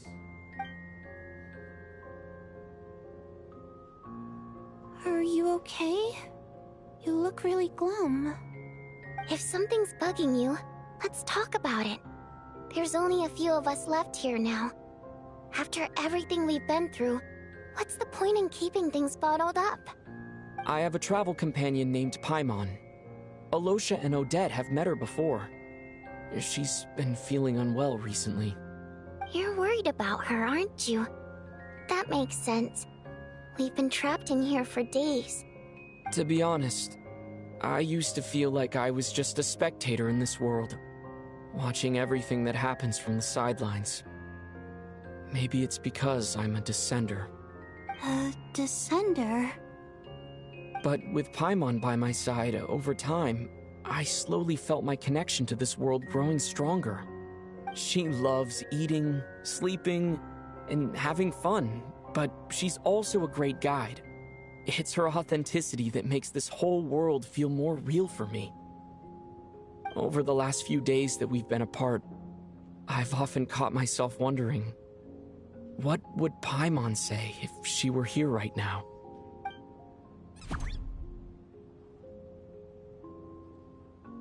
But by the time I snap out of it, the conversation has already moved on, and I'm still in my own little world. I'm trying to overcome this sense of detachment, but I really miss Paimon. I guess, in a way, she means the whole world to me. I bet she misses you when you're not there as well. Maybe you're her entire world too. I don't know if this will make you feel any better, but back when the water imps left Snezhnograd in droves, I also felt like the whole world was suddenly empty. I could be surrounded by people all smiling and having fun, and still feel completely separate from it. So, I totally understand how you feel. Later on, I started to think, maybe accepting the fact that our loved ones won't always be with us is something that takes a lifetime. All we can do is cherish their companionship from moment to moment. So, once we get out of here, you better hurry back to our side as fast as you can. You can't let your story end in regret. That's the trope I hate the most. Thank you. That's exactly what I needed to hear. But Vodyanitsa, if you hate goodbyes too, why didn't you leave with your people? That's just the choice I made. I used to regret it, but I don't anymore. Like I said before, singing is a water imp's primary mode of expression. It's how we convey our emotions. Our songs have echoed through this theater for hundreds of years, each one a story pieced together through moments of joy and sorrow. But does a story exist without someone to read it? To me, the answer is no. So I made the choice to stay. That way, there would still be someone left to sing these songs and listen to their stories. Otherwise, they could have been lost forever. Could you teach me how to understand your people's songs sometime? I want to be able to truly hear them, like Mr. Shram. A fan after my own heart. Thank you, Tonya. How about I sing something for you, and you tell me what you hear? Okay, I'll do my best.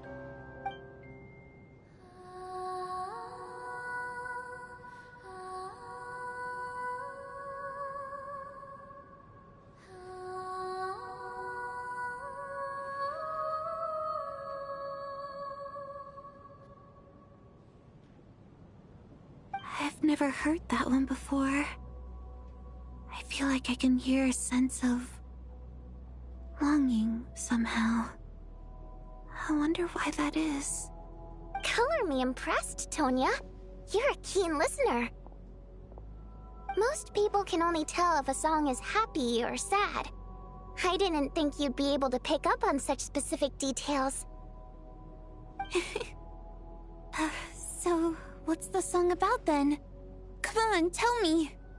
I've actually never performed this song in the theater before, because it has more of a ceremonial purpose for our people. It's not meant for the stage.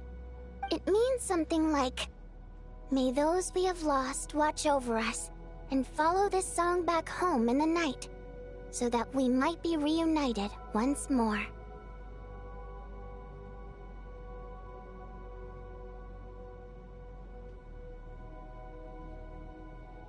No wonder I could hear that sense of longing. You sing it for loved ones who have passed away. I hope it reaches them. It's getting late, Tonya, and you're not well. We should all turn in early. I suppose There's no reason to keep watch tonight. Okay. But, before I go to bed, could you sing that song a couple more times for me, Vodyanitsa? Of course. Anything for my #1 fan.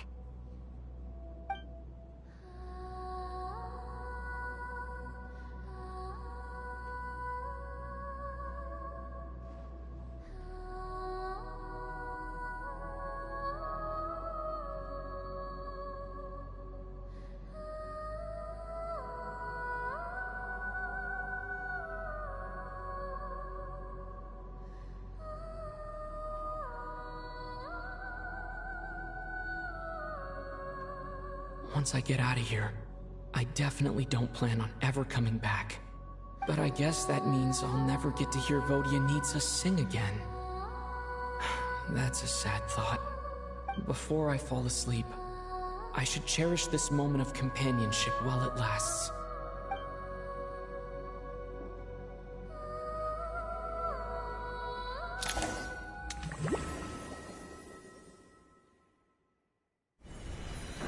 The motherfucking ley line.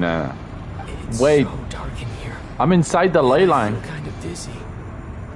Am I alone? Whoa, an evil ghost behind me? Is that Tonya? What was that noise?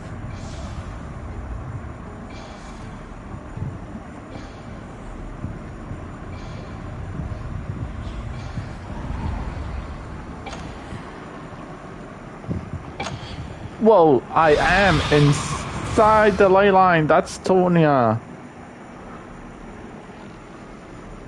Return, O spirits. Fulfill your oath of protection.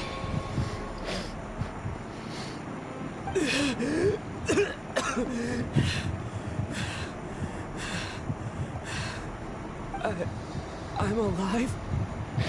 What just happened? No time for questions. Quick, over here. Turn on the switch. We need to bring back the light.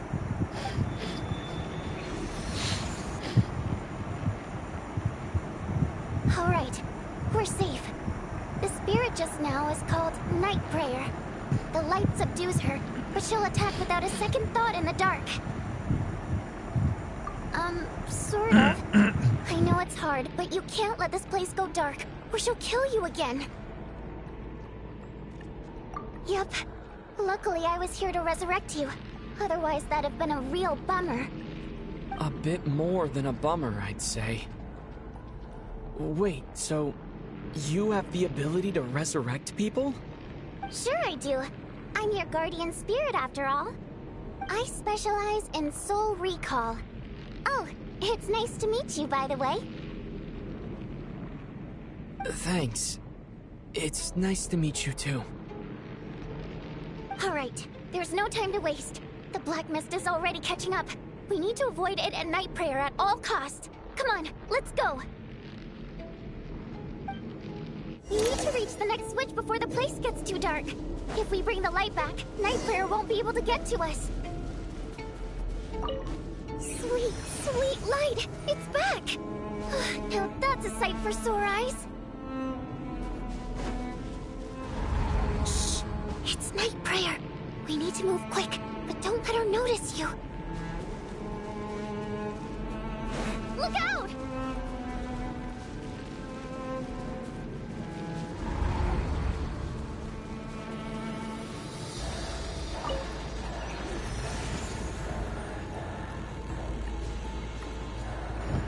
Wait, the name of the evil ghost is Night Prayer?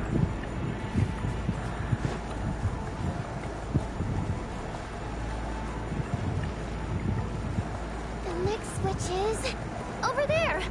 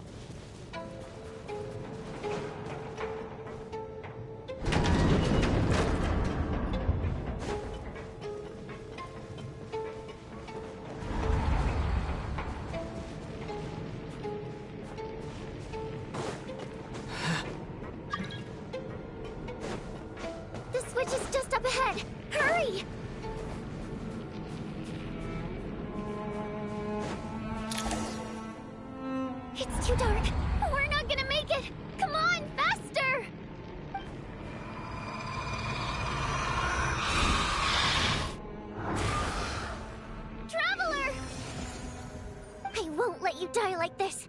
Not on my watch.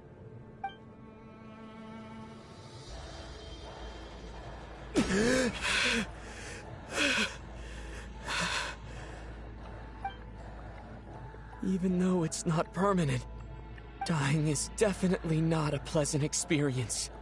Great. You're back. Yeah, thanks to you. Time for you to get out of here. Quick, before the light runs out. What about you? You're not coming with me? I can't.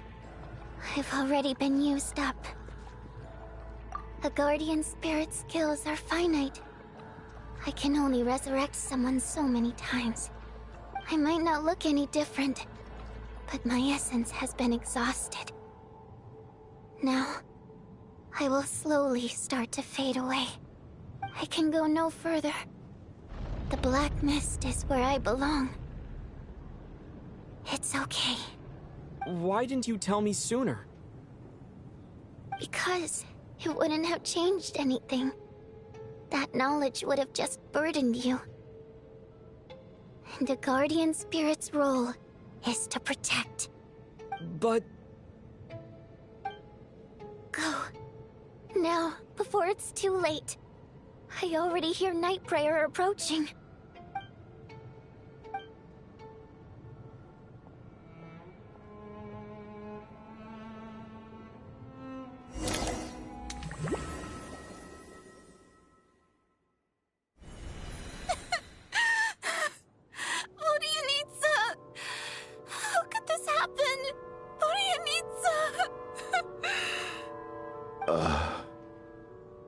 Well, I guess there's no need to inspect the body.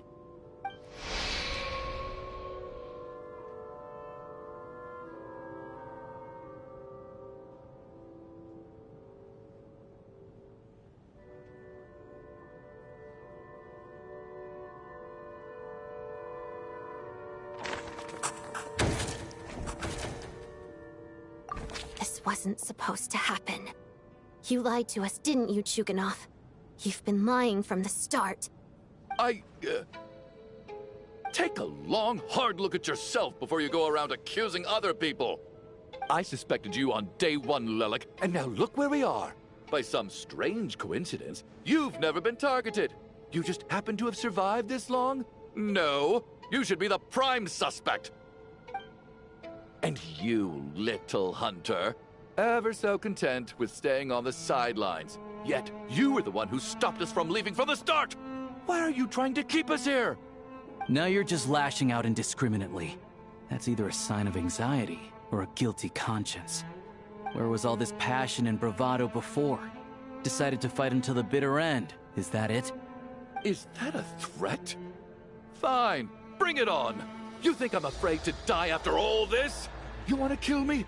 Go ahead. I'd like to see you try. After all the trauma of the past few days, everyone's been pushed to the breaking point. Valeria and Mitya aren't here anymore. Someone else needs to step up and take charge. But first, I need to think this through. Considering everyone left, who's the most likely candidate for the deceased?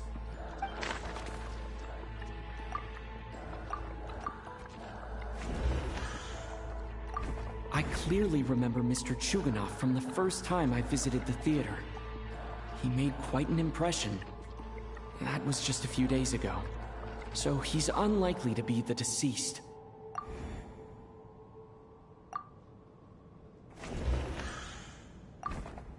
Of those who remain, the only person we've never met before is Tonya. There is room to doubt her true identity. People are easily misled by first impressions. Now that I think about it, Child Sister was in fact a label I imposed on her due to my own assumptions. But Mr. Chuganov vouched for Tonya's identity yesterday. With basically no other possibilities left. Could it be?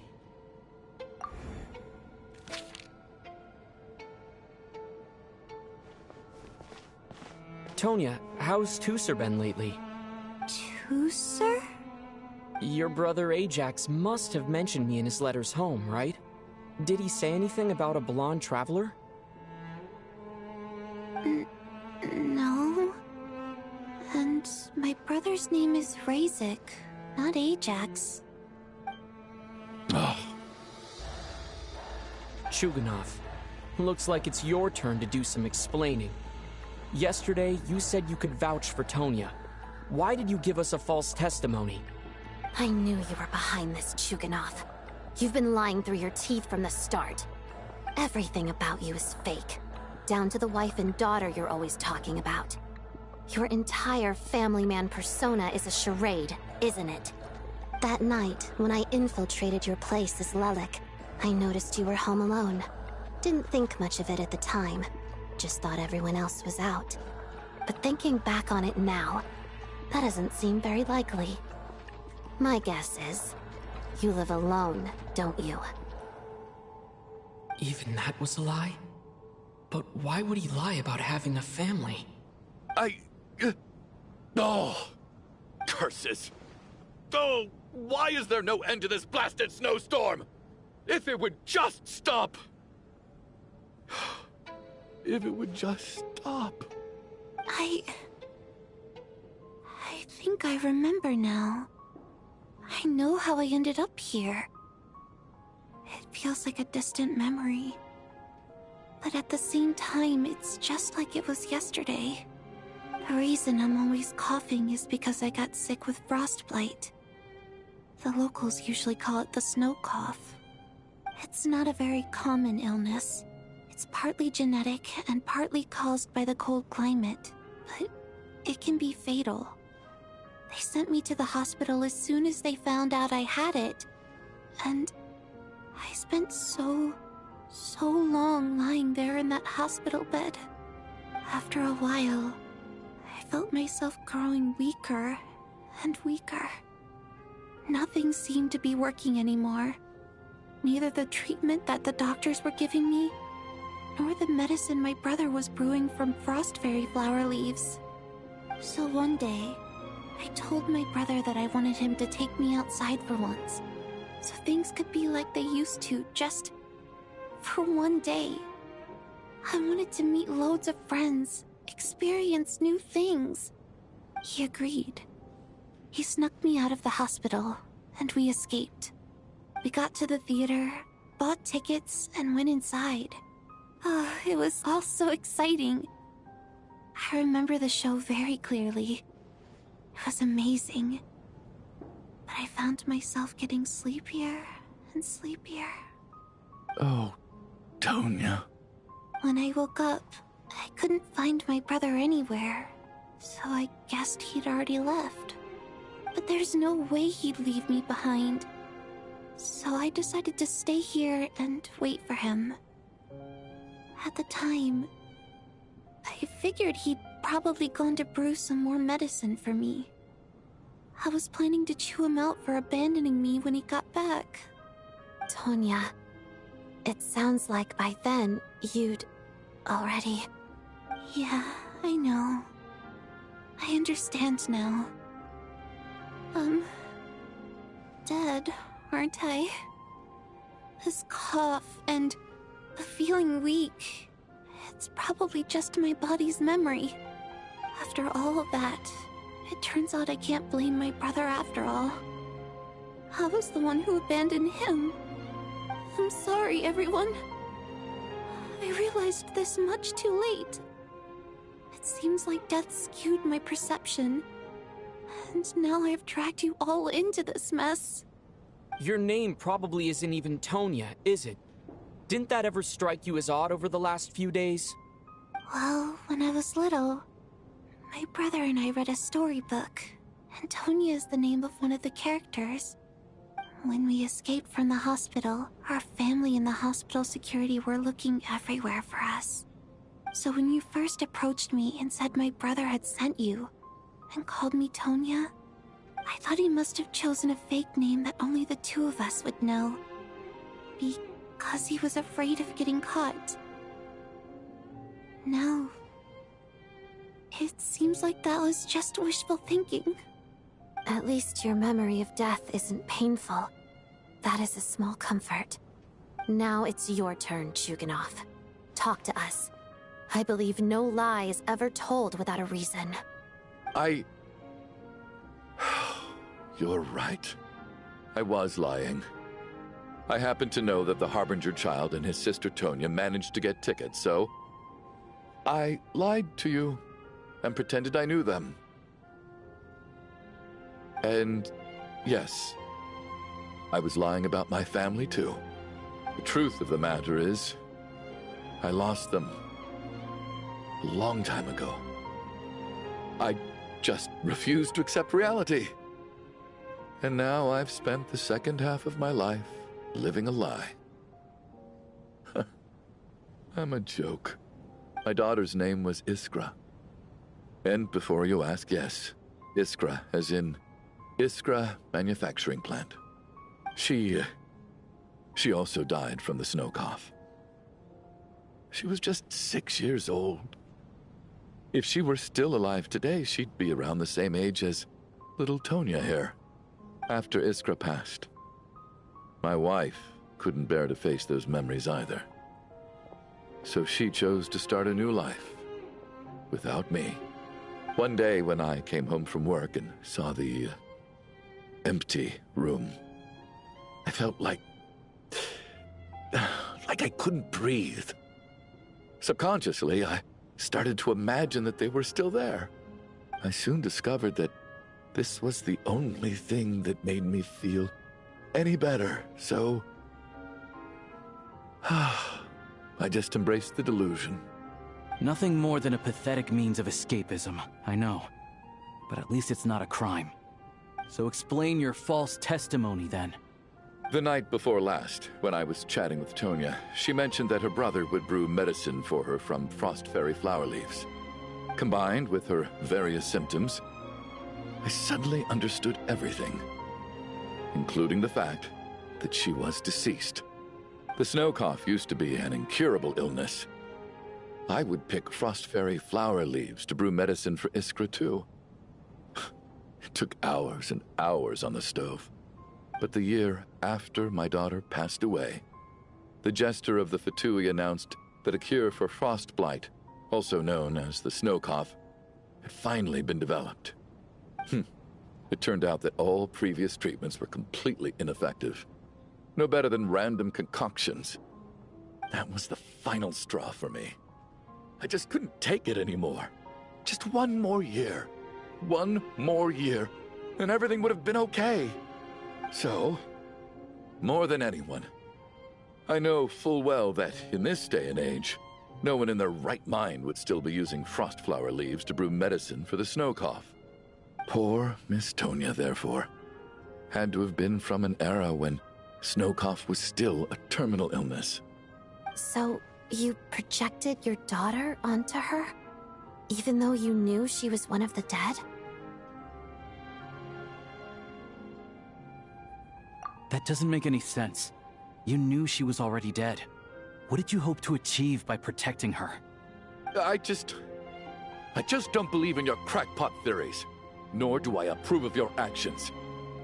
How can you just declare a living person dead and throw them out into that snowstorm? Mitia's gone. My good buddy Shram's gone.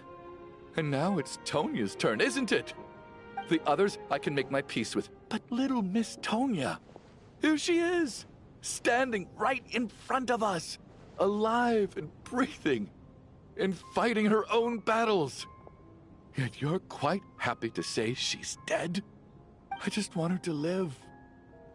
Once this snowstorm is over, the very moment it stops, I'm going to march out that door and find someone who can fetch the very best medicine for her snow cough. I'll be damned if I'm gonna let you cast her out into the snowstorm before I have the chance to cure her. Not again. Not this time. Not when the cure is right within our grasp. I'd never be able to forgive myself.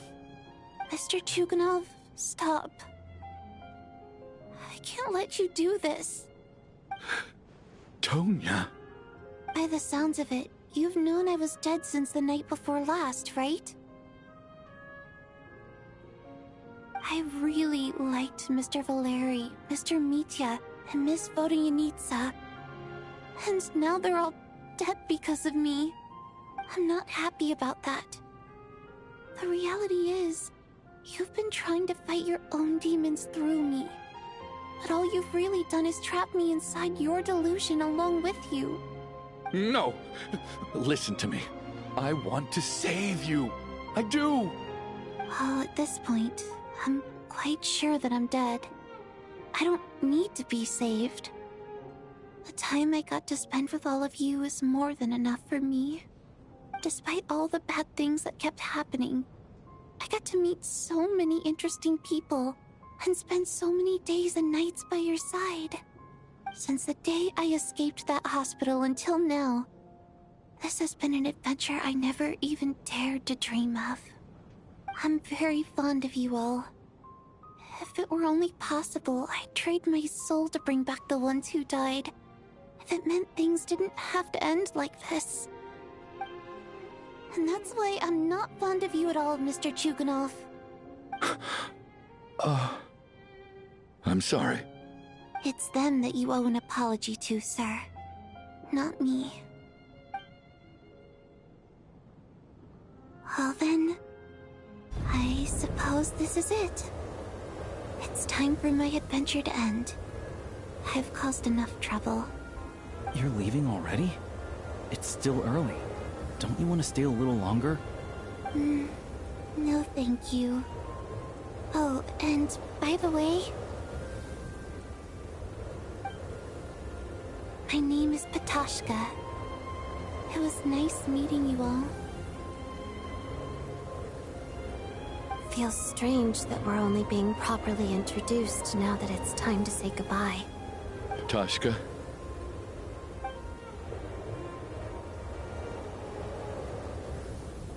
What are you doing, Chuganov? Are you crazy?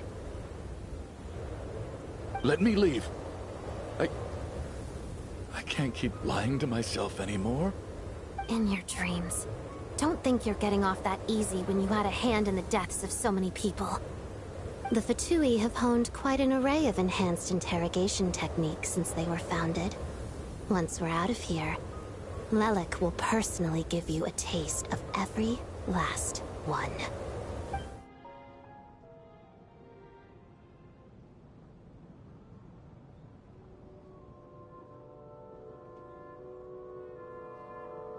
I think we should leave. I doubt this snowstorm is ever going to stop. For all we know, this storm might have destroyed all of Snezhnaya by now. Maybe even the whole world.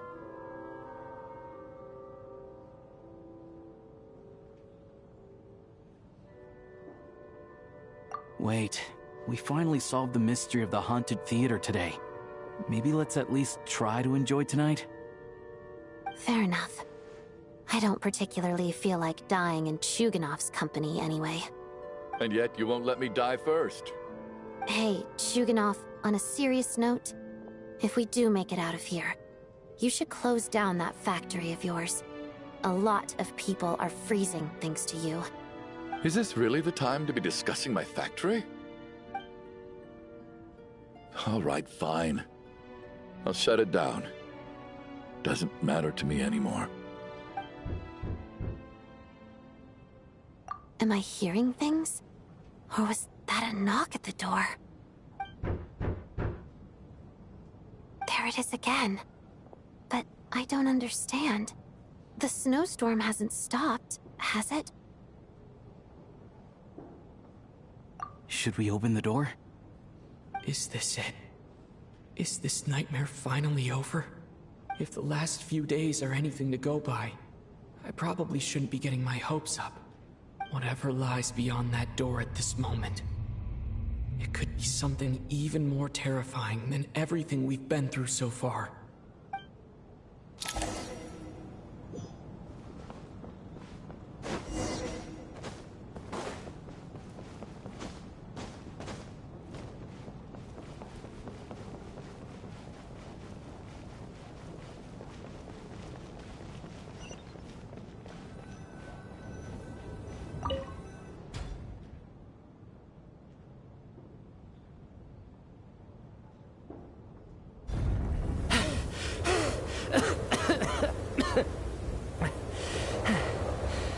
Hey everyone, I'm back.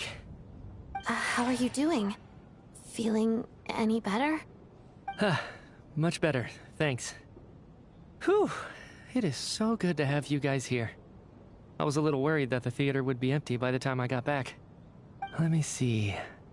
Tonya and Vodyanitsa are missing, which means... Vodyanitsa died last night. And then you discovered that Tonya was the other dead person. Am I right? Not Tonya. Pitashka. First, tell us how you made it back here. Given the conditions outside, no one should be able to return alive.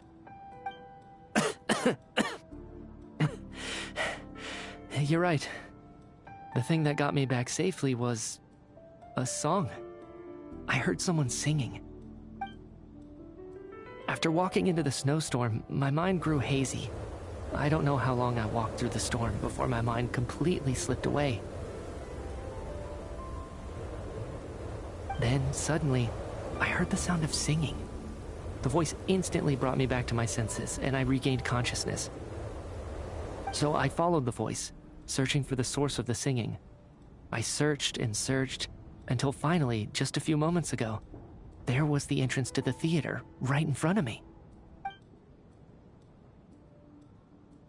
I've actually never performed this song in the theater before, because it has more of a ceremonial purpose for our people. It's not meant for the stage. It means something like, "May those we have lost watch over us, and follow this song back home in the night, so that we might be reunited once more." That must have been Vodyanitsa's Requiem. Who knew it actually worked? That song is meant to guide the souls of the dead. Mitya, that must mean that you... Huh. No kidding. Huh, seemed like I guessed right then. This is what I've been so desperate to tell you about. When I first stepped out of the theater, I was still quite lucid. My memory of it is still pretty intact. I remember the outside world being completely different than what I'd expected. It was like this was a world where only the snowstorm existed. There wasn't a trace of any humans or buildings ever having been there. I don't know how else to describe it, except to say that it just didn't seem like the real world. And as for the Requiem, if I was guided here by Vodyanitsa's song, it can only mean that I must already be dead. And this is my soul, not my body. But I didn't experience a clear moment of death while I was out there. Nor do I feel any different now than before I walked into the snowstorm. You don't seem any different to me either. In fact, this is something I've been wondering about for a while now. If souls aren't physical, shouldn't they lack tangible form? Both Shram and Pitashka were clearly deceased, and yet their souls didn't look or feel like ghosts at all. They were visible, tangible, no different than you or me. This raises a truly terrible thought. Is that really what Mitya is suggesting?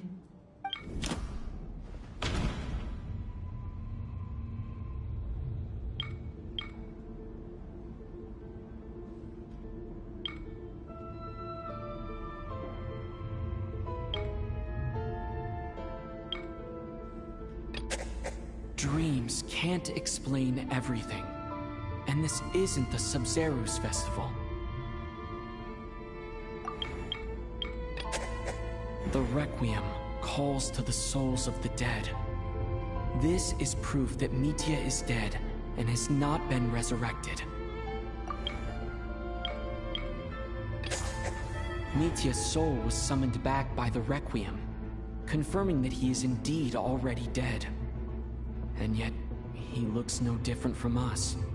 Of course, if even the long-deceased like Mr. Shram can blend in with us undetected, then maybe we've all been dead from the very start. And all of us are now souls wandering the theater.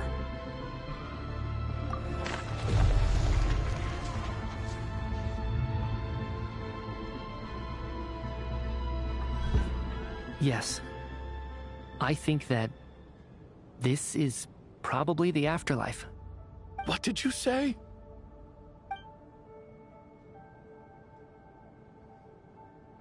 You heard me. We died in the theater. All of us did. But due to an obstruction in the theater's ley lines, our souls are trapped here. while an endless, infinite snowstorm rages outside. It's ironic, really. All that time, we were working so hard to figure out who the deceased among us were, when the truth was, we were all deceased. The only difference being some of us died more recently than others. Do you remember that note, "Death is near"? Seems like we misunderstood what it meant after all. Death was nearer than we wanted to think all along. The note simply meant that all of us were already dead. So all our attempts to survive, our search for the deceased, it was all for nothing? Hard to say. At the very least, we helped 2 lost souls find clarity and go to where they belong. The presence of those 2 is probably what caused our souls to be drawn in by the ley lines. In which case, the deaths we've awoken to over the past few days were just souls returning to the ley lines for good. If what you're saying is true, doesn't that make us the lost souls now? Huh, no wonder. This afternoon, when I was moving Vodyanitsa's body, I noticed that the other bodies in the room hadn't decayed one bit after all these days. That's further proof that those aren't physical bodies at all, but merely our shells here in the afterlife. Am I really dead? This doesn't feel real to me at all. No, that's impossible. This cannot be how it all ends. I still find it hard to believe that all of us are dead. How exactly did we die in the real world? None of us have any memories of dying, right? Not even knowing how we died is preposterous. Good grief! Surely there has to be some reason.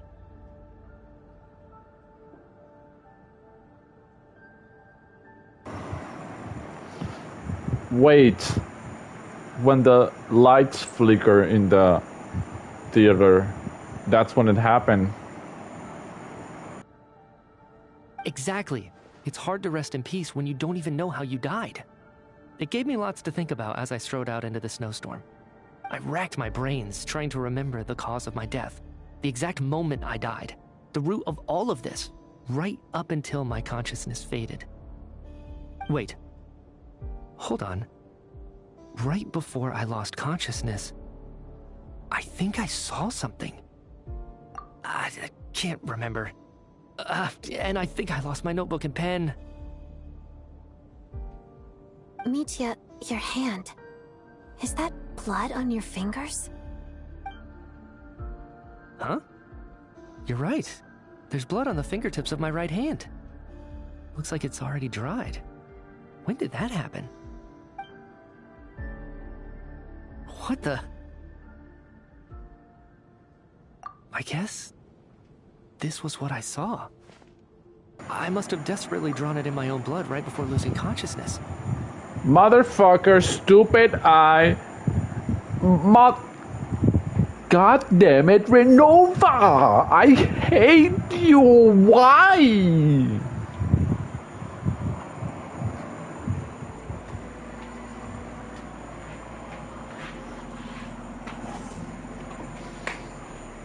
I fucking knew it from the very beginning!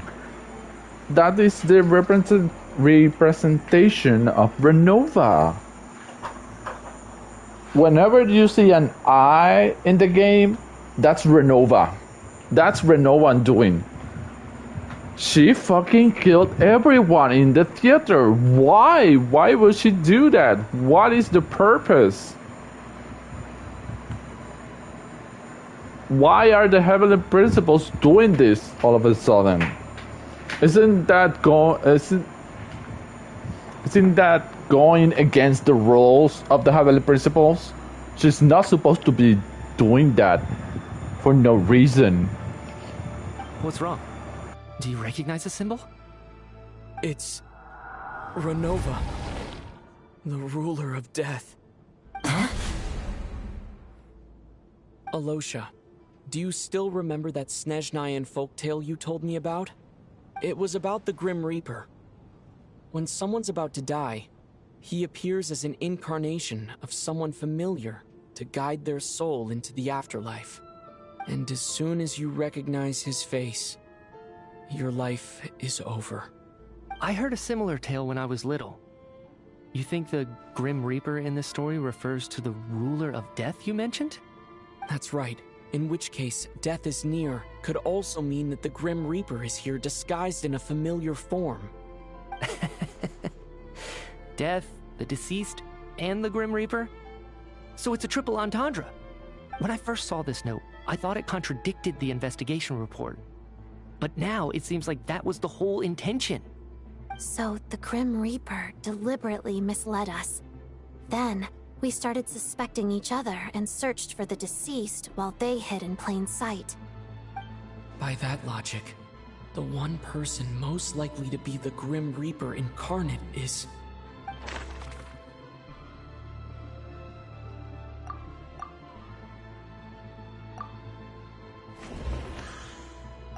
Identifying the Grim Reaper is a major decision to make. I should think it over carefully.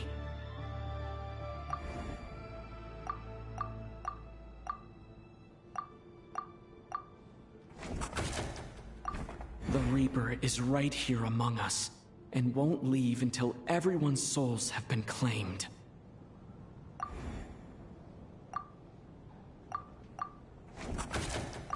The Reaper is... Identifying the Grim... Identifying the...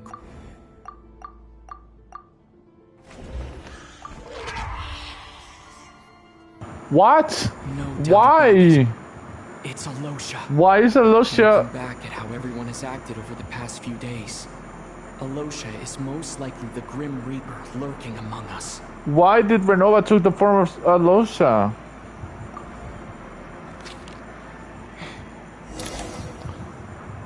Is it you, Alosha?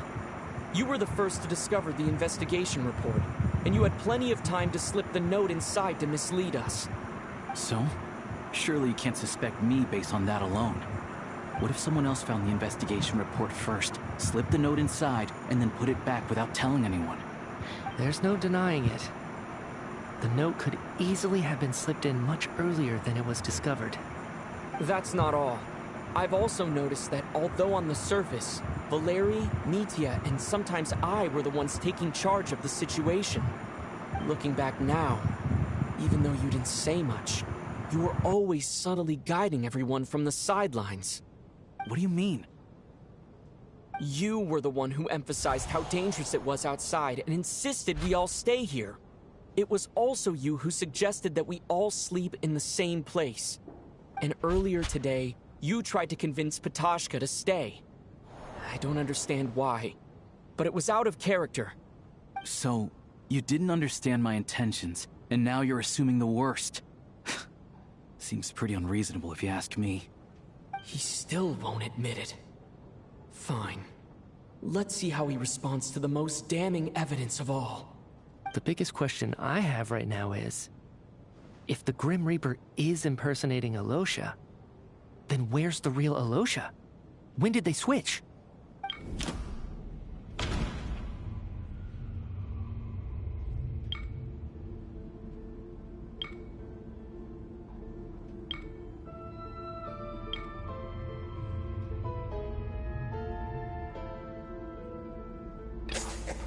That's right. This was the moment. Right at the start.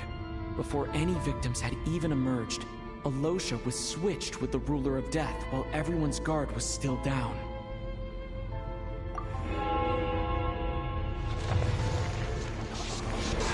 Renova! When all this began, right after the performance ended and the snowstorm began to pick up, no one suspected anything unusual. We just assumed we were snowed in. It wasn't until we discovered the bodies the morning after that we realized something out of the ordinary was going on.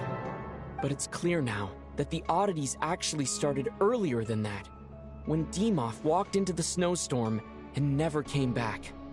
Right. So Mr. Dimov was the first victim, not Sobolova and Torgov.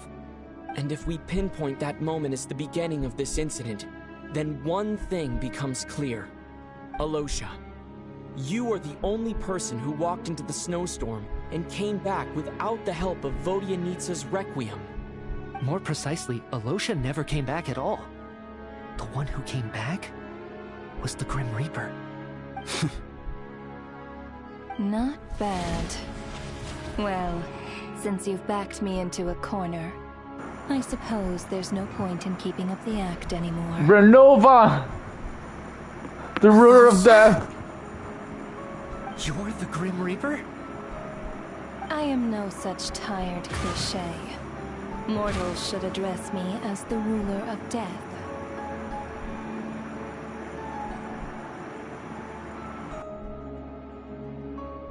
Before being wiped out for good, you identified the two deceased, and even sensed my presence.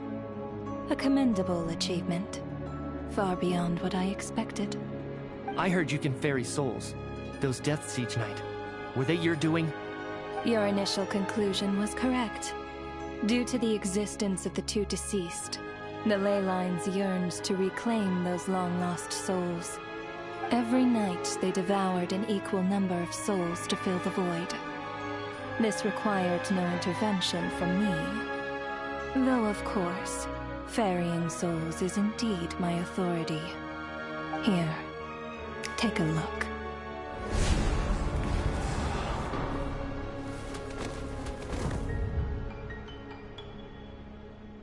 What are you doing?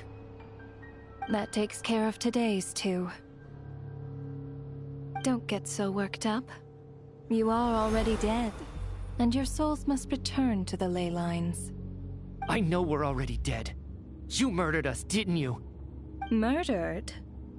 No. Murder is when mortals usurp my authority. Death is my jurisdiction. If I require someone to die, I need not resort to such laborious methods as murder.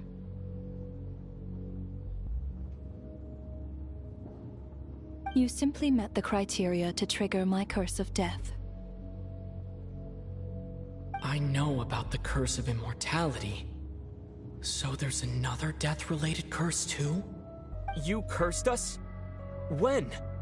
And why would you do such a thing? So often, humans pray to me, begging to know when their death will come, and what form it will take. But few people ask why. If you must have an answer, know that death comes simply because one's time has come. So you're not gonna tell us the truth? Hold your tongue. By all rights, you shouldn't even be allowed to speak with me.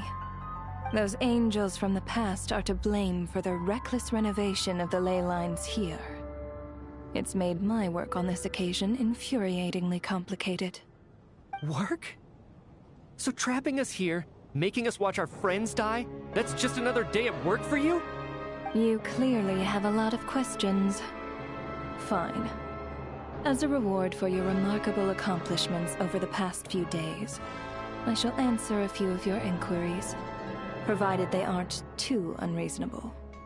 After the physical body dies, the soul must return to the ley lines for that person's death to be considered complete. My work encompasses the entire process of death, including, naturally, the guiding of souls into the ley lines, with which you are now so familiar. You must also be rather familiar with Natlan's Night Kingdom, I presume? It was I who supported the creation of the Night Kingdom. It provided a convenient means of guiding the souls of Natlan. Here, too, the ley lines connected to the theater underwent some modifications. The angels hoped to make them capable of accommodating the souls of some special creations. But this actually hindered their ability to accept ordinary souls to some degree. This effect manifested itself after you died from the curse in the theater, leaving you stranded in the afterlife, unable to achieve a complete death. But if souls who die from the curse of death fail to return to the ley lines within a short window of time, they will miss their chance for good. Then, they will remain forever suspended between life and death, no longer subject to the authorities of either. So if you don't resolve this matter soon, and see all our souls return to the ley lines before long, we'll escape your control. Mitya is sharp. This must be what Renova was worried might happen. and the reason she got involved to begin with. But if you have the authority to guide souls, why didn't you just show yourself and get it over with? Why hide among us in the form of a Losha? You seek to understand the mind of a god. Very well. I'll tell you. This is a theater, and I decided I wanted to watch a show about death. That's why I encouraged you to take the events to the stage. I found myself getting quite immersed. I suppose the entertainment you provided makes up for all the trouble you've caused me by being so defiant in the face of death. There. Are you happy with my answer? Can't say I am. Really? But it fits the stereotypes you humans have about gods. Just moments ago, you were complaining about how infuriatingly complicated your work here has been. Work is work, I get it. There are times when it's a huge pain, but you just have to get it done, right? That's a rather unique perspective for a human. You are in fact correct. There is a pain point in this case. Due to the obstruction in the theater's ley lines, there is a hard limit on the number of souls they can receive each day, making it impossible for me to ferry all your souls at once. Revealing my identity too soon would inevitably have led to futile resistance, and there was a risk that any souls who chose to run would disappear. Then there was the issue of the 2 lost souls you called the deceased. The way you resolved that quandary was all part of my design. That's what I don't understand. If all of us were souls of the dead, what made their presence among us special? For centuries, they have refused to return to the ley lines, exploiting the issues created by the angel civilization to resist being drawn in. Centuries of obsession accumulated during this process. You may think of this obsession as the resentment of the dead, and in this quantity, it was a bomb that could have detonated at any moment. It reached the point where I could not afford to leave it unchecked. But the only way to fix it was to help them acknowledge their own deaths, make peace with their regrets, and willingly walk into the snowstorm. Only then, with my guidance, could they finally return to the ley lines. Otherwise, you would not like to know what the consequences would have been. I vaguely remember seeing Batashka, but in the most terrifying form. Was that in a dream? Is that what would have become of her if she hadn't returned to the ley lines? I see your dreams brought you many revelations. So you see, death in fact grants wisdom to mortals. Souls connect to all things in the world, and see the chain of cause and effect between them. It's nothing unusual. Anyway, giving psychological counseling to lost souls is not my strong suit. That is more of an angel's role. It was something I could not resolve directly using my authority, so I decided it was easier to leave the bomb defusal to you. Meanwhile, of course, their presence caused the souls of other members of your party to return to the ley lines each night. From where I stand, that was killing 2 birds with 1 stone. As both issues slowly resolved one another without me having to lift a finger, all I had to do was stay close by and keep the situation under control. Then use my authority to wrap things up at the end. And, of course, while I was at it, I thoroughly enjoyed watching this drama, dealing with death from a mortal perspective, play out on the stage. Sounds like you had it all figured out, Grim Reaper. I just did the math. You said there's a hard limit to the number of souls the ley lines here can receive each day. It's 2, isn't it? That much is obvious, even to a fool. It's time to review this whole affair. If the ley lines can only take in 2 people per day, I need to go over the deaths from these past few days again.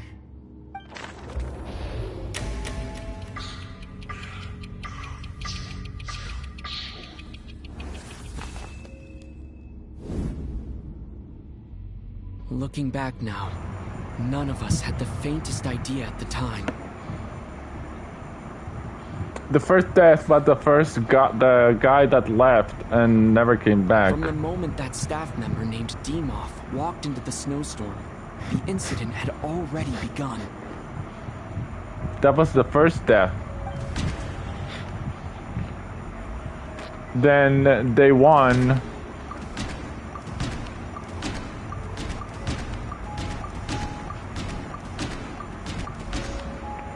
Day one, these two died. No. Let me go over this again.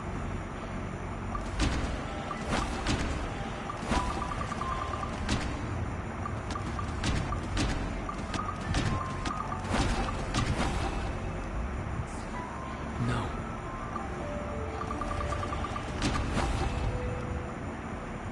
No. Let me go over...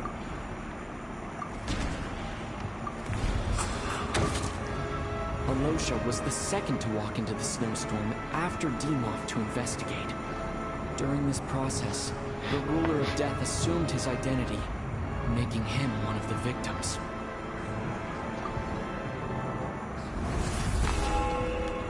First victim was Alosha. First night in the theater, second victim. Everyone was caught up in the novelty of it all.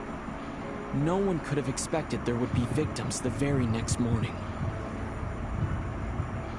Despite all the confusion, and with the help of hindsight, we finally began to realize that something was amiss with the snowstorm.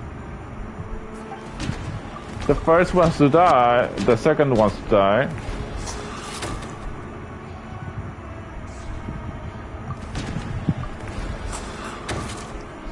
The ley lines devoured Torgov and Sobolova on the first night. At the time, we thought this might be a murder case connected to Lelik.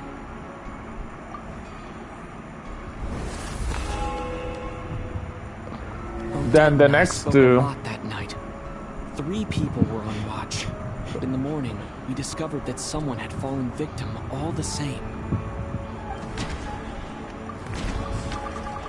The next two this night were this ones.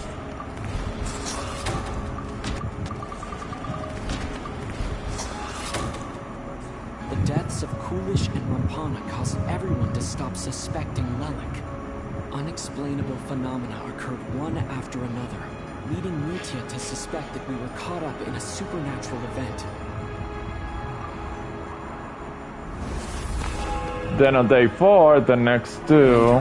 We discovered that there seemed to be an extra person among us, and subsequently discovered the existence of the deceased. So the next dead person was...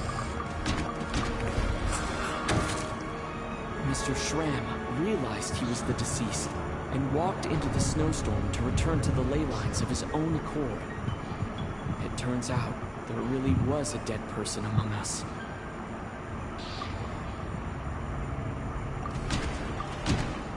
The next person was... No, was it Mitya? No, it was... Wait. Yes, it was him, Valeri. I thought it was all over, but Mr. Valeri's death was a rude awakening for everyone. The ley lines consumed him during the night, regardless. A lot happened today. Mr. Valeri's death led us to discover the connection between the number of deceased and the number of victims during the night.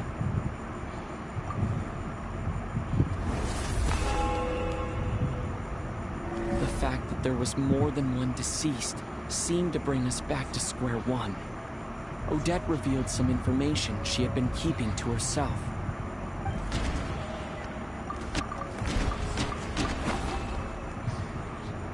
Although Mitya did indeed, the void in the ley lines hasn't been filled, so let's rule out Mitya for now.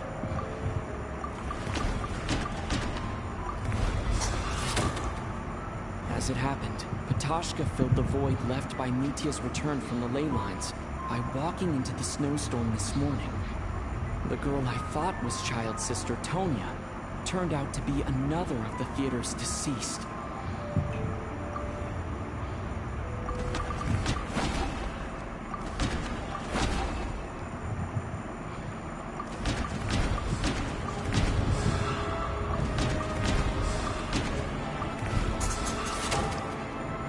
Vodyanitsa was swallowed by the ley lines in her sleep, but the requiem she sang before falling asleep was quite a game changer.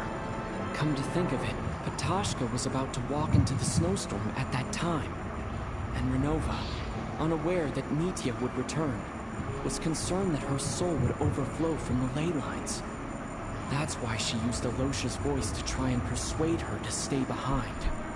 Looking back, I suppose that was an early slip-up on her part.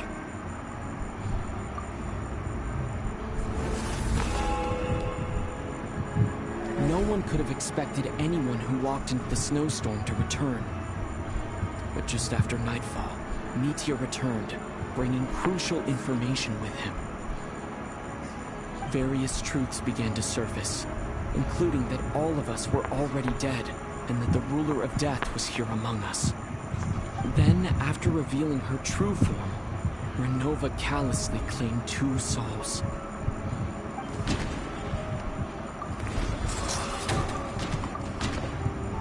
By Renova, taken by Renova. In fact, everyone was already dead by the time we took the photo. And in the days since, we've experienced many more partings in the afterlife. Now, only Mitya and I remain. And the true culprit behind everything still stands before us.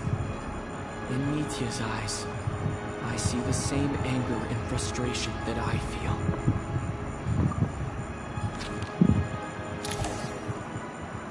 That covers everything. It's all clear now. Your work isn't finished here yet, is it?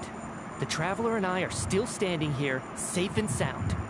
The water imp's song threw things off a little, but it is of no consequence. The ley lines have already anchored your soul, and the first ray of light tomorrow morning will take you back. I, meanwhile, need to review my attitude towards the water imp race. So the reunion in the night that Vodyanitsa mentioned, I suppose that was never meant to be a permanent reunion. That just leaves you, Traveler. My power only allows me to temporarily separate your soul from your body. The ley lines of Tevat would not accept you, and your soul is firmly anchored to your body by your will. For a descender like you, who is not bound by Tevat's rules, your death can only be brought through the most violent of means, such as directly destroying either your body or soul.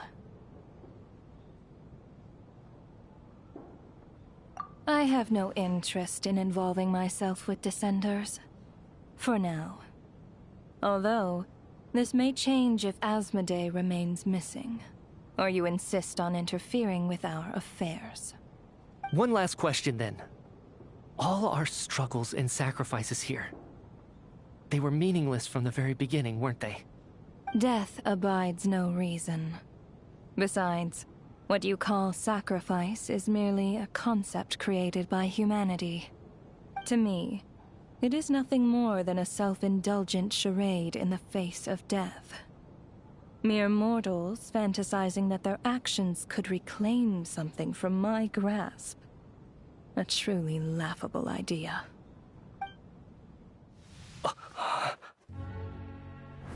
Grim Reaper, you really know how to get on my nerves. I'm not here to ingratiate myself with you. I kill merely because your deaths are necessary. Oh, you've made that quite clear. But humans don't take well to being scorned. Not even by the gods.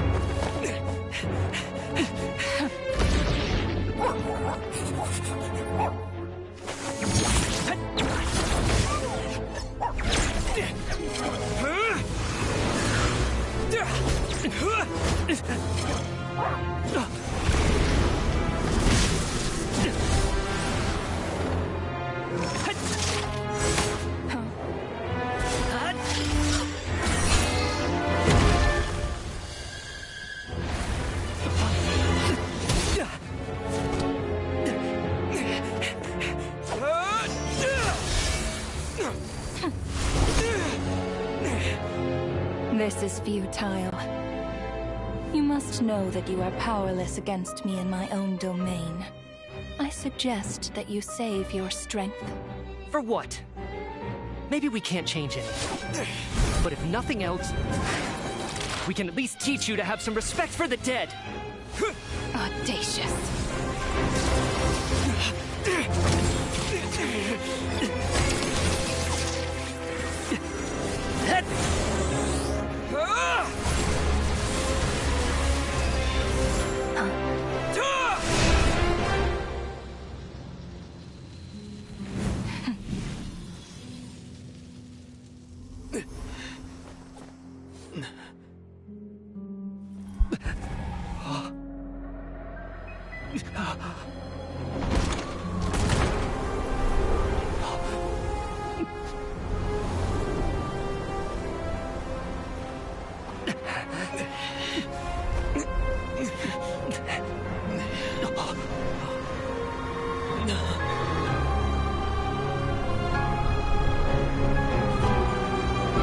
Bitch!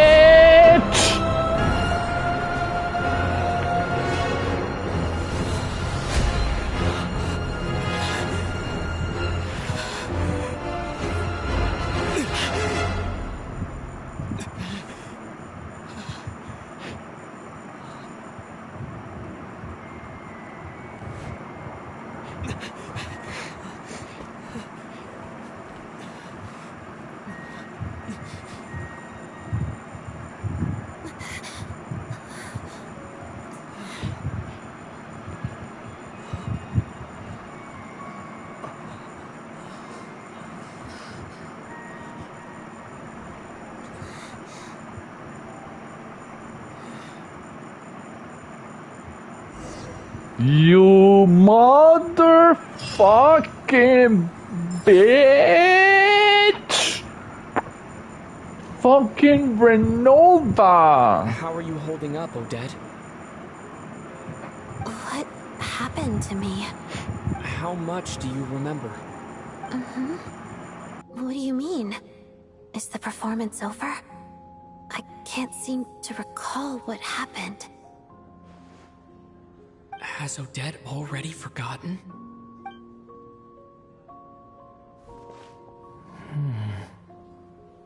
Mitya? Oh, I'm sorry. I guess I spaced out there for a second. Remind me who you are? Don't you remember anything?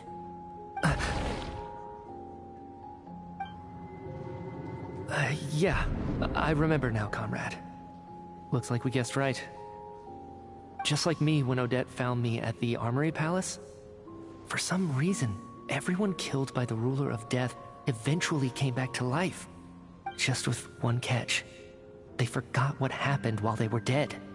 Odette and the others have already forgotten everything. Why were you able to remember this time? Could this be the reason? You said this is the Ruler of Death's symbol, right? I don't see anything there. You don't? Huh. Okay, I guess that makes sense. I carved this into my hand in the afterlife, so it's not visible in the physical world. Does that mean I carved this symbol into my soul? What an unsettling thought. Still, at least I get to remember what happened. I suppose it's a blessing in disguise. What about you, though? The Ruler of Death mentioned that you're a descender? Is that why you can remember? A full explanation would get complicated very quickly. But that's essentially it. Well then, now that it's all over, let's figure out what we've learned. The first thing I notice is that everything here is precisely as we left it, right before our deaths. This confirms that time passes differently in the afterlife than in the real world. They say that right before death, time slows down, and your whole life flashes before your eyes. That must be how you know you have one foot in the afterlife by that point. Anyway, clearly the few days we spend in the afterlife probably only amounted to a few short minutes in the real world. This also aligns with previous reports of widespread temporary memory loss among the Armory Palace personnel. Now it seems likely that those were all brief deaths caused by the Grim Reaper's so-called curse of death. To those unaware of the truth, dying and coming back to life Must feel similar to a short bout of catatonia.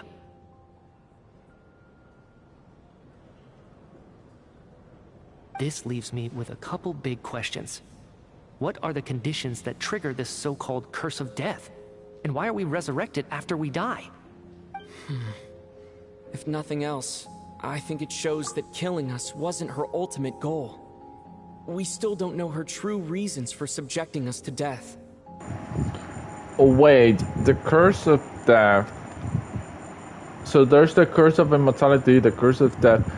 In Natlan, she helped create the Night Kingdom, Renova that is. But she also made a deal with the first Spyro Archon, who I forgot his name. And that deal still stands with Mawika. That basically it gave her the power to resurrect people who died in the fight with the Abyss. So the rule is that when they go to fight the Abyss, it doesn't matter if all of them died or if the entire party dies, as long as one member survives and returns back to the realm of light, the world, the Teyvat, everyone else gets resurrected and comes back to life. So we can assume that this also applies here. The curse of death kills everybody, but if even a single person survives the curse of death and returns to the world of the living, then everybody gets resurrected. Oh, speaking of which, the first time that Odette found Mitya dead was a week ago. We arrived a week ago in Snezhnaya, which means the reason why he died and resurrected is because we were here. But he's also mentioning that there have been previous moments since the very moment that the Tsaritsa started the Project Stuja that people have been having memory lapses. That means that Renova, it's been killing them and then resurrecting them back. But why? And how? I mean, is it that Snezhnaya entirely has the curse of death? But why? How? Who? Well, obviously who put it there? Renova put it there. But why did she put it there? Because she probably put it there before the Tsaritsa was who she was and what she did. That's very confusing. We don't have the answer to that. Right. This time only got complicated because of the situation with the theater's ley lines. That's why she had to approach it differently. If the previous incidents of amnesia among the researchers are anything to go by, killing us is usually a pretty routine matter.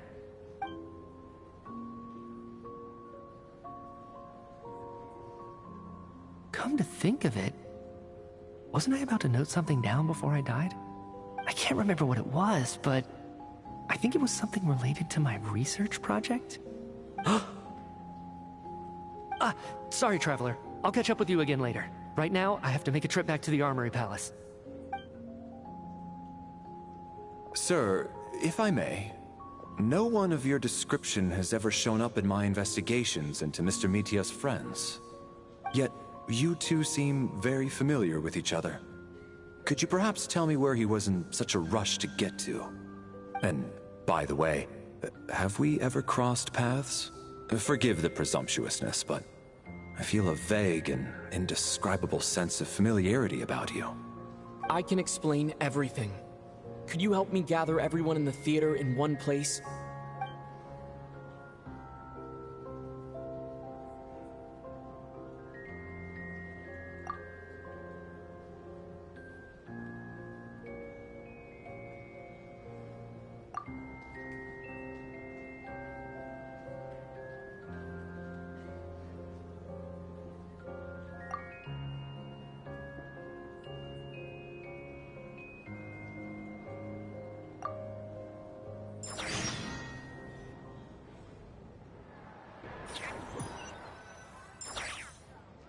So Chuganov really is going to shut down the factory.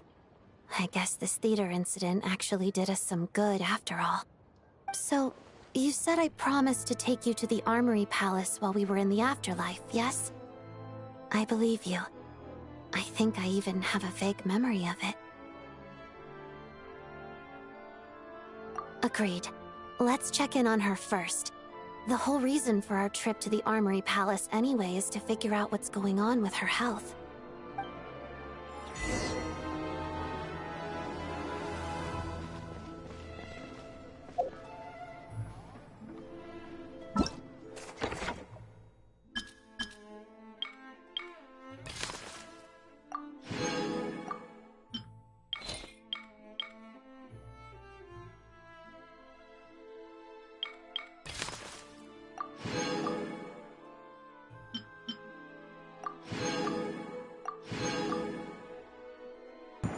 Fucking bitch! Wraith Nocturne? Shut up, Renova. Fuck off.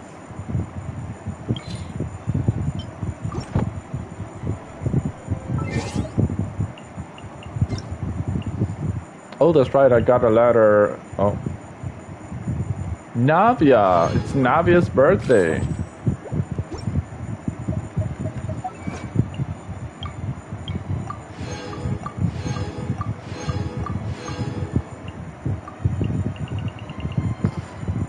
Truly, truly, death abides no reason.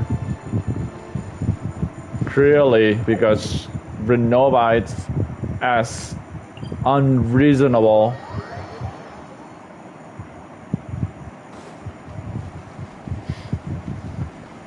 And even more reason to hate her and dislike her compared to the ruler of life and the ruler of time. But at least she mentioned that the ruler of space is missing. I'm finally back, even though a long time has passed from my perspective. As far as Paimon's concerned, I probably just went out to watch a very short show. I should keep my emotions in check when I see Paimon again, or it'll seem weird. Wait. The atmosphere here feels off. Shh. Stay quiet. Let's go inside and take a look. Have we still not been able to notify Child yet? We need new orders. What if that person comes back again?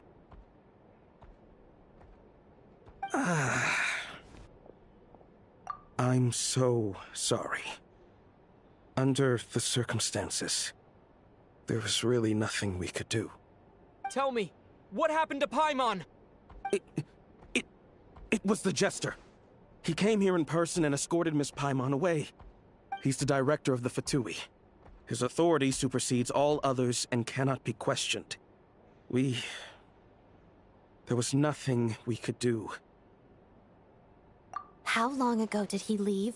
And what was Paimon's status? It was about an hour ago. Miss Paimon was fast asleep at the time. The Jester simply walked off with her as if it was only natural. I assure you, he absolutely did not use any force. Do you know where they went?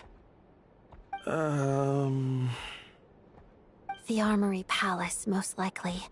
Lord Piero, the Jester, has been overseeing the experiments there lately, keeping a close eye on their progress. Everyone in the Fatui has heard about it by now. I'm surprised he came in person. Whatever his reason for taking Paimon, he'll most likely return to the Armory Palace first, which is exactly where we were headed anyway. Then lead the way, Odette. Okay, let's go.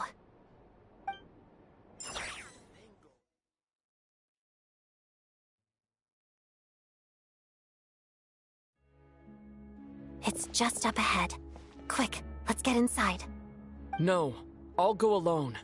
You know I'm planning to force my way in. You're with the Fatui, so you should stay outside. I was hardly planning on taking you through the official channels anyway. I'm here to force my way in, just like you. I may be a Fatus, but I'm also Lelek, enemy of Project Stuja. Paimon's safety is paramount right now. With me around, you'll have an extra pair of hands. There might be devices inside that are easier for an insider to deal with. If you say so. Let's go. There's no time to hesitate.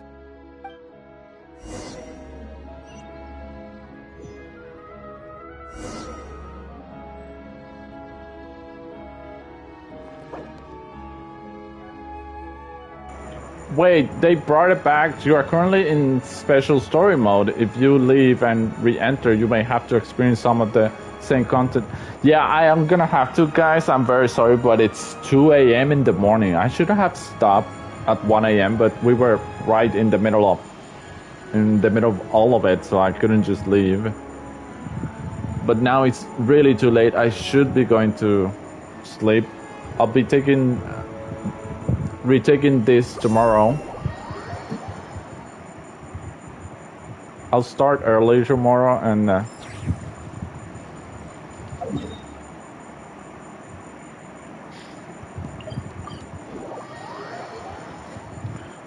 and complete it.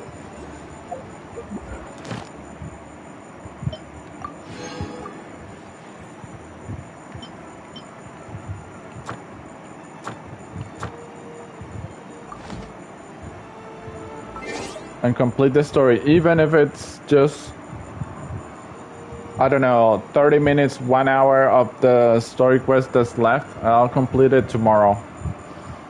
But it's really, really late and I can't stay any longer. I'm really sorry, but we've been here since 8:30. I'm pretty sure I've been more than 4 hours streaming, probably even 5. I didn't even notice how tired I was. See you next time. Thank you so much for watching. I appreciate if you stayed even the least amount of time. Thank you so much. I really appreciate it. I'll be seeing you tomorrow. See you.